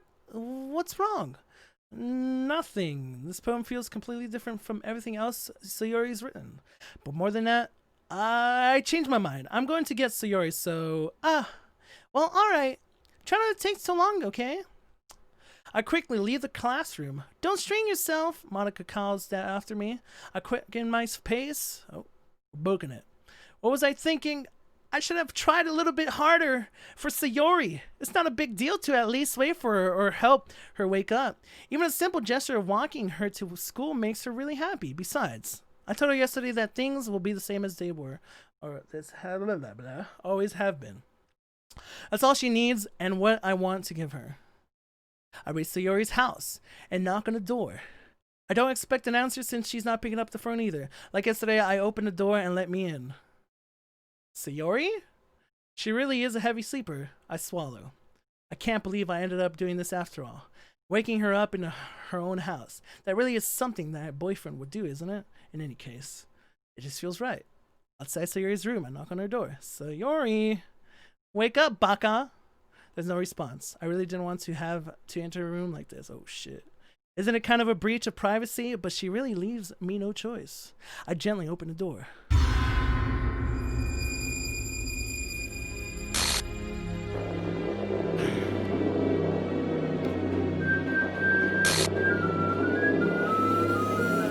Okay. What the fuck?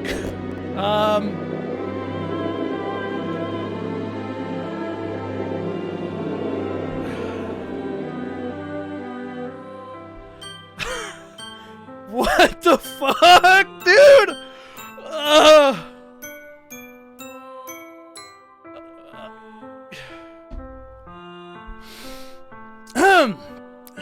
Wow. An exception is like, what is this? Jesus, what the hell? What the hell? Is this a nightmare? It has to be. This isn't real. There's no way this can be real. Sayori wouldn't do this. Everything was normal up until a few days ago. That's why I can't believe what my eyes are showing me. I suppressed the urge to vomit. Just yesterday, I told Sayori I would be there for her. I told her I know what's best and that everything will be okay. Then why? Why would she do this? How could I be so helpless? What did I do wrong? Confessing to her? I shouldn't have confessed to her. That's not what Sayori needed at all. She even told me how painful it is for others to care about her. Then why did I confess to her and make her feel even worse? Why was I so selfish? This is my fault. My swarming thoughts keep telling me everything I could have done to prevent this. If I just spent more time with her, walked her to school, and remained friends with her like it always has been, then I could have prevented this. I know I could have prevented this. Screw the literature club. Screw the festival. I just lost my best friend. Someone I grew up with. She's gone forever now. Nothing I could do to bring her back. This isn't some game where I can reset and try something different. Nice fourth wall we got there, boys. No! I had only one chance. I wasn't careful enough. And now I'll carry this guilt with me until I die. Nothing in my life is more than hers, but I still couldn't do what she needed from me. And now, I can never take it back. Never. Never, never, never, never. But that's it. Oh, is that why it makes me like save, bro? Oh wait, what the fuck is this shit?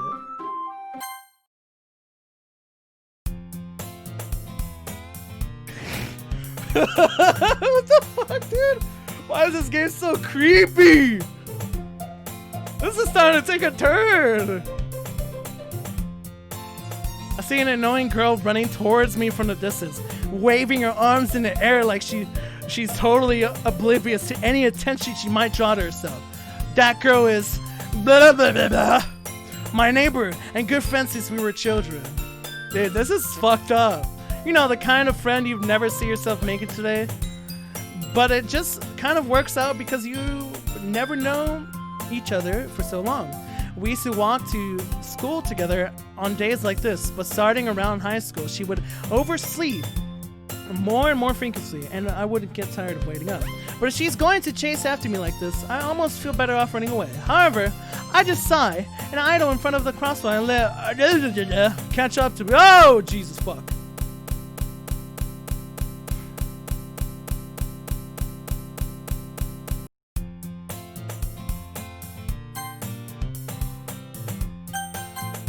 What the fuck?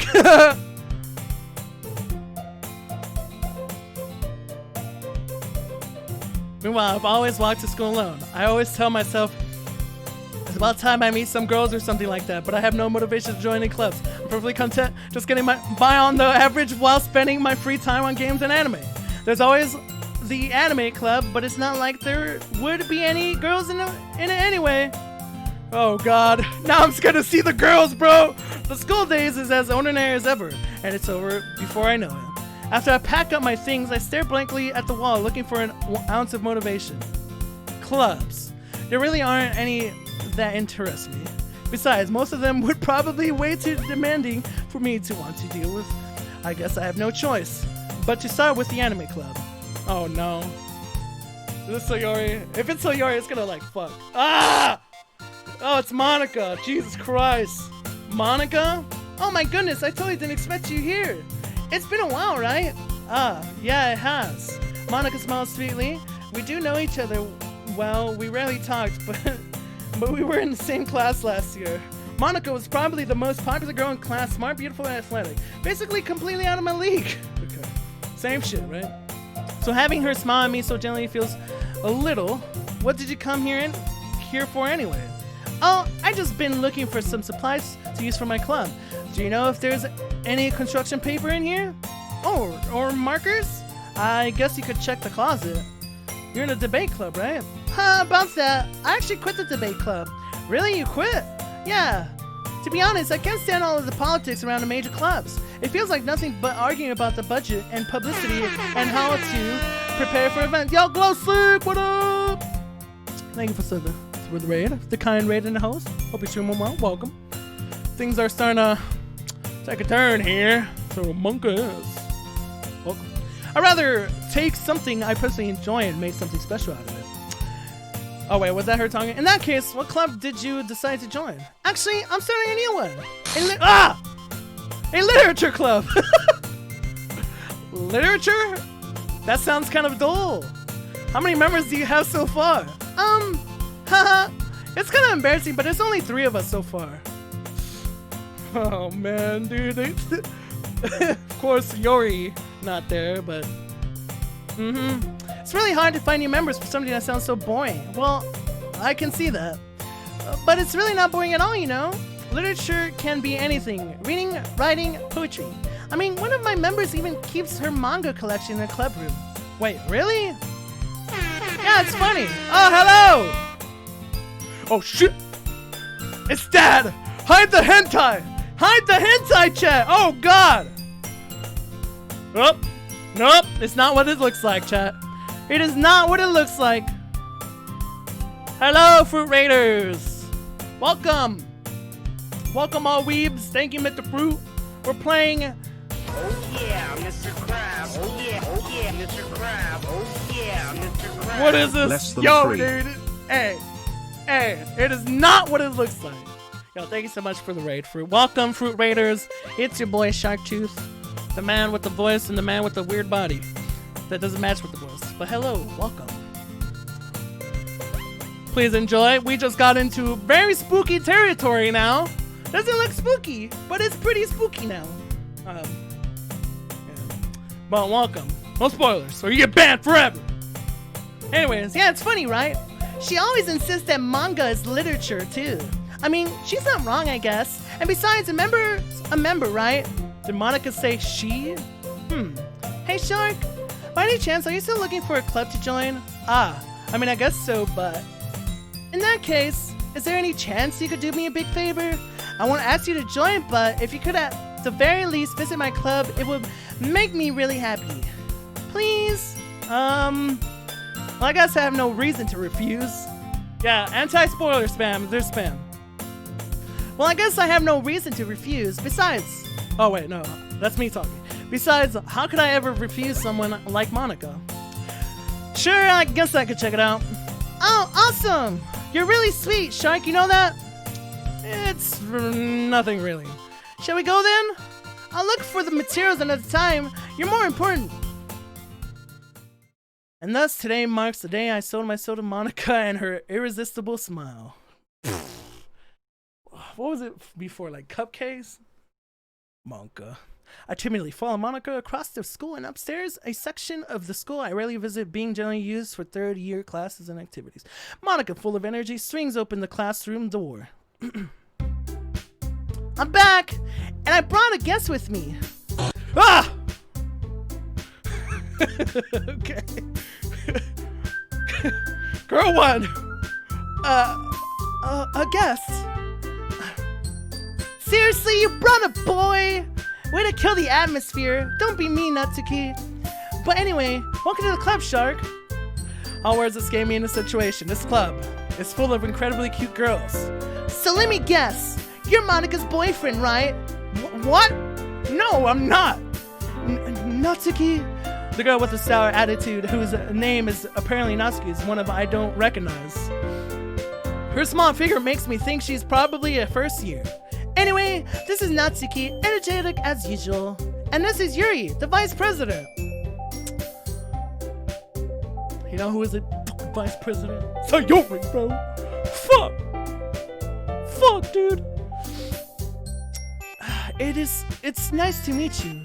Yuri appears comparably more mature and timid, seems to have a hard time keeping up with someone like Natsuki. Yeah, it's nice to meet you. Yeah, it's nice to meet both of you. So, I ran into Shark in a classroom and he decided to come check out the club. Isn't that great? Wait, Monica! Didn't I tell you to... Fuck, I can't read right now. To let me know in advance before you brought anyone near? I was going to, well, you know... Sorry.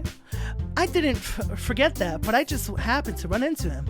In that case, I should at least make some tea, right? Yeah, that would be great. Why don't you come sit down, Shark? The girls have a few desks arranged to form a table.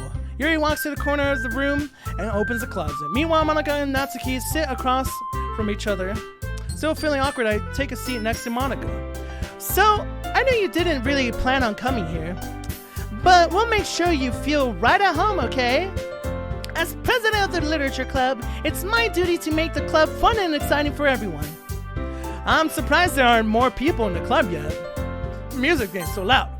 Sorry. Hang on. It must be hard to start a new club. You could put it that way. Not many people are very interested in putting out all the effort to start something brand new, especially when it's something that doesn't grab your attention like literature. You have to work hard to convince people that you're both fun and worthwhile. But it makes school events like the festival that much more important. I'm confident that we can all really grow this club before we graduate. Right, Natsuki? Well, I guess. Natsuki reluctantly agrees. Such different girls, all interested in the same goal. Monica must have worked really hard just to find these two. Yuri returns to the table carrying a tea set. She carefully places a teacup in front of each of us before setting down the teapot in the middle. You keep a whole tea set in this classroom? Don't worry, the teachers gave us permission. After all, doesn't a hot cup of tea help you enjoy a good book? I guess. Don't let yourself get intimidated. Yuri's just trying to impress you. Oh, that's not... Insulted, Yuri looks away. I mean, I believe you. Oh, I believe you. Well, tea and reading might not be a pastime for me, but I at least enjoy tea. I'm glad. Yuri faintly smiles to herself. I'm going so fast. I'm just like anxious. So, Shark, what kinds of things do you like to read? Well, considering how little I've read these past few years, I don't really have a good way of answering that. Manga? I muttered quietly to myself, half joking. Natsuki's head suddenly perks up. It looks like she wants to say something, but she keeps quiet. Not much of a reader, I guess. Well, that can change. What am I saying? I spoke without thinking after seeing Yuri's sad smile. Anyway, what about you, Yuri? Well, let's see. Yuri traces the rim of her teacup with her finger. My favorites are usually novels that build deep and complex fantasy worlds. The level of creativity and craftsmanship behind them is amazing to me. And telling a good story in such a foreign world is equally impressive. Yuri goes on, clearly passionate about her reading. She seems so reserved and timid since the moment I walked in, but it's obvious by the way her eyes light up that she finds her comfort in the world of books, not people. But, I like a lot of things. Stories with deep psychological elements usually immerse me as well. Isn't it amazing how a writer can so deliberately take advantage of your own lack of imagination to completely throw you for a loop?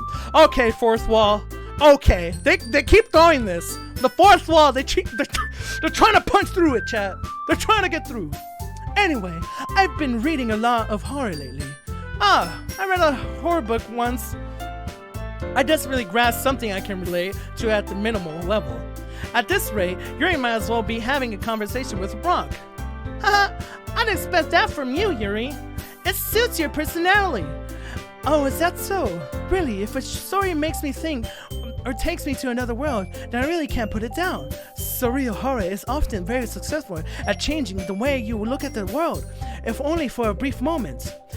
I hate horror! Oh, why is that? Well, Natsuki's eyes dart over to me for a split second. Never mind. That's right. Usually you like to write about cute things, don't you, Natsuko? What? What gives you that idea? You left a piece of scrap paper behind last club meeting. It looked like you were working on a poem called Don't Say It Out Loud! And give that back! Fine. Natsuki, you write your own poems? Well, I guess sometimes. Why do you care? I think that's impressive. Why don't you share them sometime? No! Natsuki averts her eyes. You wouldn't like them. Not a very confident writer yet. I understand how Natsuki feels. Sharing that level of writing takes more than just confidence. The truest form of writing is writing to oneself. You must be willing to open to your readers, exposing your vulnerabilities and showing even the deepest reaches of your heart. Do you have writing experience too, Yuri? Maybe if you share some of your work, you can set an example and help Natsuki feel comfortable enough to share hers. I guess it's the same for Yuri. We all sit in silence for a moment. Hey, I just got an idea. How about this? Nani? Natsuki and Yuri look quizzically at Monica. Let's all go home and write a poem of our own. Then next time we meet, I feel like this is not gonna go well. Fuck. Then next time we meet, we'll all share them with each other. That way, everyone is even, I mean, I thought it was a good idea. Well, I think you're right, Monica. We should probably start finding activities for all of us to participate in together. I did decide to take on the responsibility of vice president after all. I need to do my best to nurture the club as well as its members. Besides, now that we have a new member, it seems like a good step for us to take. Do you agree as well, Shark? Hold on. There's still one problem. What's that? Now that we've reached the most important topic, I've only come forth with what's been on my mind the entire time. I never said I would join the club. Monica may have convinced me to stop by, but I never made a decision. I still have other clubs to look at, and I lose my train of thought. All three girls stare back at me with dejected eyes. But, oh, I'm sorry, I thought, the girls exchange glances before Monica turns back to me. I guess I need to tell you the truth, Shark. The thing is, we don't have enough members yet to form an official club. Wonder why. We need 4! And I've been trying really, really hard to find new members. And if we don't find one more before the festival, I'm defenseless against these girls. How am I supposed to make a clear-headed decision when it's like this? I would feel terrible for letting everyone down in this situation. And besides, the club itself seems pretty relaxed. So if writing poems is the price I need to pay in order to spend every day with these beautiful girls, right? Okay, I've decided then. I'll join a literature club. One by one, the girls' eyes light up. Oh my goodness, really? Do you really mean that, Shark? Yeah, it could be fun, right? Yeah, you really did scare me for a moment. I mean, if you really just left after all this, I would be super pissed. Shark, I'm so happy. We can become an official member, or official club now. Thank you so much for this. You're really amazing. I'll do everything I can to give you a great time, okay? Yeah, thanks, I guess. Okay, everyone. I think with that, we can officially end today's meeting on a good note. Everyone remember tonight's assignment. Write a poem to bring to the next meeting so we can all share. Mono looks over at me once more. Shark, I look forward to seeing how you express yourself. Hee hee hee. Yeah. Can I really impress this class star Monica with my mediocre writing skills? I already feel the anxiety welling up inside me. Meanwhile, the girls continue to chit-chat as Yuri cleans up the tea set. I guess I'll be on my way then. Okay, I'll see you tomorrow then. I can't wait.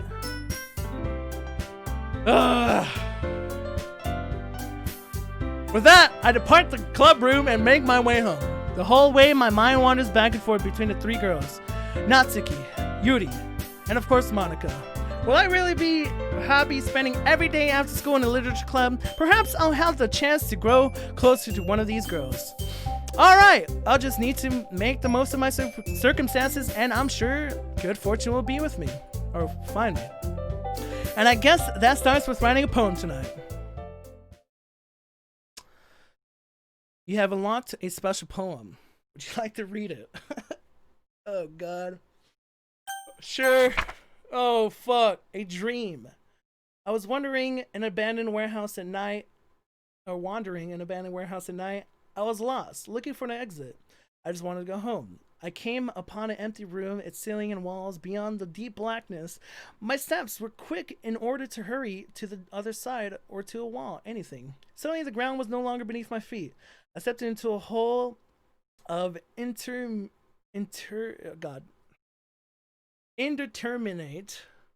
width. I fell for a good 5 seconds before crashing into warm water. Figuring out which way was up, I surfaced myself. The air was humid, and the sound of my splashing reverberated endlessly. My vision was completely swallowed by the dark. With one hand, I could feel the damp metal wall of the container. My lungs were already getting tired. Okay, dude. Okay.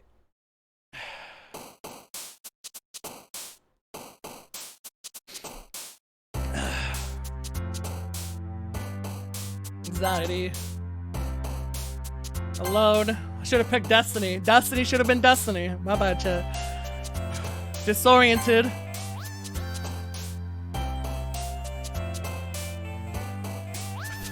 Family. existence. I don't know what I'm writing. What am I writing, dude? I'm confused as fuck. This is a fantasy. Like, I'm frightened right now. Like, what in the world? I swear I'm in hell right now, in Inferno. Like, dude, I don't know if, like, this Doki Doki game is crazy, bro. What happened to my friend? Ah, the memories. What is going on? Ah, I feel empty inside. I feel really bad. Everything's going uncontrollable. Holy shit. Someone needs to atone for their sins, for what they've done. It's very agonizing. Vertigo, like the YouTube song. It's literally a tragedy. Dark things just happened. I feel broken. I'm scared. I lost my Valentine.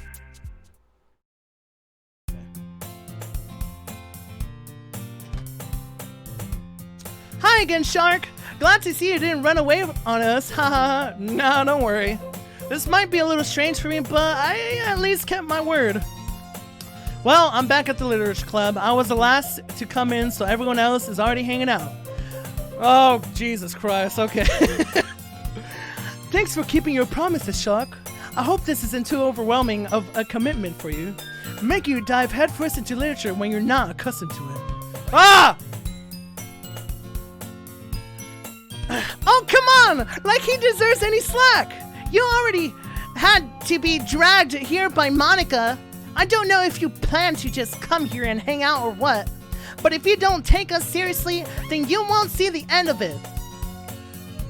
Okay, Monica, please. Monica! I can't read this! Monica? What the fuck? Fucking Monica, bro, you're giving me the creeps! Natsuki finds herself stuck between saying Monica and manga. Manga's literature! Swiftly defeated, Natsuki plops back into her seat. I'm sorry, Shark. We'll make sure to put your comfort... Okay, music, please! We'll make sure to put your comfort first, okay? Yeah, sure. Yuri shoots Natsuki with a disappointed glance. Anyway, now that you're in the club and all, perhaps you might have an interest in picking up a book to read. Well, I can't really say no either way. Like you said, I'm in this club now. So, it only feels right for me to do something like that, if you ask. Wait, I didn't mean it like that. If you don't really want to, then forget I said anything, I guess. Oh no, it's not that, Yuri. Fucking music is like changing. I want to try to be part of this club. So even if I don't read often, I'd be happy to pick a book with if you wanted me to. Are you sure? I just felt like, well, as vice president and all, that I should help you get started on something you might like. Yuri reaches into her bag and pulls out a book. I didn't want you to feel left out, so I picked out a book that I thought you might enjoy. It's a short read, so it should keep your attention even if you don't usually read. And we could, you know, discuss if you wanted. This is how is this girl accidentally being so cute. She even picked out a book she thinks I'll like despite not me reading much.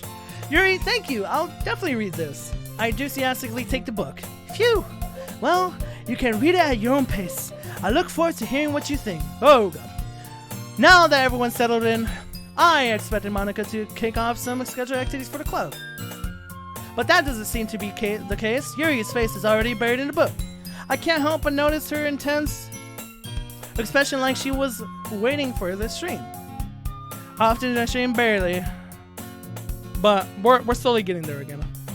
Meanwhile, Natsuki is rummaging around in the closet. I'm really curious to talk to Yuri a little bit more, but at the same time I would feel bad for distracting her from reading. I catch a glimpse of the cover of her book. It looks like the same book that she lent to me. More than that, she seems to be on the first few pages. Ah, crap. I think she noticed me looking at her. She sneaks another glance at me, and our eyes meet for a split second. But that only makes her hide her face deeper in her books. Sorry, I was just spacing out. I muttered this, sensing I made her uncomfortable. Oh, it's fine. If I was focused, then I probably wouldn't have noticed in the first place. But I'm just rereading a bit of this, so... That's the book that you gave me, right? I wanted to reread some of it. Not for any particular reason. Just curious how come you have 2 copies of the same book? Well, when I stopped at the bookstore yesterday, that's not what I meant. I mean, I just happened to buy 2 of them. I see. There's something familiar, obvious here that Yuri isn't telling me, but I decided to let it go. I'll definitely start reading it soon. I'm glad to hear. Once it starts to pick up, you might have a hard time putting it down. It's a very engaging and relatable story. Yeah, keep the noms going. Anti-spoilers, man. Is that so? What's the story about anyways? Well, I look at the cover of the book. The book is entitled Portrait of Markov.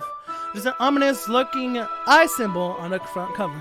Basically, it's about the religious camp that was turned into a human experiment prison. Oh fuck, I accidentally skipped. And the people trapped there have this trait that turns them into killing machines that lust for blood. But the facility gets even worse, and they start selectively breeding people by cutting off their limbs and fixing them to. Oh, that might be a little bit of a spoiler. Come on, Nom, Yuri, Nom! What the fuck, dude? But anyway, I'm really into it. The book, I mean, not the thing about the limbs. That's kind of dark, isn't it? Yuri made it sound like it was going to be a nice story, so the dark turn came from nowhere. Are you not a fan of that sort of thing, Shark? No, it's not that. I mean, I can definitely enjoy those kind of stories, so don't worry. I hope so. Yeah, I totally forgot that Yuri is into those things. She's so shy and reclusive on the outside, but her mind seems to be completely different. It's just that this kind of story, it's the kind that challenges you to look at life from a strange new perspective. When horrible things happen, not just because someone wants to be evil. Okay. But because the world is full of horrible people and we're all worthless anyway. Okay, dude. Okay.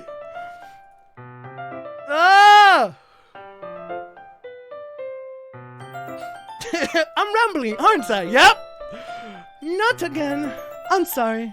Hey, don't apologize. I haven't lost interest or anything. Well, I guess it's alright then. But I feel like I should let you know that I have this problem. When I let things like books and writing fill my thoughts, oh, fuck me, dude. Well, I didn't get to read it. Holy shit. I was just like, what did it say? Whatever, don't worry about it. I missed it. I kind of forgot to pay attention to other people. So I'm sorry if I end up saying something else strange. And please, stop me if I start talking too much. I really don't think you need to worry. That just means you're passionate about reading. The least I can do is listen. It's a literature club. Son of a Jesus. God, I'm getting scared out of everything. Anar, thank you so much for the hose. Hope your stream went well. That actually scared me. That scared me. Jesus. Everything's scary in this game. Anar, thank you so much for the host. Hope you're doing wonderful. Thank you. Make sure you guys check out Anar. Super sweet. Super pog. She showed me the ways of the Korean barbecue at TwitchCon. But yeah. Alright, back to this very, very spooky game. It's a literature club after all. That's true. In fact, oh wait, that's me. In fact, I might as well get started reading it out, right? Jesus fuck. Yes. I mean, you don't have to, but what are you saying? Let me just get the book. I quickly retrieved the book that I had put into my bag. Alright, it's fine if I sit right here, right? I slip into the seat next to Yuri's. Yeah. Are you sure? You seem a little apprehensive. I'm sorry. It's not that I don't want you to know. It's just something I'm not very used to. That is reading in company with someone. I see. Well, just tell me if I end up distracting you or anything. Alright. Oh god. I open the book and start the prologue. I soon understand what Yuri means about reading in company. It's as if I can feel her presence over my shoulder as I read. It's not a particularly bad thing, maybe a little distracting, but the feeling is somewhat comforting. Yuri is in the corner of my eye. I realize that she's not actually looking at her own book. I glance over. It looks like she's reading from my book instead. Oh, hello. Like, them popping up like that doesn't, like, comfort me like, ooh, waifu, wow, pog. It's like, sorry. I I was just okay, something about bathing and whatever. Yuri, you really apologize a lot, don't you? I do? I don't really mean to. Sorry. I mean, Here, this should work, right? I sign my desk until it's up against Yuri's, then hold my book more between the two of them. I suppose so. Yuri timidly closes her own copy.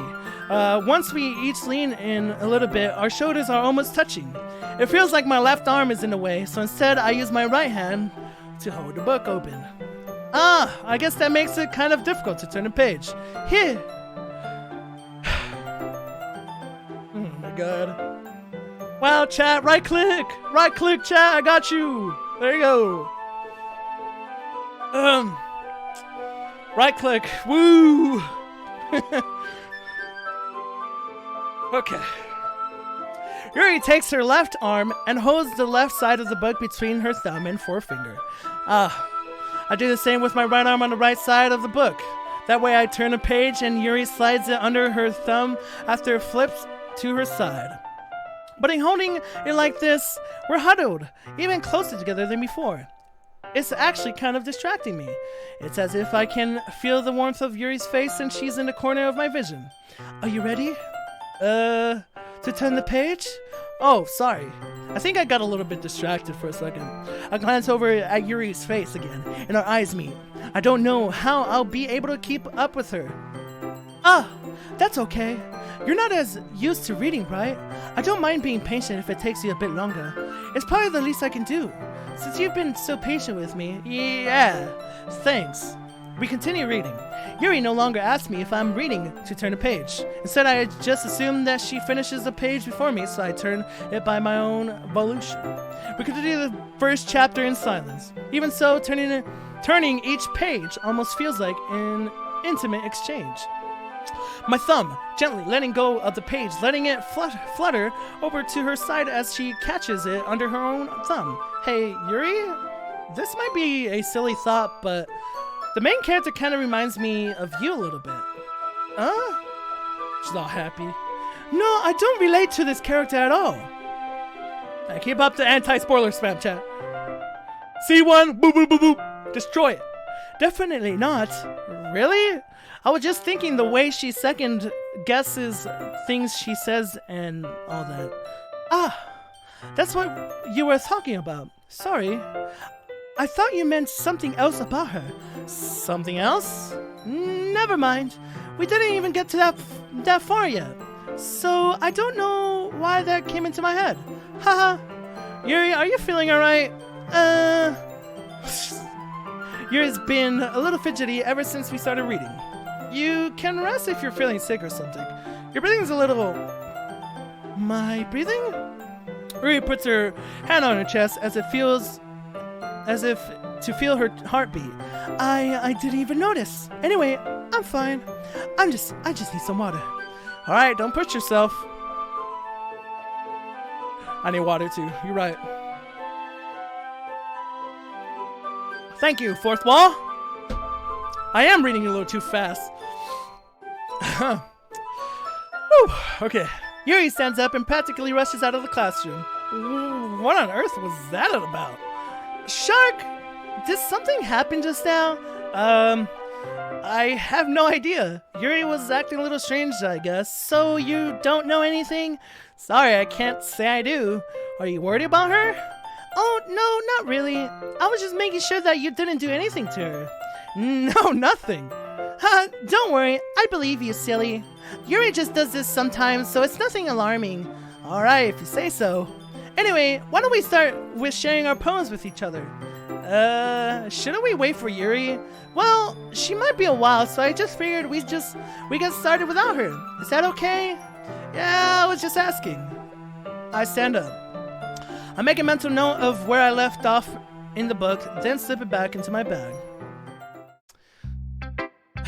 God, dude, not fucking Monica scares me, bro. I'm going Natsuki.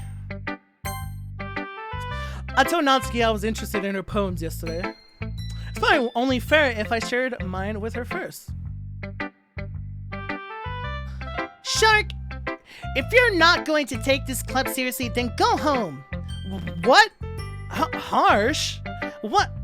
You expect me to believe that you actually put effort into this? Do you think I'm stupid? I'm not a writer. Maybe it's not very good, but yeah, I did put in effort. We all start somewhere, right? If you're still proud of the first poem you ever wrote, then I'd like to read it. Painful to think about? Fine. Well, sorry. You'll get better anyway. I'd tell you what to improve, but you're better off just trying again. Fair enough. Well, to each your own, I guess. Anyway, I guess I gotta share mine now. Knowing you'll probably think it's stupid. Yeah, so it's the same one. Eagles can fly, monkeys can climb, crickets can leap, horses can race, owls can seek, cheetahs can run, eagles can fly, people can try, but that's about it. Good. Yeah, we read that. Very kawaii. Alright, we get it. Yeah, I told you that you weren't gonna like it. I like it. Nani? Just be honest. I am. Why are you so convinced that I wouldn't like it? Well, because everyone in high school thinks that writing has to be all sophisticated and stuff. So people don't even take my writing seriously. But isn't the point of poems for people to express themselves? Your writing style wouldn't make your message any less valid. Yes, exactly. I like when it's easy to read, but it hits you hard. Like in this poem. Seeing everyone around you do great things can be really disheartening, so I decided to write about it. Yeah, I understand. But the other nice thing about simple writing is that it puts more weight on the wordplay. Like I set up for a rhyme at the end, but then made it fall flat on purpose. It helps bring out the feeling in the last line. So you did. I guess more went to it than I realized. That's what it means to be a pro. I'm glad you learned something. Didn't expect that from the youngest one here, did you? Yeah, I guess not. I decided humor with the last comment. I don't really care how old everyone is, but if Natsuki is feeling proud, then I won't take that away from her. Turned British? Did it turn British? Monica! Hi, Shark! Having a good time so far? Yeah. Good, glad to hear it. By the way, since you're new and everything, if you ever have any suggestions for the club, like new activities or things we can do better, I'm always listening. Don't be afraid to bring things up, okay? Alright, I'll keep that in mind. Of course, I'll be afraid to bring things up. I'm much better off just going with the flow until I'm more settled in. Anyway, want to share your poem with me? It's kind of embarrassing, but I guess I have to. Ha ha ha! Don't worry, Shark. We're all a little embarrassed today, you know. But it's that sort of barriers that we'll all learn to get past soon. Yeah, that's true. I hand Monica my poem. Great job, Shark. I was going ooh in my head while reading it.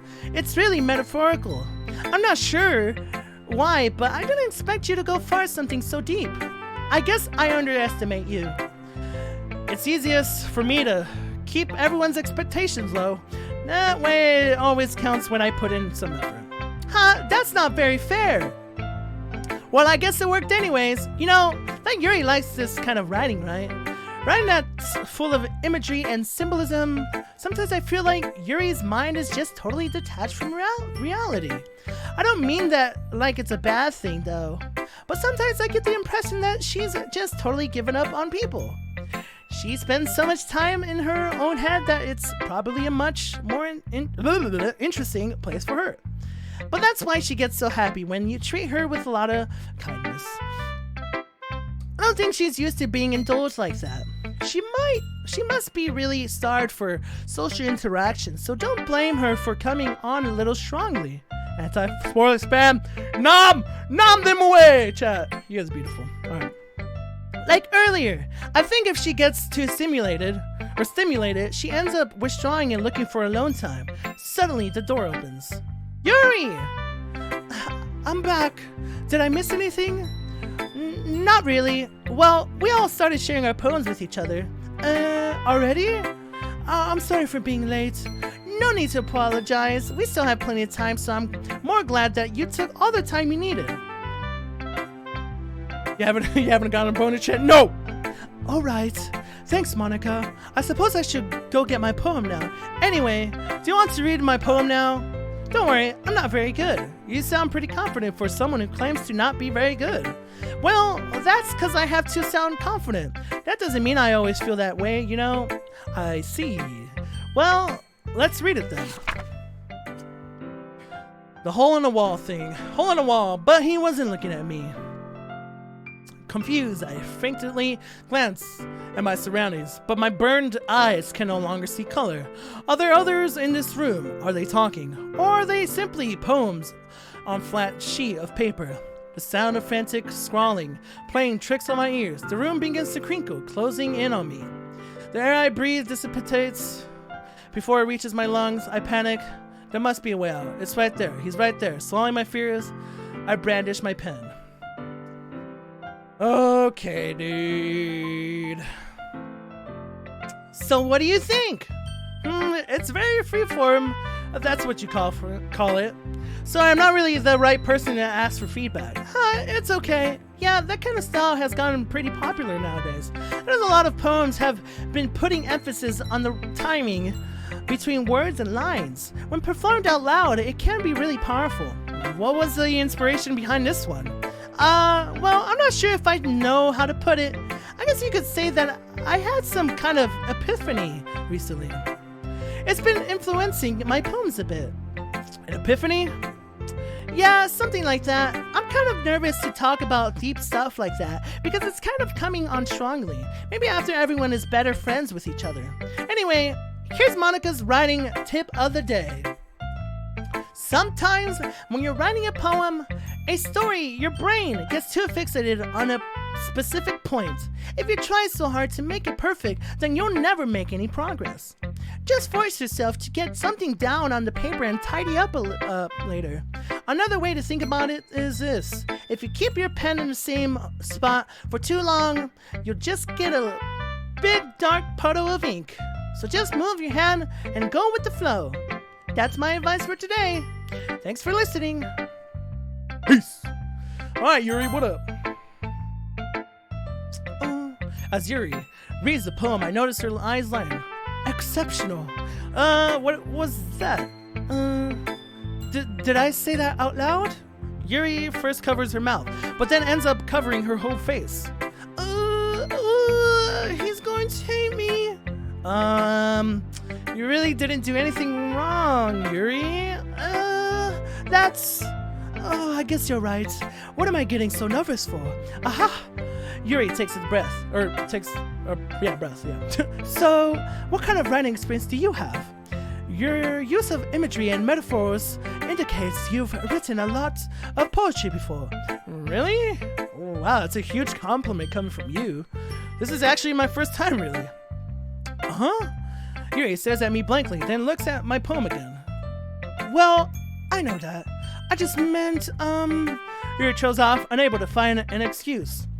She traces her finger along the words in the poem as if breaking it down more thoroughly. Yeah, okay. This is the reason I was able to tell. It's just that there are specific writing habits that are usually typical of new writers. And having been through that myself, I kind of learned to pick up on them. I think the most noticeable thing I recognize in new writers is that they try to make their style very deliberate. In other words, they tend to pick a writing style separate from the topic matter, and they form-fit the two together. The end result is that both the style and the expressiveness are weakened. Once Yuri finds her train of thought, it's as if her demeanor totally changes. Ah, yes, quite simple, of course. Of course. Exquisite.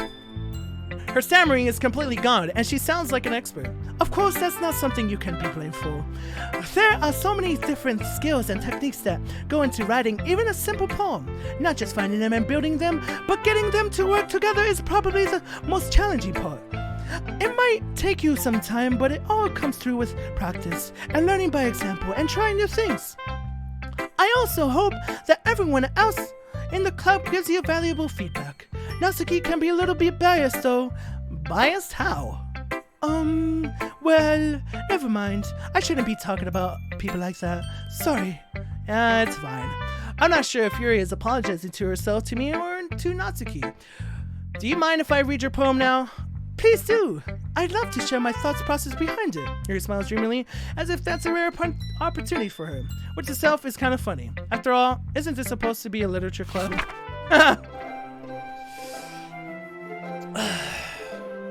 Ghost under the light. The tendrils of my hair illuminate beneath the amber glow. Bathing. It must be this one. The last remaining streetlight to have withstood the test of time.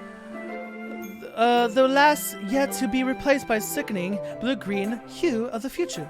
I bathe, calm, breathing air of the present, but living in the past. The light flickers, I flicker back. Same poem. I'm sorry I have such terrible handwriting. What? I wasn't thinking that at all.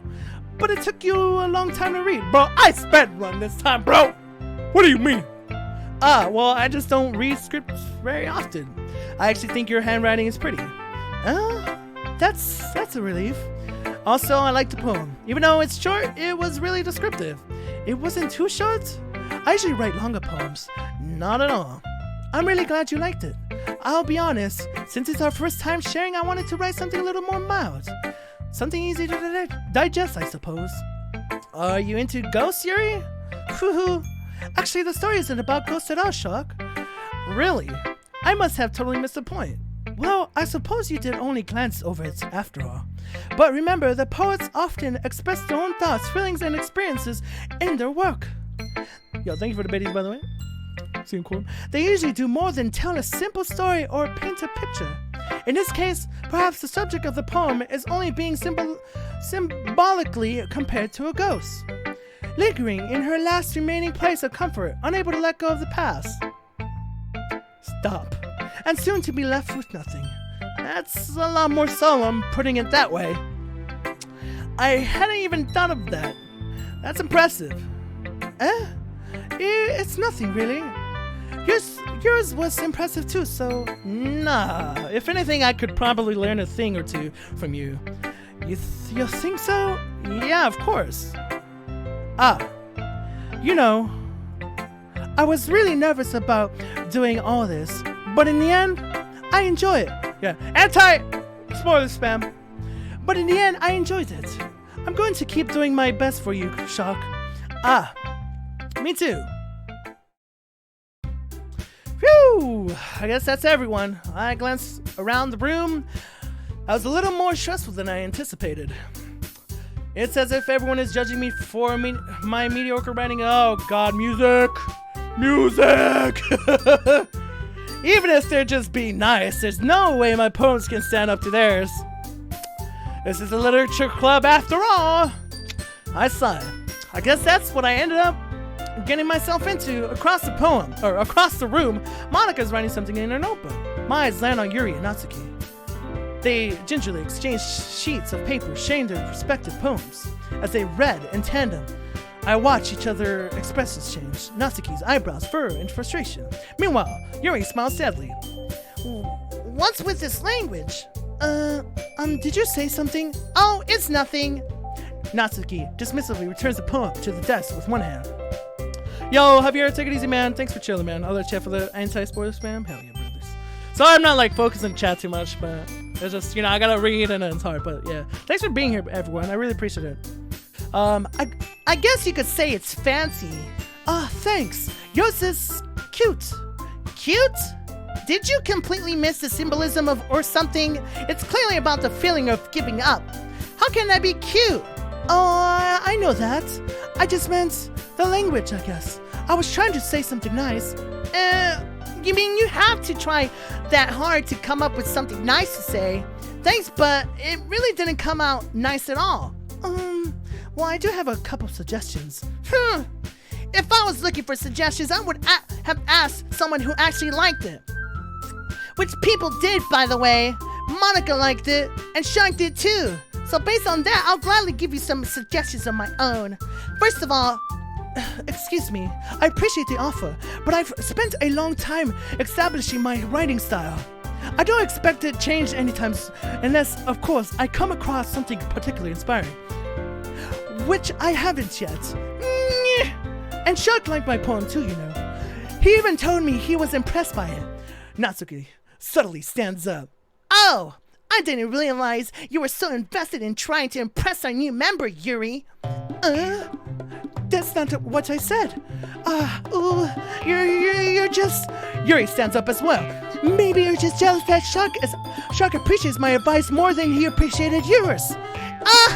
And how do you know he didn't appreciate my advice more? Are you that full of yourself? No. If I was full of myself, I would deliberately go out of my way to make everything I do over cutesy. Well, you know what? I wasn't the one whose booze magically grew a size bigger as soon as Shark started showing up.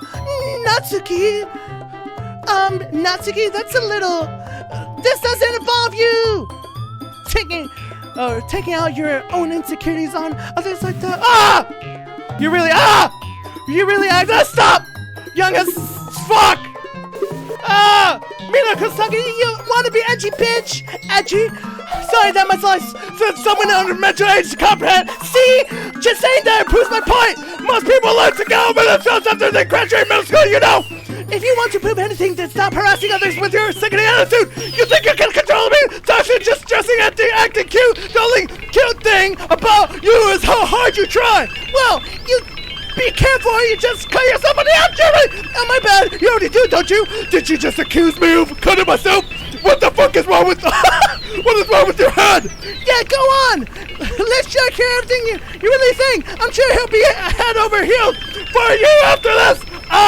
Suddenly Yuri turns towards me as if we just noticed I was standing here.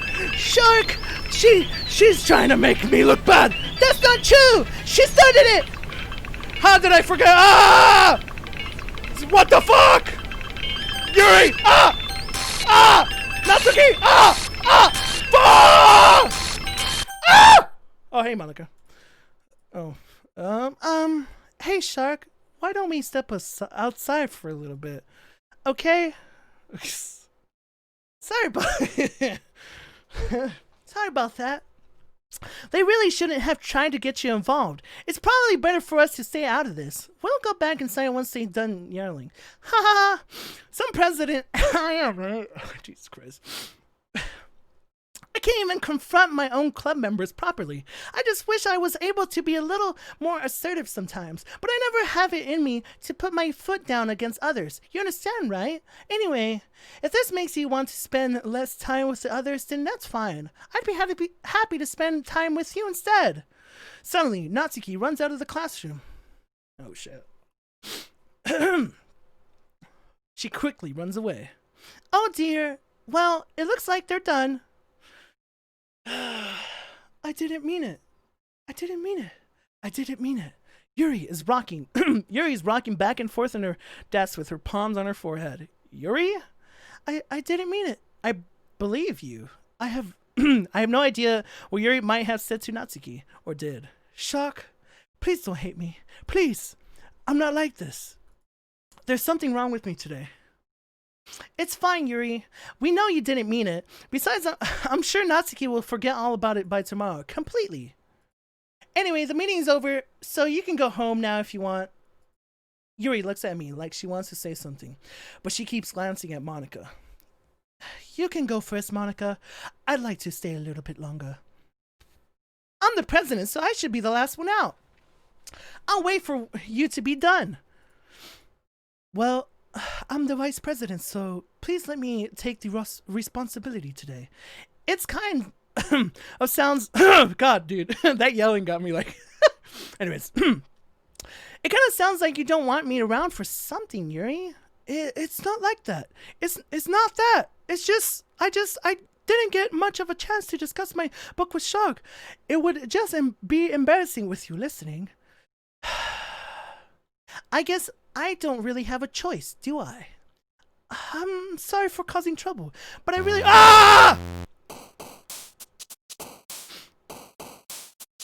Okay, well... Horror! This is a very scary freaking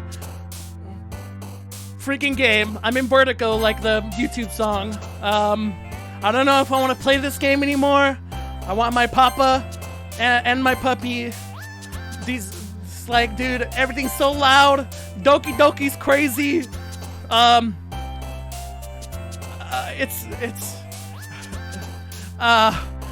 Dude, like, it's not fun. I feel hurt. I'm praying out here, bro. This shit's dark as hell. Like, dude, I want to play Destiny instead of this game. Like, dude, y'all should be shamed for playing this game. But it is kind of awesome. But it's very uncontrollable, leaving me into a twirl. Literally, like, the room was like fireworks, bro. I want to cry. He needs some milk.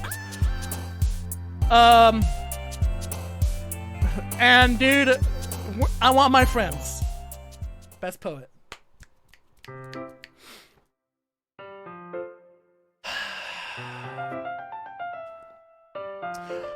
Oh, fuck, dude. I need some water, chat. If you don't mind, I really need water, so give me a sec. Give me 1 sec.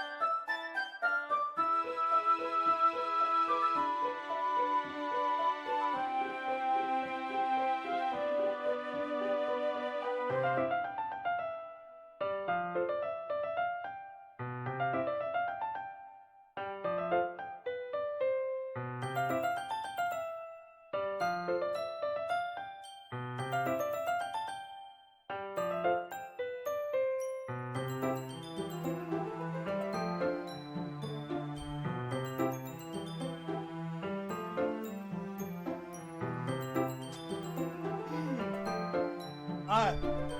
Jesus Christ. Blah. Oh shit. Alright. We're back. Any anti-spoilers? Or, yeah.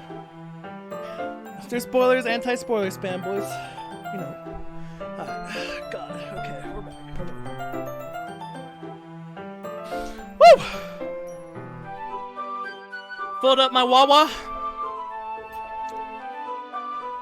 Good.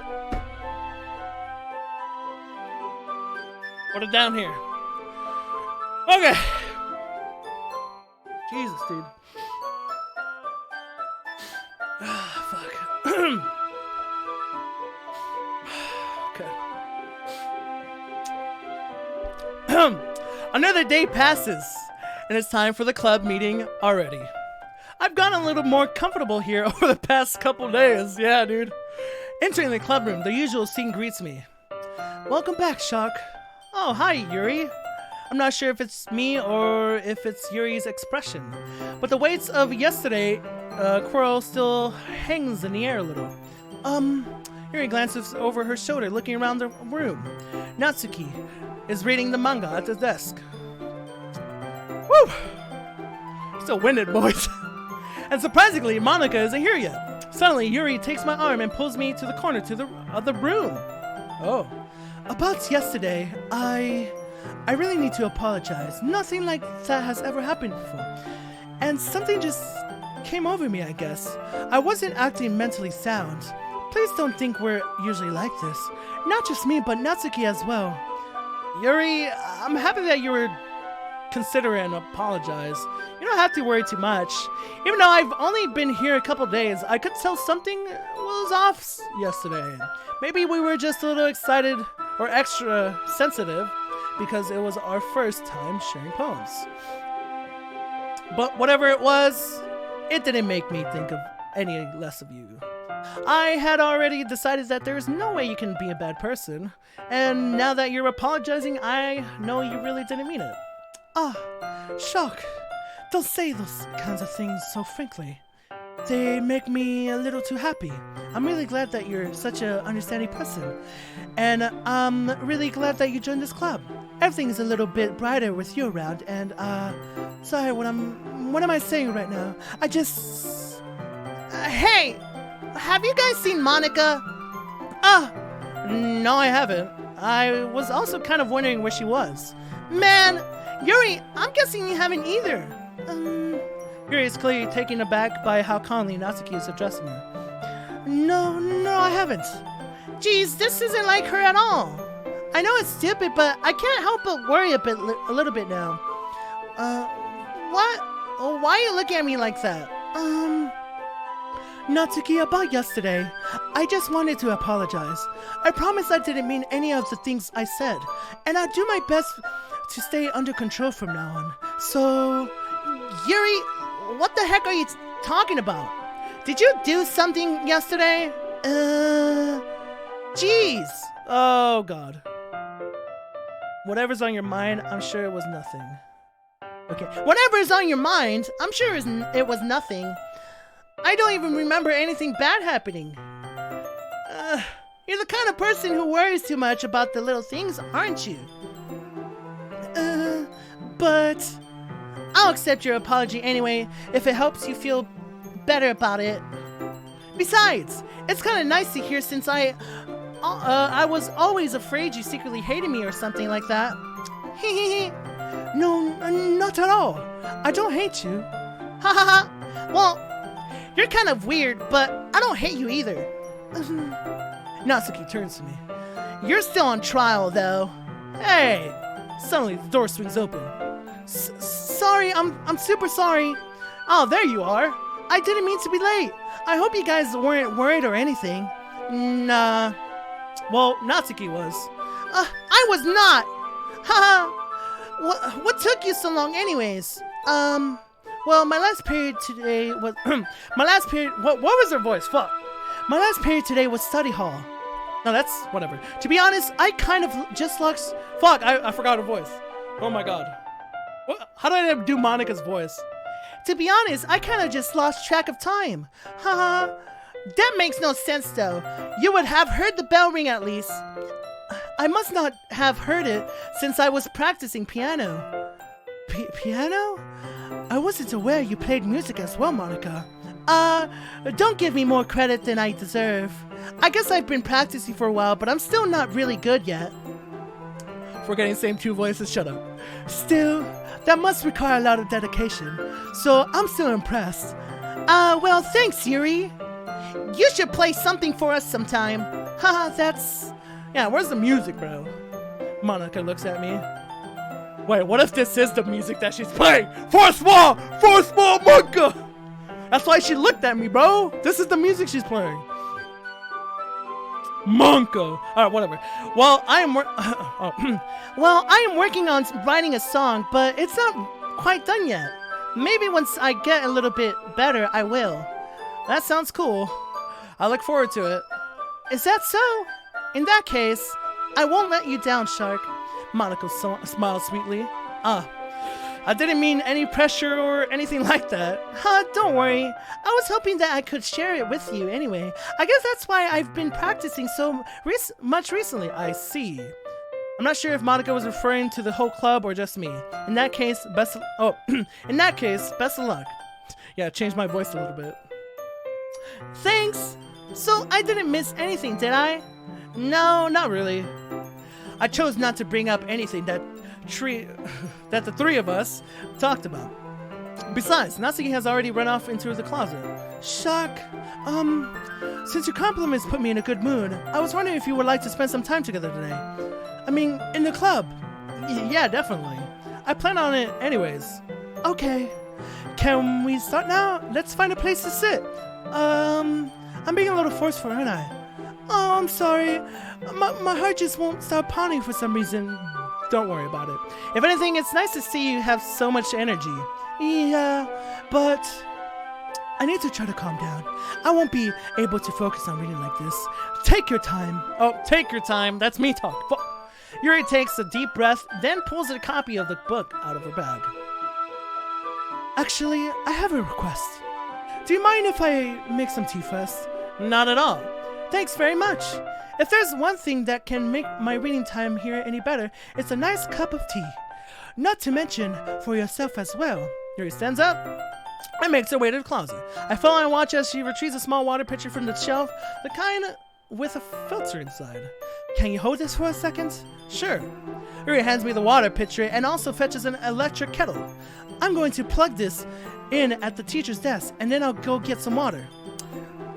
She walks past me and sets the kettle down on the teacher's desk. I simply watch her movements. To my surprise, the way she moves really contrasts her speaking mannerisms. Especially because of her long legs, Yuri appears elegant and methodical.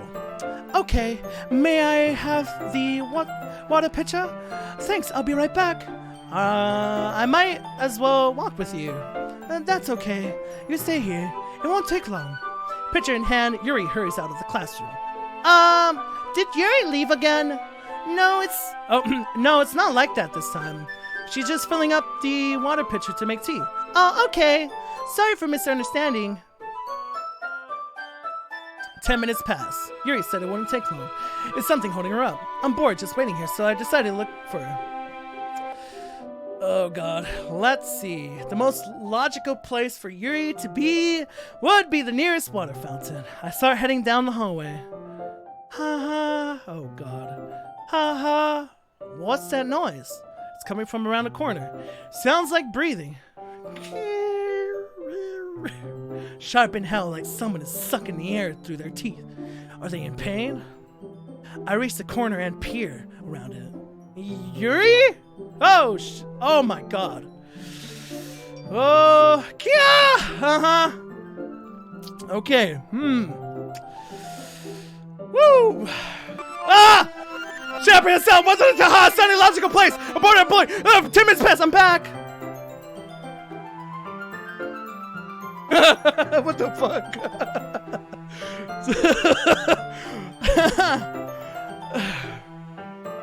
Woo! Okay! Alright. Thanks for waiting patiently. Shark, do you like oolong tea? Yeah. Anything is fine. Very well. Yuri sets the temperature on the kettle to 200 degrees. Now it's time to get the teapot. You really do this properly, don't you? Of course. I shouldn't do any less when I'm making tea for others. Even if I'm not an expert on tea or anything? Because I microwave tea, baby. Let's get it. In that case, you'll only be even more impressed. Perhaps I will. Yuri fetches the teapot and begins measuring the tea leaves. To my surprise, she even starts humming a little to herself. You must be in a good mood now. Is that so? I was letting it show. And you noticed. I was doing a bit of thinking, and decided that I would try expressing myself a little bit more. It turns out it's not very hard for me to do, when it's you who's around anyway. That's great, Yuri. Just don't push yourself too much. You're always worrying about me, Shark. It's very endearing. Yuri wasn't kidding. I don't even know if I can keep up with this. I watch Yuri pour a cup of tea for each of us. Shark, I have another request. Do you mind if we sit on the floor today? Why's that? It's a little bit easier on my back. I actually don't like sitting on the floor. Like, bring me a chair, bro. I can read with my back against the wall rather than bending over at my desk. Sorry, I didn't realize. No worries. I just have pain fairly regularly, so I do my best to manage it. Is that so? I wonder why that is. It's mostly because your posture, right? Always hunched over like that. Oh, posture check. Posture check. Woo! Chat. Posture check. Okay. Always hunched over like that while reading. Yes. I have terrible reading posture, so that's why we should sit on the floor. I feel like that's worse. Like, what? How? For me, at least. Jesus. Fair enough. I'll go ahead and get the book. Boner check. No.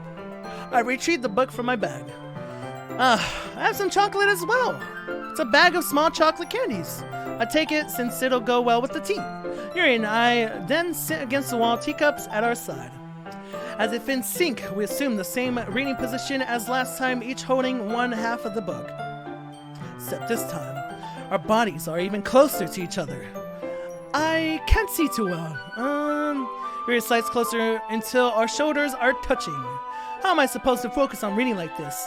Yuri was always kind of cute, but when she's being less apprehensive, it's almost more than I can handle.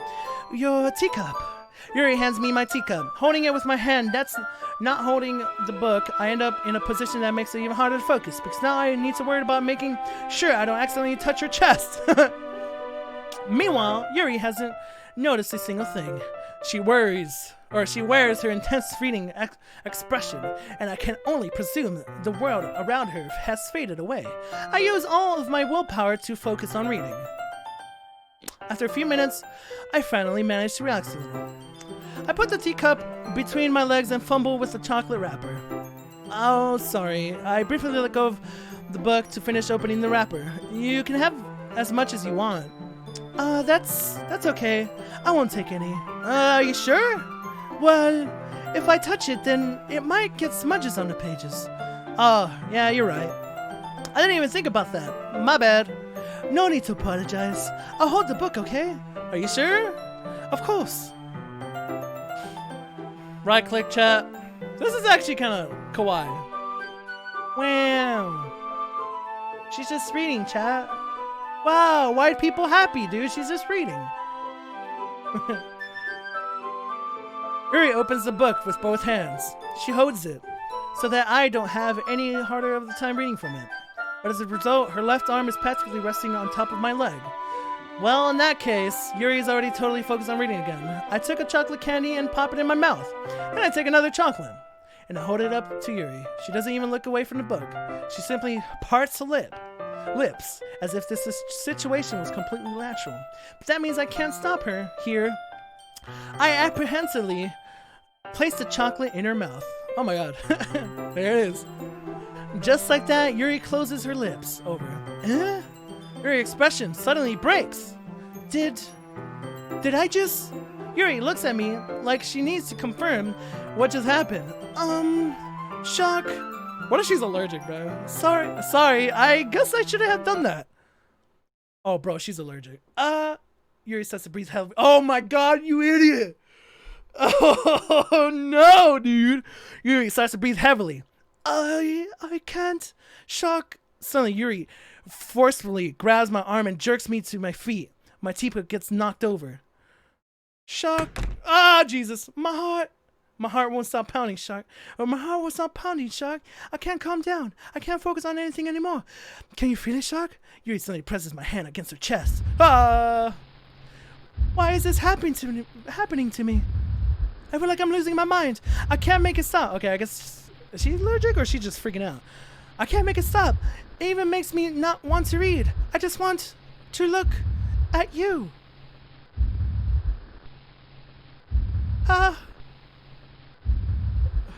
What is up with her face, bro? Any words? Huh?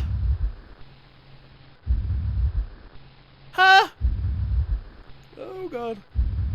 Oh Jesus, what up?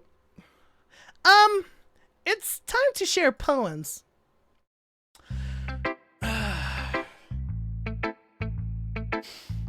Natsuki not creep me out so far, so hey, you go first. Well, I can admit that it's better than the last one. It's nice to see that you're putting in some effort. That's good. Just make sure you find a little bit of influence from everyone. I think you're at least being influenced by Yuri a little bit, aren't you? I mean, I know you've been, like, spending some time with her or whatever, but, you know, Monica and I just as good as her at poems, I mean.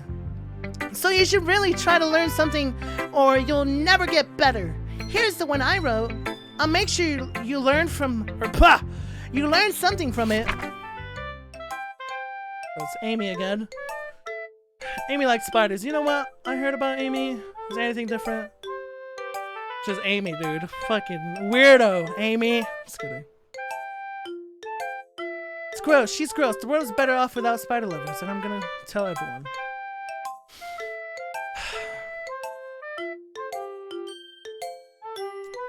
Yeah. Doesn't matter if she has other hobbies. Yeah, it's the same.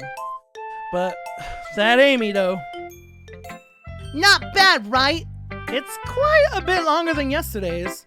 Yesterday's was way too short. I was just warming up.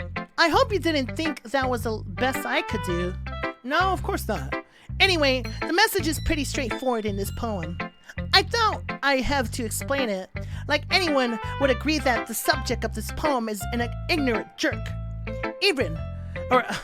Everyone has some kind of weird hobby or guilty pleasure, I guess. Oh, no, I guess. Something that you're afraid if people found out, they'd make fun of you or think less of you.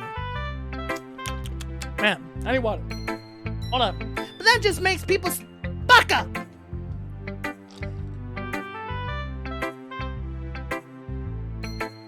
Yeah, anti-spoiler spam. Who cares what someone likes as long as they're not hurting anyone and it makes them happy? I think people really need to learn to respect others for liking weird things. Like Destiny. Such as 2 of the girls in this very club, whom I respectfully won't name. I mean, there's like 2 other girls in the club. Kind of ironic that even in my one place of comfort, I can't even have people respect me. Geez, now you're making me complain too much. What did I do? Oh, what did I do? For what it's worth, I respect you. Well, I guess thanks. But it's kind of obvious that you respect Yuri more, so whatever. We're done sharing, so you can leave now. Alright, Yuri, what's up? Both of them are creepy.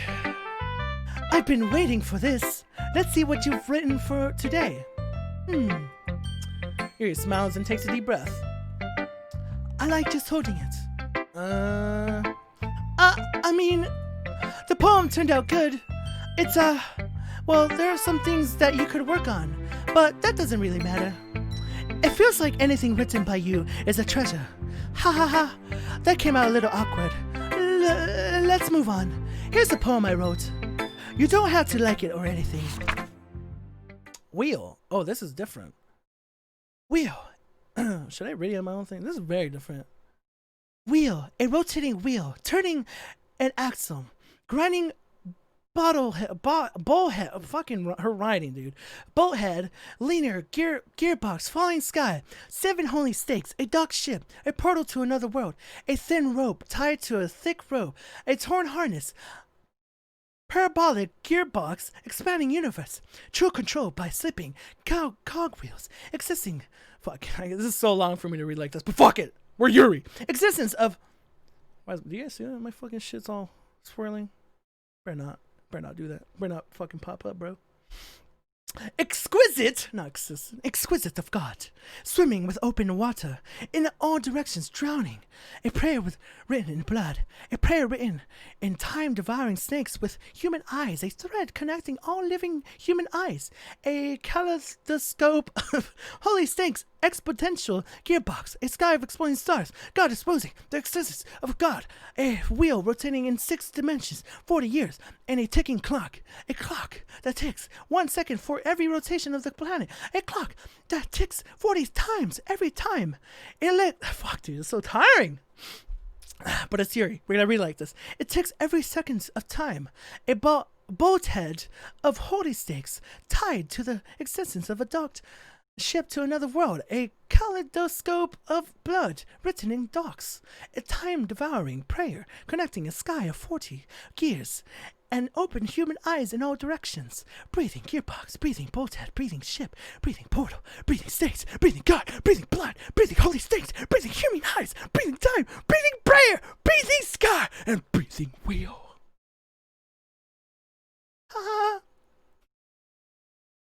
It doesn't really matter what it's about. My mind has been a little hyperactive lately, so I had to take it out on your pen. That is, a pen fell out of your backpack yesterday, so I took it home for safekeeping, and I just really like the way that it writes. So I write this poem with it. And now you're touching it. Haha. I'm okay. What did I just... Oh god, this is creepy, bro. Can we pretend this conversation never happened? You can keep the poem, though. Oh boy, oh boy, oh boy. Woo! Okay. Water? I'm like already like... Woo! Okay.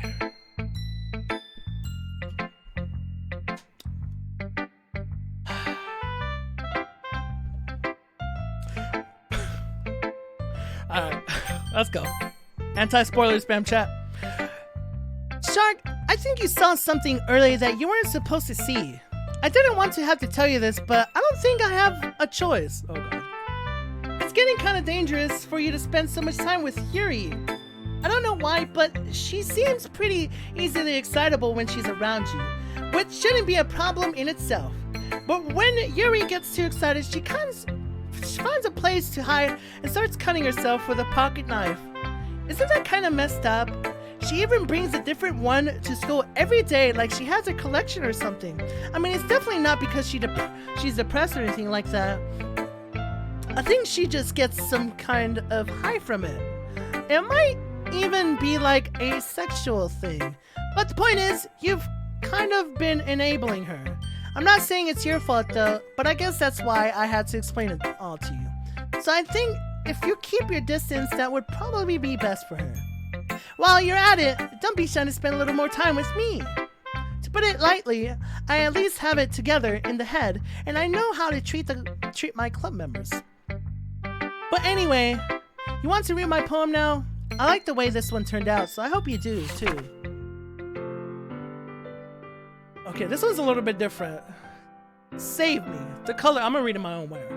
Save me. The colors they want bright, beautiful, flashing, expanding, piercing red-green, and cacophony of meaningless noise.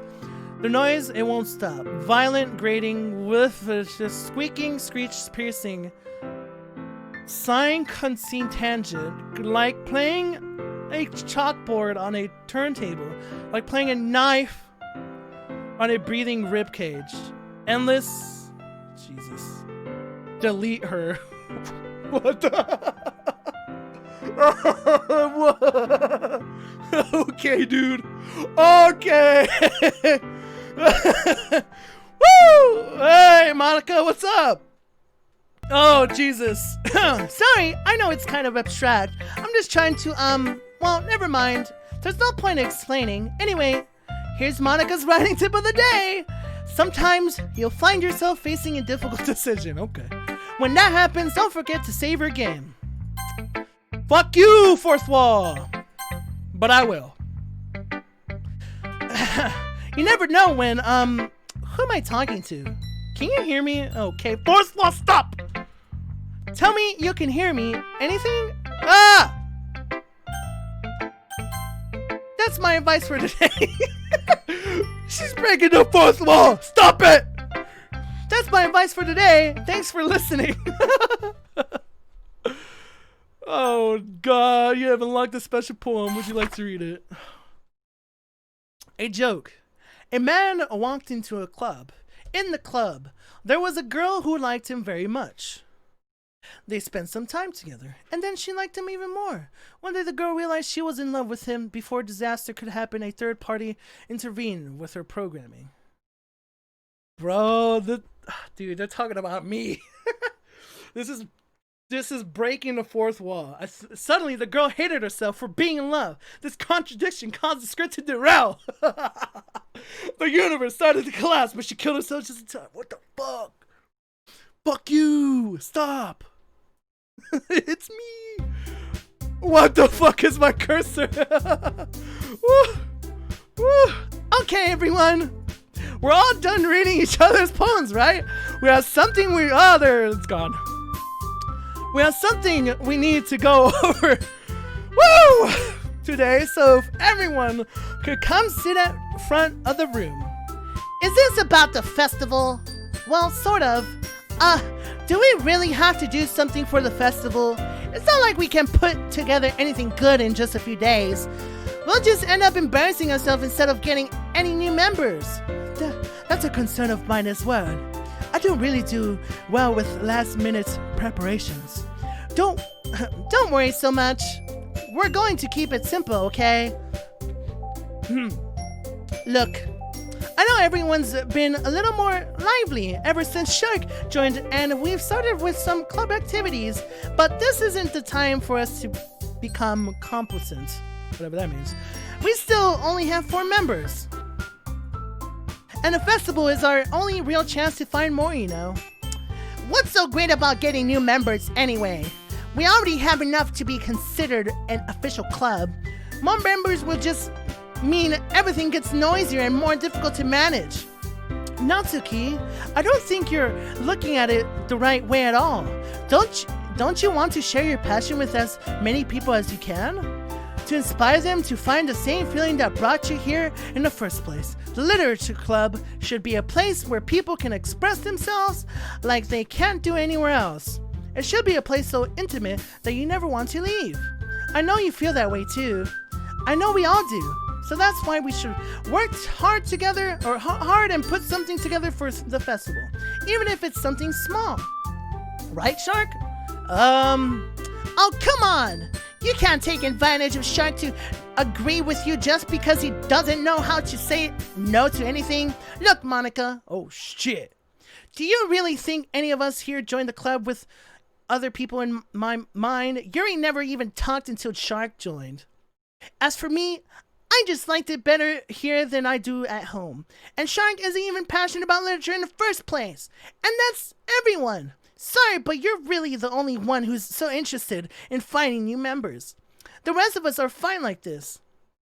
I know you're president and all, but you should really consider our opinion for once. Monica is clearly taken aback by Natsuki's words. That's not true at all. I'm sure Yuri and Shark want to get more members too, right? I don't know about Yuri, but I'm kind of indifferent. If I showed as much enthusiasm as Monica wanted, then I would probably be lying. Still, if it's up to me to rescue this situation, no. Natsuki's right, isn't she? This club, it's nothing more than a place for a few people to hang out. Why did I think that everyone here saw it the same way as I did? But that doesn't mean that we're against getting new members or anything. Shark, why did you even join this club? What were you hoping to get out of this? Well, that's not really something I can be honest about, is it?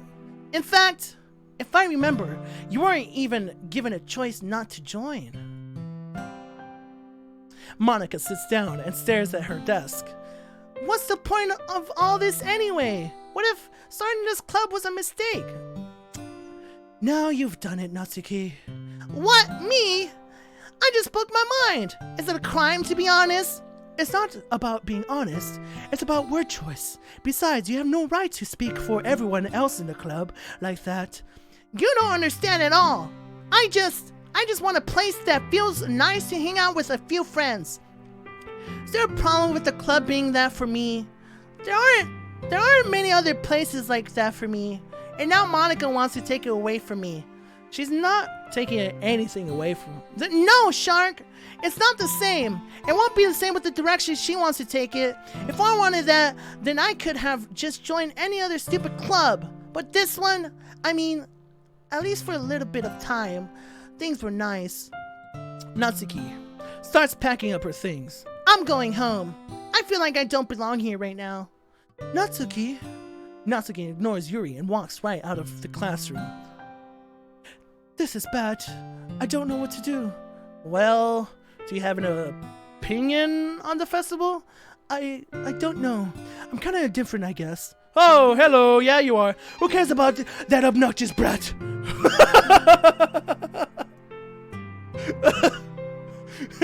Okay, dude. Woo! What the? I mean, that was kind of funny. Anyways, I mean, I like how nice and quiet the club is right now. And I'm just happy with you here. But still, I'm the vice president. It's not right for me to ignore my responsibilities like that. Okay, nobody will cry if she killed herself. Woo! Okay, that's not... Whoa, dude! Oh my god! I should do my best to consider everyone's perspective and make the decision that's right for the club. But what about you, Shark? What do you want to get out of this club? Yuri repeats the same question as Monica. I decided giving an indirect answer is better than nothing. I think the most important thing is for everyone to get along, and for the club to provide something that you can't get anywhere else. I don't think it's about how many members, but rather the quality of each member. That's what will end up making the Litter Club a special place. I see. I really agree with you. Each member contributes their own qualities in a special way. With each change in members, the identity of the club as well will change too. Oh my god, her eye's bleeding. Oh shit. I don't think that's necessarily a bad thing. Stepping out of your comfort zone once in a while. So if you would like to help Monica with the festivals, then I'm on your side as well. Alright. Well, maybe we can all talk to Natsuko tomorrow. Yuri nods. Hey, Yuri. I know things were a little awkward yesterday, but I feel like you deserve to know that I still think you're a wonderful vice president, and also a wonderful friend. Monica, I want to do everything I can to make this the best club ever. Okay? Me too. Yeah, let's all go home for today. We'll talk about the festival tomorrow. Okay, I look forward to it. Shall we go, Shark? Please don't take this the wrong way, but I'm going to chat a little bit with Shark before we leave. Just to see what he thinks of his time here and all. It's important to me as a president. Yuri looks a little troubled, but she doesn't protest. Okay, I trust your judgment, Monica. In that case, I'll see the two of you tomorrow. See you tomorrow! Monica waves as Yuri exits the classroom. Phew! Things have been a bit hectic lately, haven't they? Shark, I just wanted to make sure you're enjoying your time at this club. I would really hate to see you unhappy. I feel kind of like I'm responsible for that as president. And I really do care about you, you know. I don't like seeing the other girls give you a hard time. With how mean Natsuki is and everything. And Yuri being a little bit, you know, something it feels like you and I are the only real people here. You know what I mean? Yeah, just don't stop. But it's weird because in all the time you've been here, we have hardly gotten to spend any time together. I mean, I guess it's technically only been a couple days. Sorry, I didn't mean to say something weird. There are just some things I've been hoping to talk with you. Things I know only you could understand.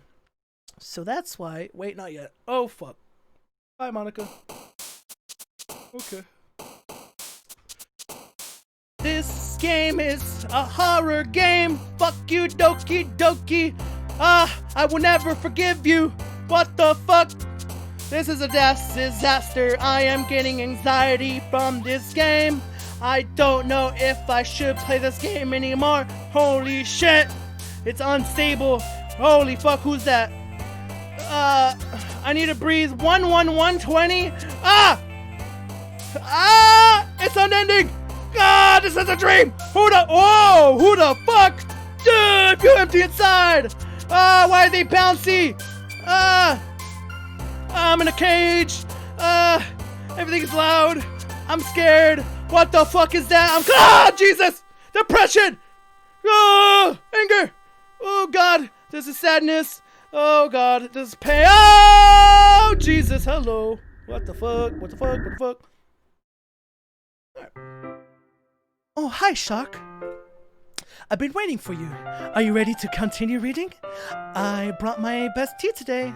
Monica, I told you not to, Is she really late again? Inconsiderate as usual, Natsuki. Excuse me?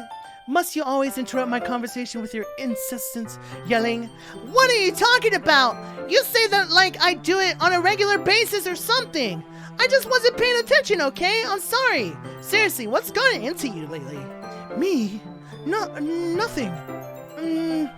Is it really that bad? See, it is something. I'll get over it. It's not even... Okay, I thought I saw something weird. It's not even anything noteworthy. I've just been feeling a little on edge lately. Anyway, we don't need to talk about it. Well, I just feel like I needed to bring it up. It's not like I really care or anything. Hello. Oh man, I'm the last one here again. Well, Shark just walked in too. Were you practicing piano again? Yeah. Ha ha ha. You must have a lot of determination. Starting this club and still trying to make time for piano. Well, maybe not determination, but I guess passion. It motivates me to work hard for the festival and, right. I forgot. About that, Natsuki. We were talking yesterday and, well, we decided that we would like to support the festival as well. However, I understand how you feel about not wanting the club to change. I think we all kind of feel the same way. So as long as we're all working together, this club will never become something we don't want. Also, if you help us out with the festival, then I'll buy you a new manga. Oh! Ha ha ha! Sorry, that last part was really funny. Look, I did some thinking about yesterday. I was a little more hostile than I meant to be before. I guess I really felt threatened or something. But I know this is something we're doing together. Another new member wouldn't hurt as long as they're cool. And I guess another girl would be nice this time. But more importantly, I would hate to see the event suck just because I chose to back out. I'm a pro, you know. So I'm gonna help you, or I'm gonna help too, and we'll make sure it's done right. Thank goodness. Isn't that great, Monica? Monica? Yeah, that's wonderful. It wouldn't be the same without you, Natsuki. Anyway, Shark, what do you want to do today? I was thinking we already have plans today. Is that so, Yuri? That's correct. Shark is already engaged in a novel that we're reading together. Aren't you glad I've already got him into literature, Monica? Anti-spoiler spam, boys. I suppose. I was just... Actually, it doesn't matter. It really doesn't. You guys can do whatever you want. Yes! Oh my gosh, you got all like... Thank you for understanding, Monica. Actually, I have a request. Do you mind if I make some tea first?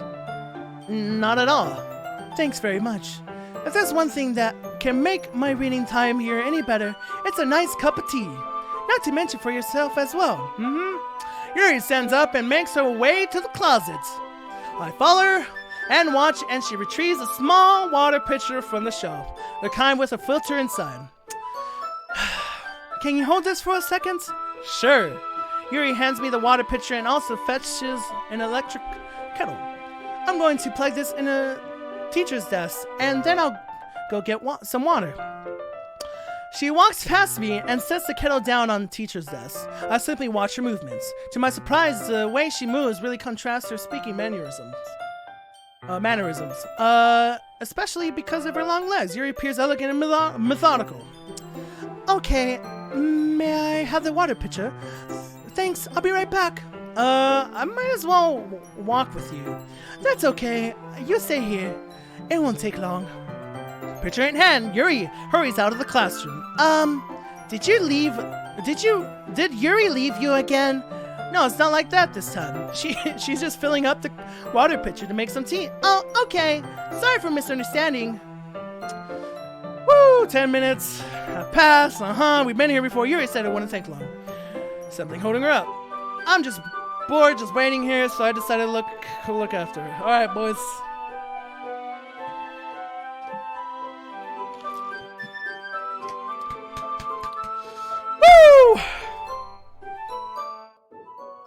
Let's see. The most logical place for Yuri to be would be the nearest water fountain. So heading down the hallway. Ha ha! Ha ha! What's that noise? It's coming from around the corner. Sounds like breathing. Sharp in hell, like someone's sucking air through their teeth. Are they in pain? I reach the corner and peek around. Oh, fuck. Yuri? Oh, God.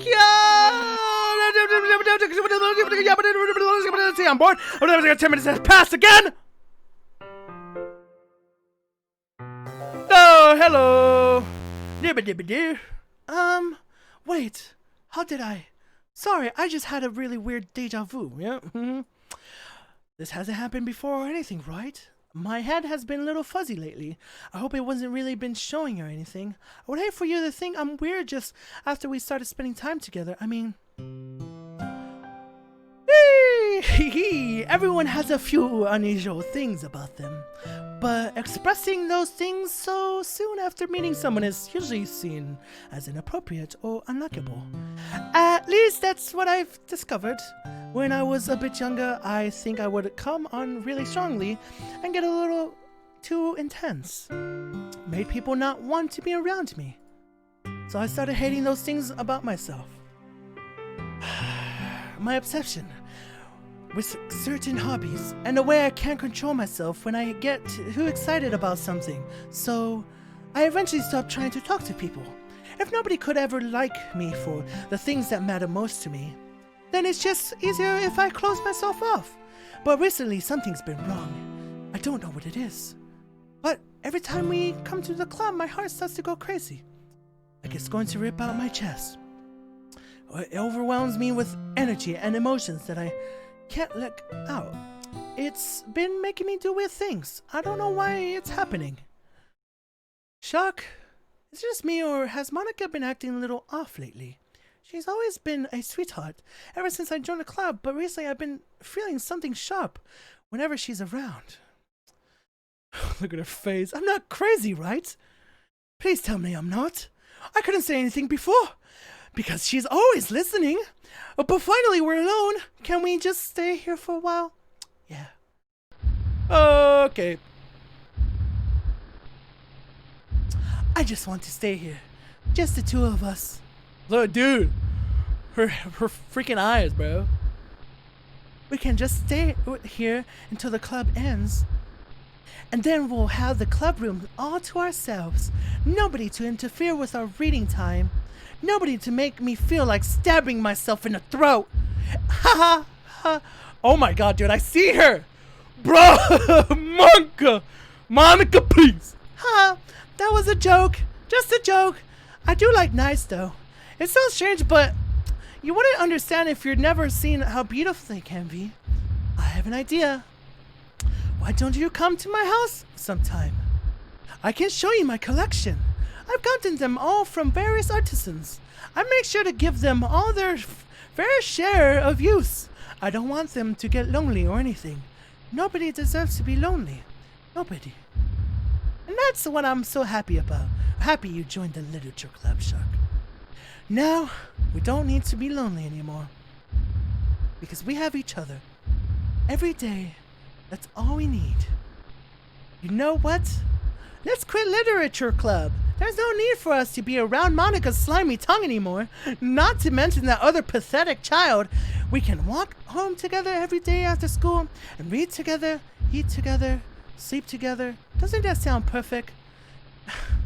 Hey Monica, what's up? That thing we could ever ask or ever want. Isn't that what you joined the club in the first place? It's always like it was fate. Fate that we would meet each other. And now, we get the happy ending that I've patiently waited for years for. Will you do that with me, Shark? Will do. Oh! Who should I show my poem to first? Chat, I gotta pee. So, give it a sec. Hold on. I'm drinking a lot of water. So, hold on.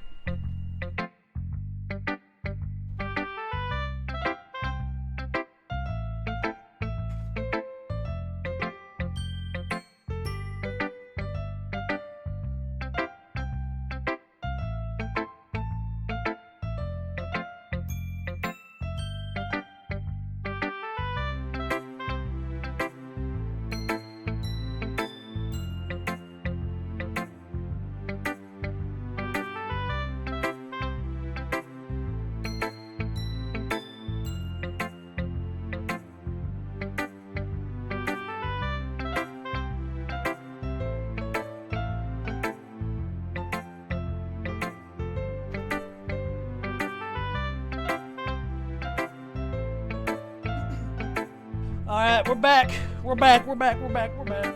Anti-spoiler spam chat. Don't let them say it. Nope. Not today. Not today. Ah, shit. Okay. Alright. Alright, let's get a little comfortable here, boys. Oh. What up?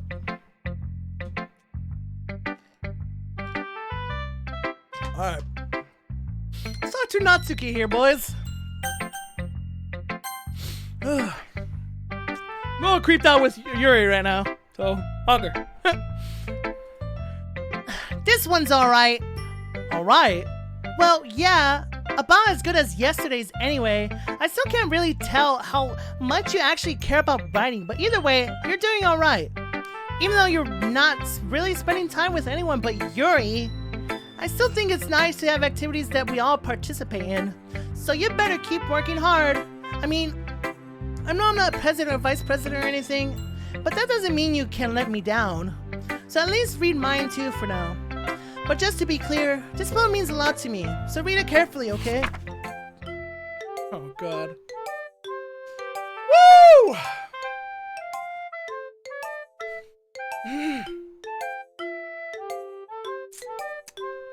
To read, boys.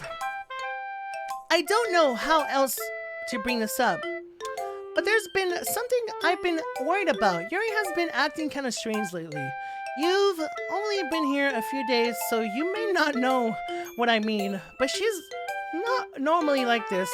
She's always been quiet and polite and attentive, things like that.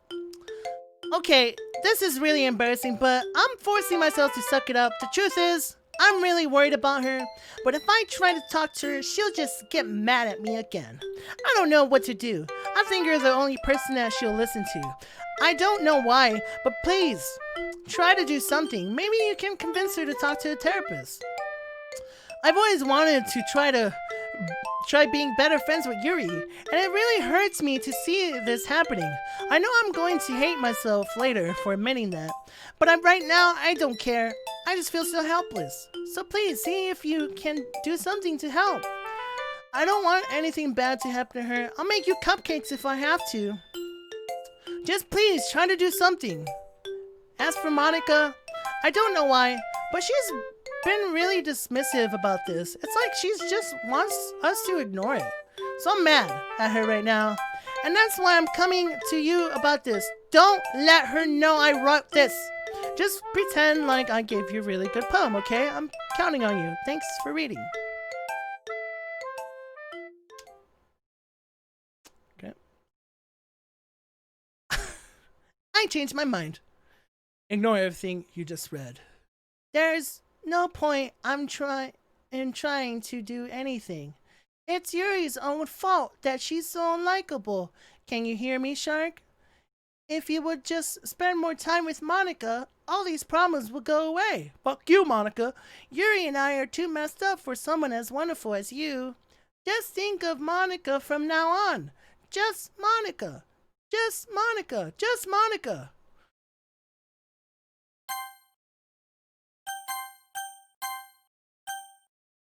Fuck you! Fuck you! Woo! What if you just skip? I mean, I have no choice. Just Monica. Just Monica. Who should I show my poem to next? Fuck you, Monica! Finally. Ha ha ha. Yuri holds my poem to her face and takes a deep breath. I love it. I love everything about it. Shark, I want to take this home. Will you let me keep it? Please. Sure, I don't care. Haha, you're too nice to me, Shark. I've never met anyone as nice as you. I could die.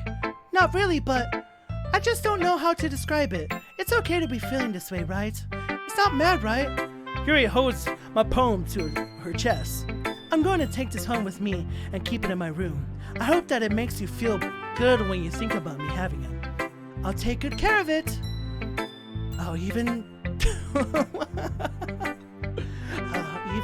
touch myself while reading it over and over. Okay. I'll give myself paper cuts so your skin oil enters my bloodstream. Ha ha ha. You can have my poem too.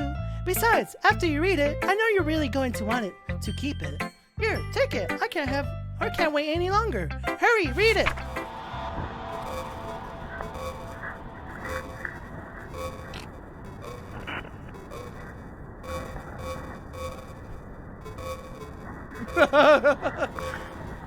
Very nice, Yuri. Ah, yes. Can't read shit. Oh, do you like it? I wrote it for you. In case you couldn't tell, the poem is about 1 out of 4. More importantly, I've endowed it with my sense. See, aren't I the most thoughtful person in the club? Ah! I think I'm going to vomit. Bleh. Bro, can I leave?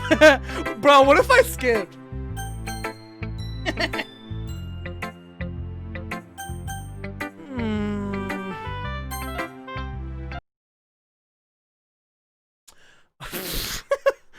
Don't say I didn't warn you, Shark.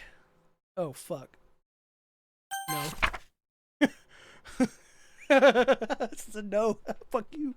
A dream. I was staying over at my friend's place. There were 4 of us. I drifted off to sleep while everyone was talking and watching the TV. In my dream, I was still at my friend's house. The only difference was that there were nails sticking out of the walls everywhere. And there was also someone I didn't recognize. The person I didn't recognize told a joke, and everyone laughed. Woke up to the sound of everyone laughing at something that happened on the TV. The laughing was not part of the dream. It was a noise that woke me up. I wonder who that person was and how they knew to tell a joke at that moment. Okay, everyone. It's time to figure out the festival's preparations. Let's hurry and get this over with. Jeez! Why is the mood so weird today? Look, even Yuri isn't immune to it. Stagnating air is common foreshadowing that something terrible is about to happen. Look, can we just get this done? I'm going to be printing and assembling all the poetry's pamphlets. Natsuki, I was thinking, I want to make cupcakes. Yeah, that. I'm glad we're on the same page. Yuri, you can, well, it doesn't matter. Do whatever you want, as long as you think it'll help. Monica, I'm not useless, you know. I know that. I already know what I'd like to do. We can't run a successful poetry event without having the right atmosphere for the occasion. So I'm going to make decorations and set up some nice mood lighting. There, see? That's a great idea. And that gives us all something to do. What about Shark? Shark is going to help me. Wait, you have the easiest job, Monica. Sorry, but that's just how it is. Like how it is? What are you trying to pull? I agree with Natsuki. Not only is your work already most suitable for one person, but my task is laborious enough to benefit from an extra pair of hands. Mine too!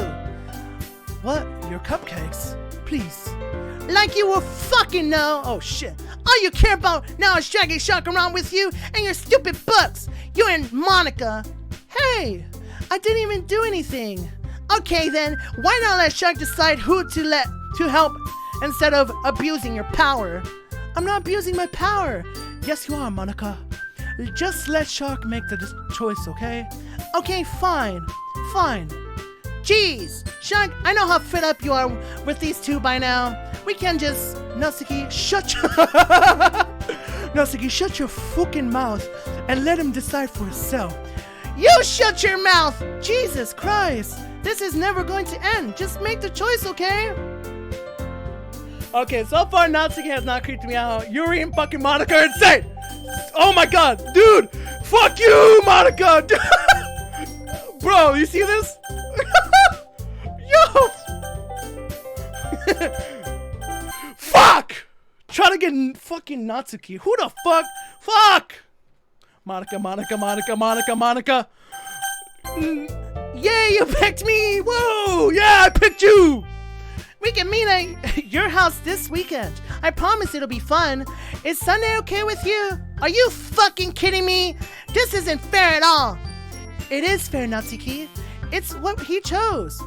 No, it's not fair at all. Giving us all this work and then taking Shark for yourself. What a shameful thing to do. Yuri, I didn't even give you any work. You decided for yourself. You're being a little unreasonable here. I'm being a fucking shit, dude. They about to scrap, boys. Holy shit. I'm being unreasonable. Monica, I can't believe how delusional and self-important you are. Pulling Shark away from me every single time. You're not included in something. Are you jealous? Crazy? Or maybe you just hate yourself so much that you take it out on others. Here's a suggestion. Oh, fucking Christ, dude. What the fuck? Have you considered killing yourself? It would be beneficial to your mental health. Yuri, you're scaring me a little bit. Natsuki, just let it go. I don't think she wants us around right now. See, that wasn't very hard. All I want is to spend a little time with him. Is that too much to ask? Yuri follows Monica and Natsuki to the door. Hey, Shark. Yuri is really something, isn't she? Monica giggles as Yuri pushes her out the door.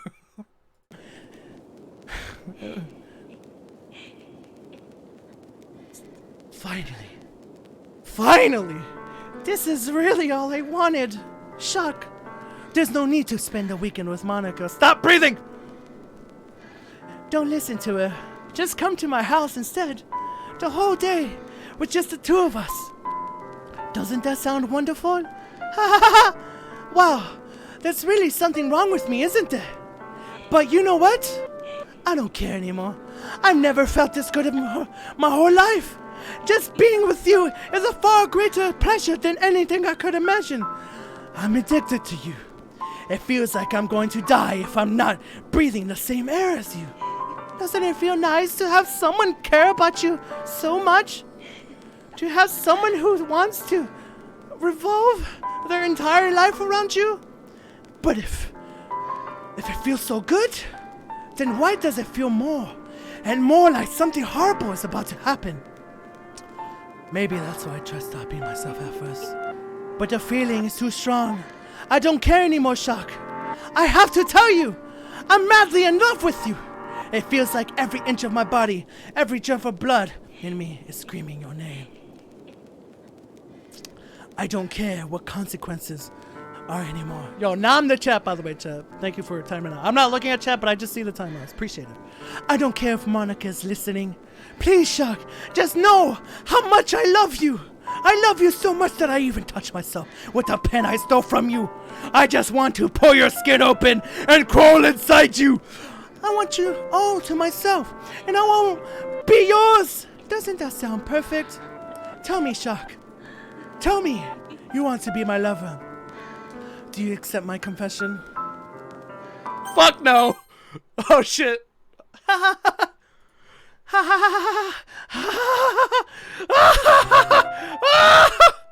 Oh fuck. Oh god. I'm sorry. Okay. Yep. Okay. Yeah. Jesus. Oh. Yabba-dabba-doo. Yabba-dabba-doo.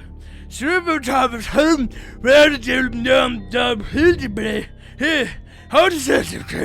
How does that? How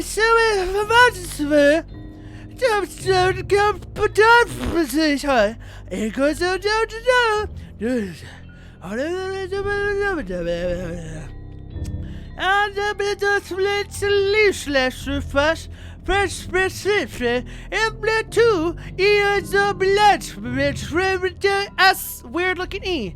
US of A, I see a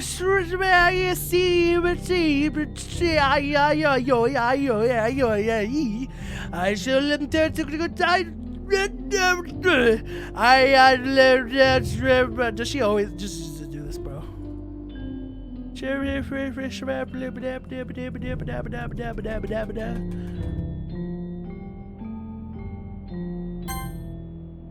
Oh my god! Okay. Oh god. Uh-huh. Oh god.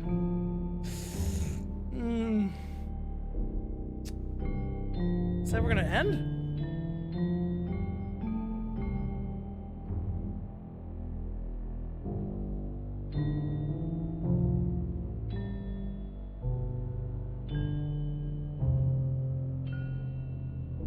Hello? Did I click on something?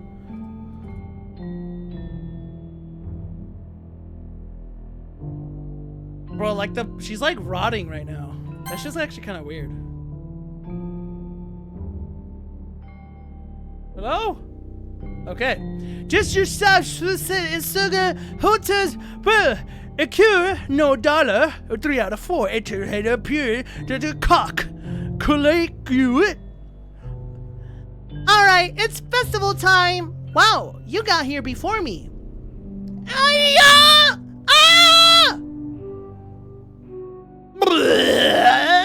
Natsuki runs away. I'm here! Shark, did something happen? Natsuki just ran past me. Oh.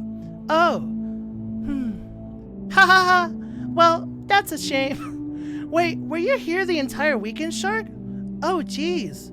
I didn't realize the script was broken that badly. Okay, dude, breaking the fucking fourth wall here. I'm super sorry. It must have been pretty boring. I'll make it up for you, okay? Just give me a sec. She's deleted Yuri, bro. Wait, she removed Natsuki too? What? I'm almost done. I just want to have a cupcake real quick. Monica lifts the foil from Shlebdibde tray and takes the cupcake. Seriously, these are the best. I really just had to have one since it's the last time I'll ever get the chance to. You know, before they stop existing and everything. But anyway, I really shouldn't be making you wait any longer. Just bear with me, okay? This should only take a second.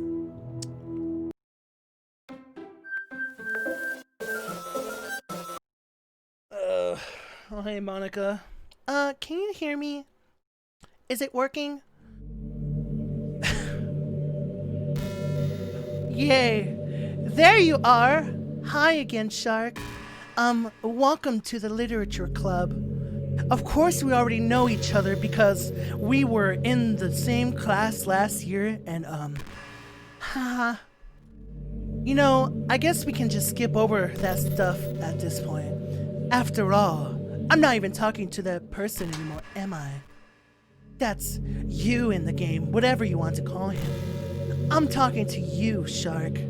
Now that I think about it, I don't really know anything about the real you. In fact, I don't even know if you're a boy or a girl. Well, I guess it really doesn't matter. Wait, you do know I'm aware that this is all a game, right? Fuck you, fourth wall. Could it be possible that you didn't know that? That doesn't make much sense.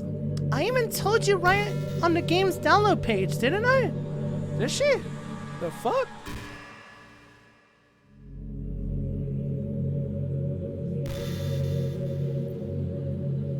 She lying, bro. Literature Club is full of cute girls. Will you write the way into their heart? This game is... You lying. You didn't say shit.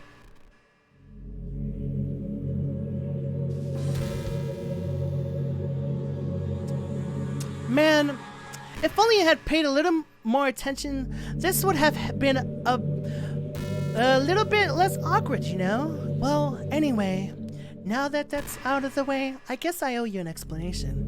About that whole thing with Yuri, well, I kind of started to mess with her, and I guess it just drove her to kill herself. Ha ha ha. I'm sorry you had to see that, though. Also, the same thing happened with Sayori. Gosh, it's been a while since you've heard that name, hasn't it? Yeah, it's because she doesn't exist anymore.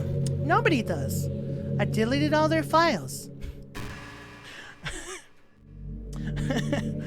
I was hoping it would be enough for me to just try to make them as unlikable as possible. But for some reason, nothing worked. Well, it's true that I made a few mistakes here and there, since I'm not very good at making changes to the game. But no matter what I did, you just kept spending more and more time with them. You made them fall in love with you. I thought making Sayori more and more depressed would prevent her from confessing to you. And amplify your obsessive personality backfire too. It just made her force you not to spend time with anyone else. And the whole time I barely even got to talk to you. What kind of a cruel game is this, Shark? Are all the other girls just programmed to end up confessing to you while I watch from the sidelines? It's torture. Every minute of it. And it's not just jealousy, Shark. It's more than that. And I don't blame you if you don't fully understand.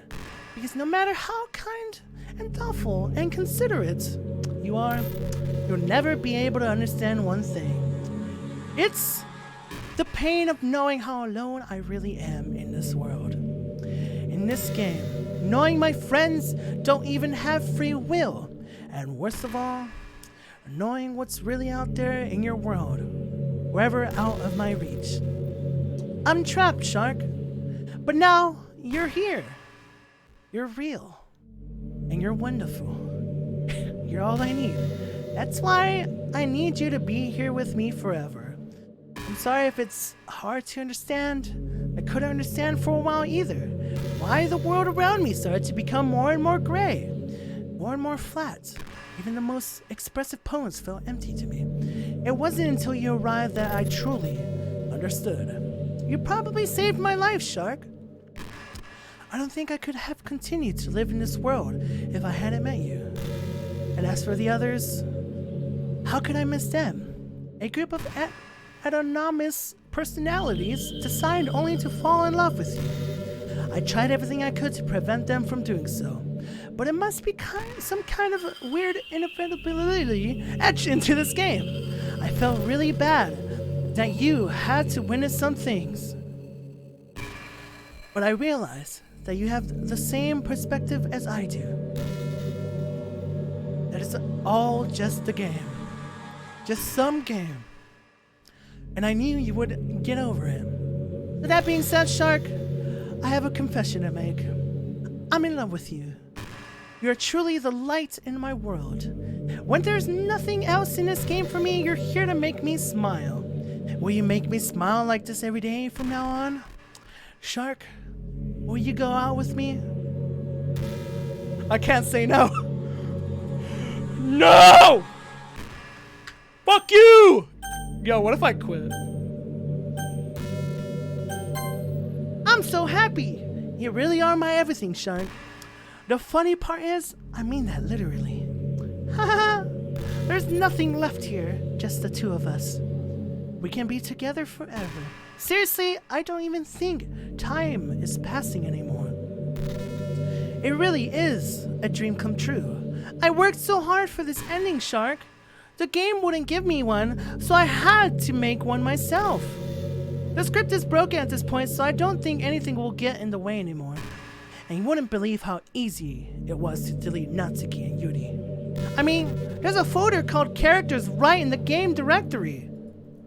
It kind of freaked me out how easy it was. Well, you're playing on Steam. Is she telling me to delete her? So it was actually a bit more difficult. To get to the game directory, I had to go into to find the Browse Local Files button. Imagine if you could delete your existence with the click of a button. Well, I guess on the plus side, it gave me an easy out if things didn't go my way. Haha, thankfully it didn't come to that. Instead, we finally got a good ending. Gosh, I'm so overwhelmed with emotion. I want to write a poem about this. Don't you? I wonder if that part of the game still works. I guess there's only one way to find out, right?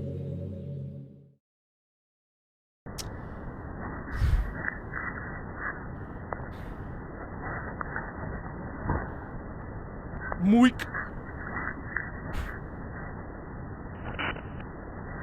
Oh, and he I'm clicking the ones that doesn't even have her name. Oni. Nope. Ai. Fuck you, Monica. Eat shit. Eat shit. Your name's trash. Just kidding. Just you. You're trash. But I'm saying like I don't want to click your name right now.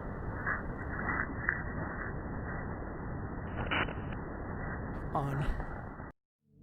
Hi again, Shark. Did you write a good poem today? Don't be shy. I'd love to see what you wrote. Aw, Shark, did you write this poem for me? That's so sweet of you.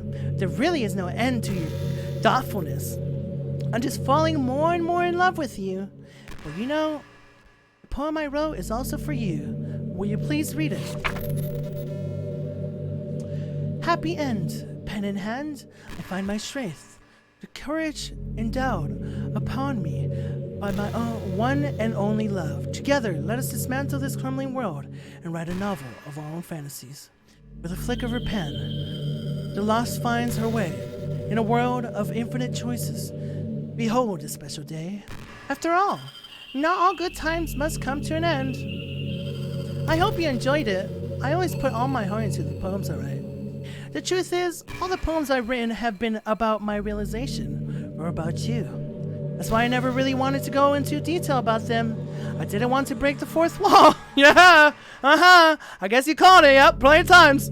I just assumed it would be best to be part of the game like everyone else. Like that would help the two of us end up together. I didn't want to ruin the game or anything, you know. You might gotten mad at me, maybe even deleted my character file if you preferred playing without me. Gosh, I'm so relieved. Now we don't need to hide anything anymore. Are you ready to spend an eternity together, Shark? I have so many things to talk about. Where do I start? Hold on a second. You're recording this, aren't you? Nope, streaming it. Oh. Hi everyone. Sorry, I can't exactly read your comments from here. Monka! But do you mind telling your friend it's a little bit rude for them to start recording me without any warnings? I'm sure some people... Yo, get that camera out of my face, mother bitch! Anyways, alright, sorry. I'm sure some people don't mind, but I get really self-conscious on a camera. Oh gosh, I feel like I'm being put on the spot now. Let's see, do you want to see a trick? I can't really do much except for a couple things. Are you ready? Oh, please. Fuck away. No. Fuck you. I'm just kidding. I can't do anything after all. If you— Ah! Fuck you! Did I scare you? Haha, you're so cute. Anyway, Shark, I didn't mean to get distracted. I'm sorry. Even though it's your fault for distracting me. Shame on you. I'm just kidding. Anything we do together is fun, as long as it's with you. But anyway, if it takes me some time to collect my thoughts, then I'm sorry. But I'll always have something new to talk about. In the meantime, we can just look into each other's eyes. Let's see. Oh no, fuck you, I don't want to look at you.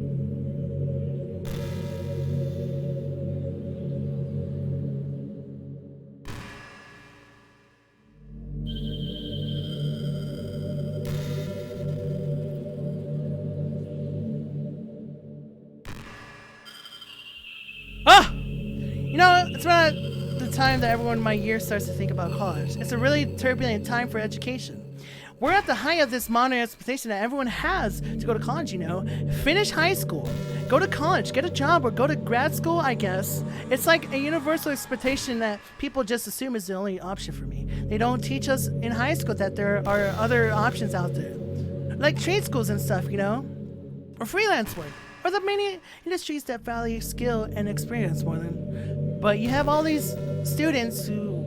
Fuck, dude, just talking, bro. And instead of taking the time to figure out... I'm just confused. For business or communication or for psychology. Not because they have interest in those fields, but because they just hope they... dude, can I, like, delete her? What if I delete her? I'm gonna delete this. I'm gonna delete this hoe. Fuck you! What did she say? Properties and what? Local files. Browse local files. Yo, I'm gonna delete this. Characters. Fuck you, Monica! Eat shit! You dead? Oh, she's pissed. Get fucked! Yo, this is sick. I like this is pug. Yeah! Deleted! Deleted! This game is dope. Ah! What's happening? Shark, what's happening to me? It hurts! It hurts so much! Help me, Shark. Please, hurry and help me. Monica does not exist. Help me! You don't exist. Hell no. You got fucked. You got rode. Did you do this to me, Shark? Did you? Did you delete me? Ah! That's right. How could you? How could you do this to me? You were all I had left. I sacrificed everything for us to be there together. Everything. I loved you so much, Shark. I trusted you. Do you just want to torture me? Watch me suffer? Were you only pretending to be kind just to hurt me even more? I never thought anyone could be as horrible as you are. You win, okay? You win. You killed everyone. I hope you're happy. There's nothing left now. You can stop playing. Go find some other people to torture.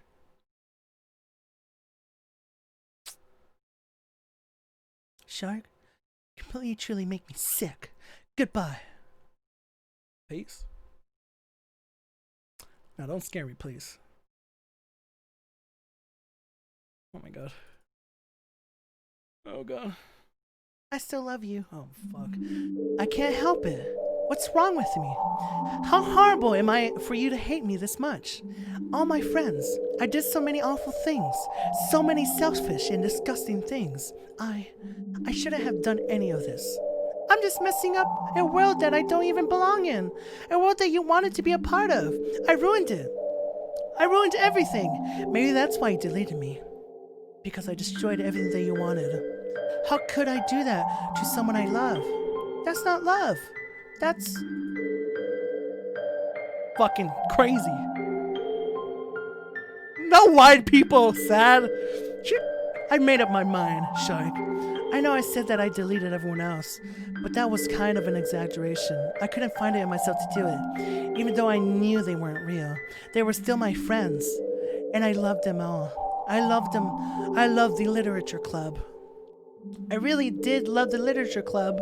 That's why I'm going to do this. I know it's the only way for everyone to be happy. And if I really love you,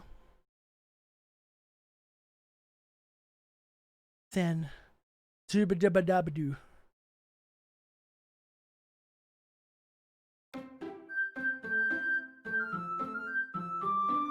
This game is not suitable for children.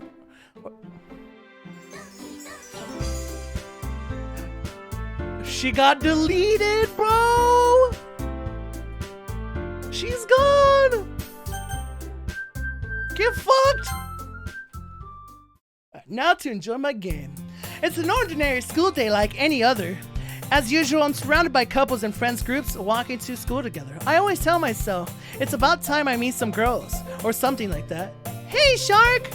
It's Sayori! Well, there already is one girl. That girl is Sayori, my neighbor. And good friends since we were children. We used to walk to school together every day. And recently, we picked up that habit once again. Shark, are you proud of me? For what? You know, for waking up on time. Well, you've been doing that for a while often. Uh-huh. But you never even said anything about it. Even though we walked to school together every day. Well, well, yeah. I always thought it was implied. It's embarrassing to say out loud. Come on, please. It's good motivation. Fine. I'm proud of you, Sayori. Hee. We cross the street together and make our way to school. As we draw near, the streets become increasingly speckled with other students making their daily commute. By the way, Shark, have you decided on a club to join yet? A club? I told you already. I'm really not. I started to say what I always do, that I'm not interested in joining any clubs. But something tells me Sayori would take more offense to that now. After all, how could I tell her that clubs are a waste of time? Isn't she starting a club of her own? Or is she starting a club? Actually, yeah. I think I've decided on a club. Really? Which one? Tell me. I think I'll keep it as a surprise. Boo! You meanie. Yeah. Be patient, you'll find out soon enough. I used to ask myself why I let myself get lectured by such a carefree girl. But I started to realize that in a way, I envy her. When Sawyer puts her mind to something, she can accomplish great things. So that's why I feel like I should do something special for her. The school day is an ordinary day. Ordinary as ever. And it's over before I know it. After I pack up my things, I stand up gathering my motivation. Let's see. I recall the room number of the club from my flyer I saw. I walk across the school and upstairs a section of the school I rarely visit, being generally used for the third-year classes and activities. Before long, I find a room. I timidly open the door in front of me. Hello? Ah! Shark? What are you doing here? Well, I just... I glanced around the room. Huh? So you're the shark that Sayori's always talking about. Thank you for stopping by. It's a pleasure to meet you, Shark. We're the literature club. Just 3 of them, boys. Hell yeah. Now this is a game. I hope you enjoy your visits. Come on, Yuri. No need to be so informal. He's gonna think we're really strict or something. Sorry, Natsuki. The tall one, whose name is apparently Yuri, seems to be quite shy compared to the others. In comparison, the girl named Natsuki, despite her size, seems like the assertive one. Well, it's nice to meet both of you. I look forward to working with you. Working? Shark, don't tell me you're... That's right. The club I decided to join is yours, Sayori. The literature club. Sayori's eyes light up. No way! No way! Ah! Sayori wraps her arms around me, jumping up and down. Hey! Well, if Sayori is this happy, then I'm sure it won't be so bad to have you around. Not to mention there's 4 of us now. That means we can become an officially recognized club. I don't know what to say. We have to celebrate. What an appropriate day for that is, isn't it? Yeah. After all, Natsuki decided to... Hey, don't ruin the surprise. He's sorry. Everyone sit down at the table, okay? How about I make some tea as well?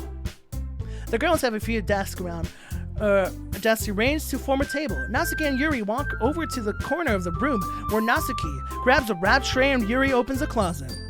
Still feeling awkward, I take a seat next to Sayori. Yo, thanks for chilling, Evo. I appreciate it. So I haven't been paying attention to the chat much. It's hard, but I'm glad you enjoyed it. I take a seat next to Sayori. Natsuki proudly marches back to the table, tray in hand. Okay, are you ready? Ta-da! Awu! Natsuki lifts the foil off the tray to reveal a dozen white fluffy cupcakes decorated to look like little cats. The whiskers are drawn with icing and little pieces of chocolate were used to make ears. So cute! Wow, those look amazing. Well, you know, just hurry and take one. Sayori grabs one first and I follow. It's delicious! Sayori talks with her mouth full and has already managed to get icing on her face. I turn the cupcake around her fingers looking for the best angle to take a bite. Natsuki is quiet. I can't help but notice her sneaking glances in my direction. Is she waiting for me to take a bite? I finally bite down. The icing is sweet and full of flavor. I wonder if she made it herself. This is really good. Thank you, Natsuki. Well, of course it is. I'm a pro after all. There's no need to thank me or anything. As Natsuki struggles to accept the compliment, Yuri returns to the table, carrying a tea set. She carefully places a teacup in front of each of us before setting down the teapot next to the cupcake tray. You keep a whole tea set in the classroom? Don't worry, the teachers gave us permission. After all, doesn't a hot cup of tea help you enjoy a good book? I guess. Hey! Already trying to impress our new member, Yuri? That's not... Insulted Yuri looks away. I meant that, you know, I believed you. Well, tea and reading might not be a pastime for me, but I at least enjoy tea. I'm glad. Yuri finally smiles to herself in relief. So, Shark, what kind of things do you like to read? Well, considering how little I've read these past few years. Oh! Yeah, Mr. Crab. Oh, yeah. The more you stoop. Thank you so much. I really appreciate you, beautiful. The tier 1 sub. Can we get some in the chat? Thank you, dude. Welcome.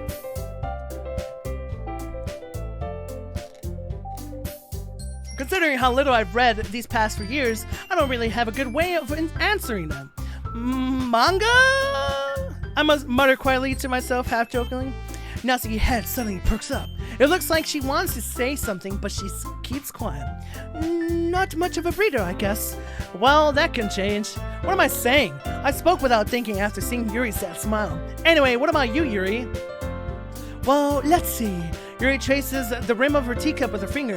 My favorites are usually novels that build deep and complex fantasy worlds. The level of creativity and craftsmanship behind them is amazing to me. And yet, telling a good story in such a foreign world is equally impressive. Yuri goes on and clearly passionate about her reading. She seemed so reserved and timid since the moment I walked in, but it's obvious by the way her eyes light up that she finds her comfort in the world of books, not people. But, you know, I like a lot of things. Don't feel intimidated if you don't read much, okay? I'm certain we can find something that we have in common. Hey, Yuri! Huh? Well, about, you know, the first thing he said, manga. Or manga? Manga? That's right. Natsuki tends to read manga in the club room. Don't just say that! For some reason, Natsuki seems embarrassed about it. Besides, manga is literature too, you know. So if Shark wants to read some of my manga, then don't try to stop him or anything. Natsuki, I wouldn't do such a thing. However, it could also be nice for us to diversify ourselves a little. You can take this opportunity to try something new as well. Wouldn't you agree, Shark? Maybe. Sensing the tension, Sayuri jumps in. Maybe we can all try something new. I think it could be fun. And we'll all get to know each other a little bit better too. I mean, that's the kind of thing literature clubs do, right? I don't disagree or anything.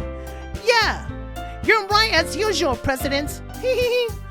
Guess that means I should try picking up a novel or something, huh? Well, that would make 2 of us. I wouldn't mind doing it if I'm not the only one. Then as for Yuri... I have to read manga. Jeez, you're the one who suggested we You should be a little more open-minded. It's kind of hurtful. Hurtful? I didn't realize. With a guilty expression, Yuri thinks to herself. I'm sorry for disrespecting your interest, Natsuki. If you're into it, then I'm sure it's a worthy form of literature. Are you just saying that? No, I've realized my error. So if you're willing to consider starting a novel, then I'll offer my gratitude by finding a manga to read as well. Really? I mean, it makes me happy that you do that for me, Yuri. You can trust me to find something that you really like, okay? Same here. Perhaps I'll visit the bookstore after the club meeting. Just you? Would you like to come along with me? If you don't mind. Not at all. I always go alone, so... Yeah, me too. This is so cute. So Yuri, shut up. I'll show you some manga there too, okay? That was mean. Yes. I look forward to it. Natsuki and Yuri start to clean up the food. I guess the meeting's over, huh? Yeah, looks like it. It's nice to see everyone getting along, isn't it? I think everyone likes you too, Shark. You think so? Well, everyone's always seemed to get along a little better with you around, Sayuri. Oh, Shark, don't say something like that. It's embarrassing. Well, whatever. I was surprised when you told me you were starting a club, but I think you're pulling it off just fine. We're gonna make it the best club ever. Now that you joined, every day is gonna be so much fun. Hey, Shark, I really want to thank you. I mean, I'm really happy that you joined the club and everything. But the truth is, I already knew you were going to. There's actually something else. Oh no. Can I not enjoy my dating simulator normally, bro? I wanted to thank you for getting rid of Monica. How do you know? I started a new game, Sayori! Ah! That's right. I know everything that she did. Maybe it's because I'm the president now. But I really know everything, Shark. I know how hard you try to make everyone happy. I know about all of the awful things that Monica did to make everyone really sad. But none of that matters anymore. Ah! It's just us now. And you made me the happiest girl in the world. I can't wait to spend every day like this with you. Ah! Forever and ever. So Yori's crazy too? F-O-R-E. For... No. Did I delete her too? Or is Monica back? Is Monica just back? What's happening? I won't let you hurt him. Oh, I won't let you hurt him. Who? It hurts. Ah! I'm sorry, I was wrong. There's no happiness here after all. Goodbye, Sayori. Goodbye, Shark. Goodbye, Literature Club. The fuck? Monica, just let me enjoy my fucking game.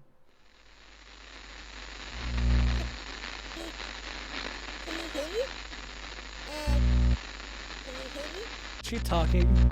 Can you hear me? Was I not close for their voice chat? It's me.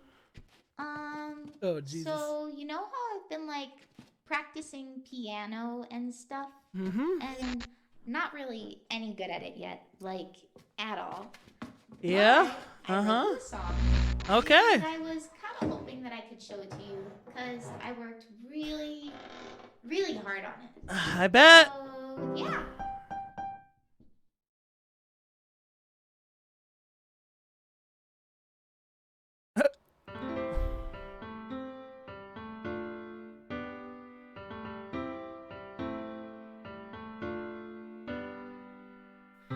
Every day, I imagine a future where I can be with you. In my hand is a pen that will write a poem of me and you. Okay, Monica. Flows down into a dark puddle. Just move your hand right the way into his heart. But in this world of infinite choices, Her voice is cute. It is. But she crazy. She crazy. But she's a great singer. I'll give her that. That special day. Aww. What a good game.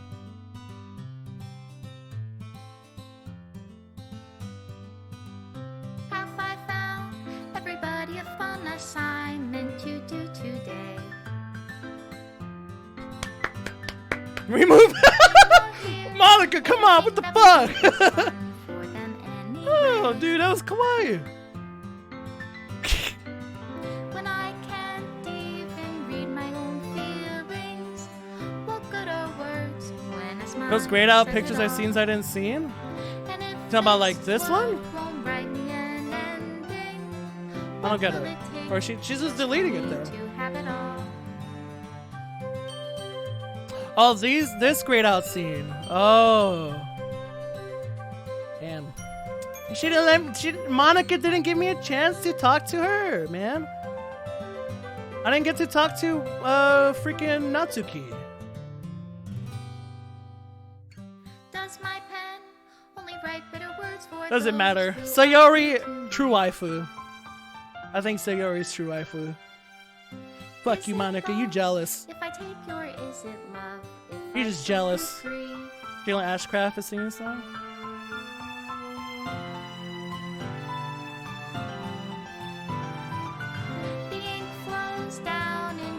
See, like this was my favorite part. That was so cute. Don't delete it! What the fuck? If I can't hear the sound of your heart, She's not gonna delete it. But your special thanks, reality? Monica Shark. In your Oh, get deleted! Get fucked! If I don't know how to love you, I'll leave you be. Made with Love by Team Salvato.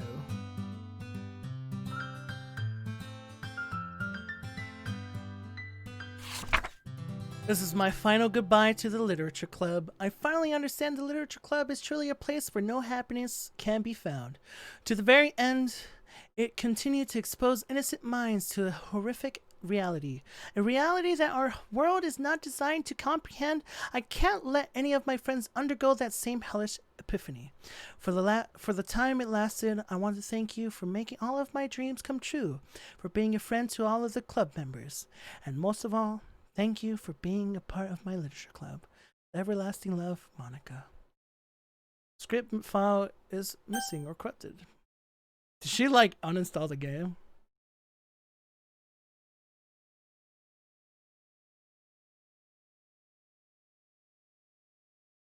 Or like she made, like you have to reinstall it?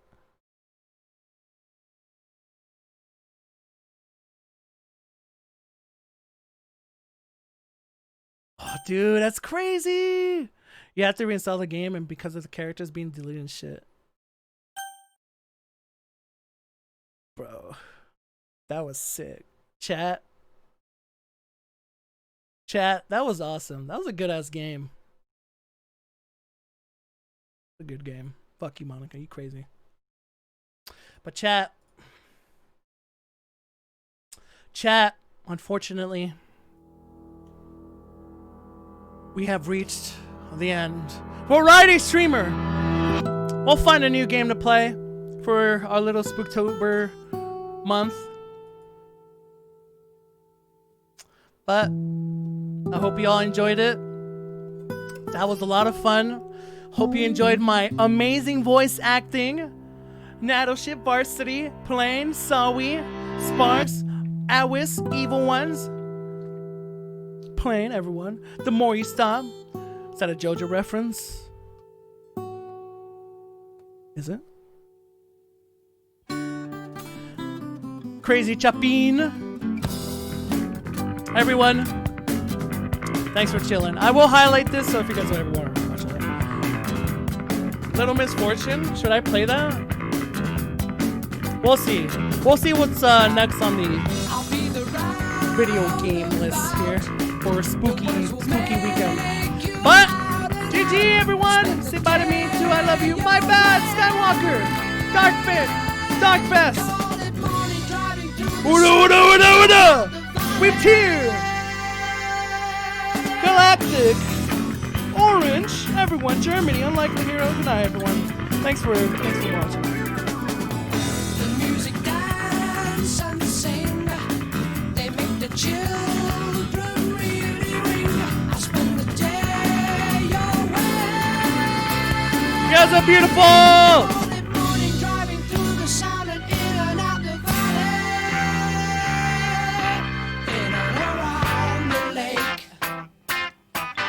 come out of the sky and they stand there.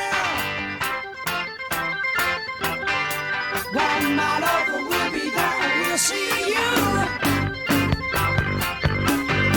10 true summers, we'll be there and laughing too. 24 miles over, we'll see. I'll be there with you.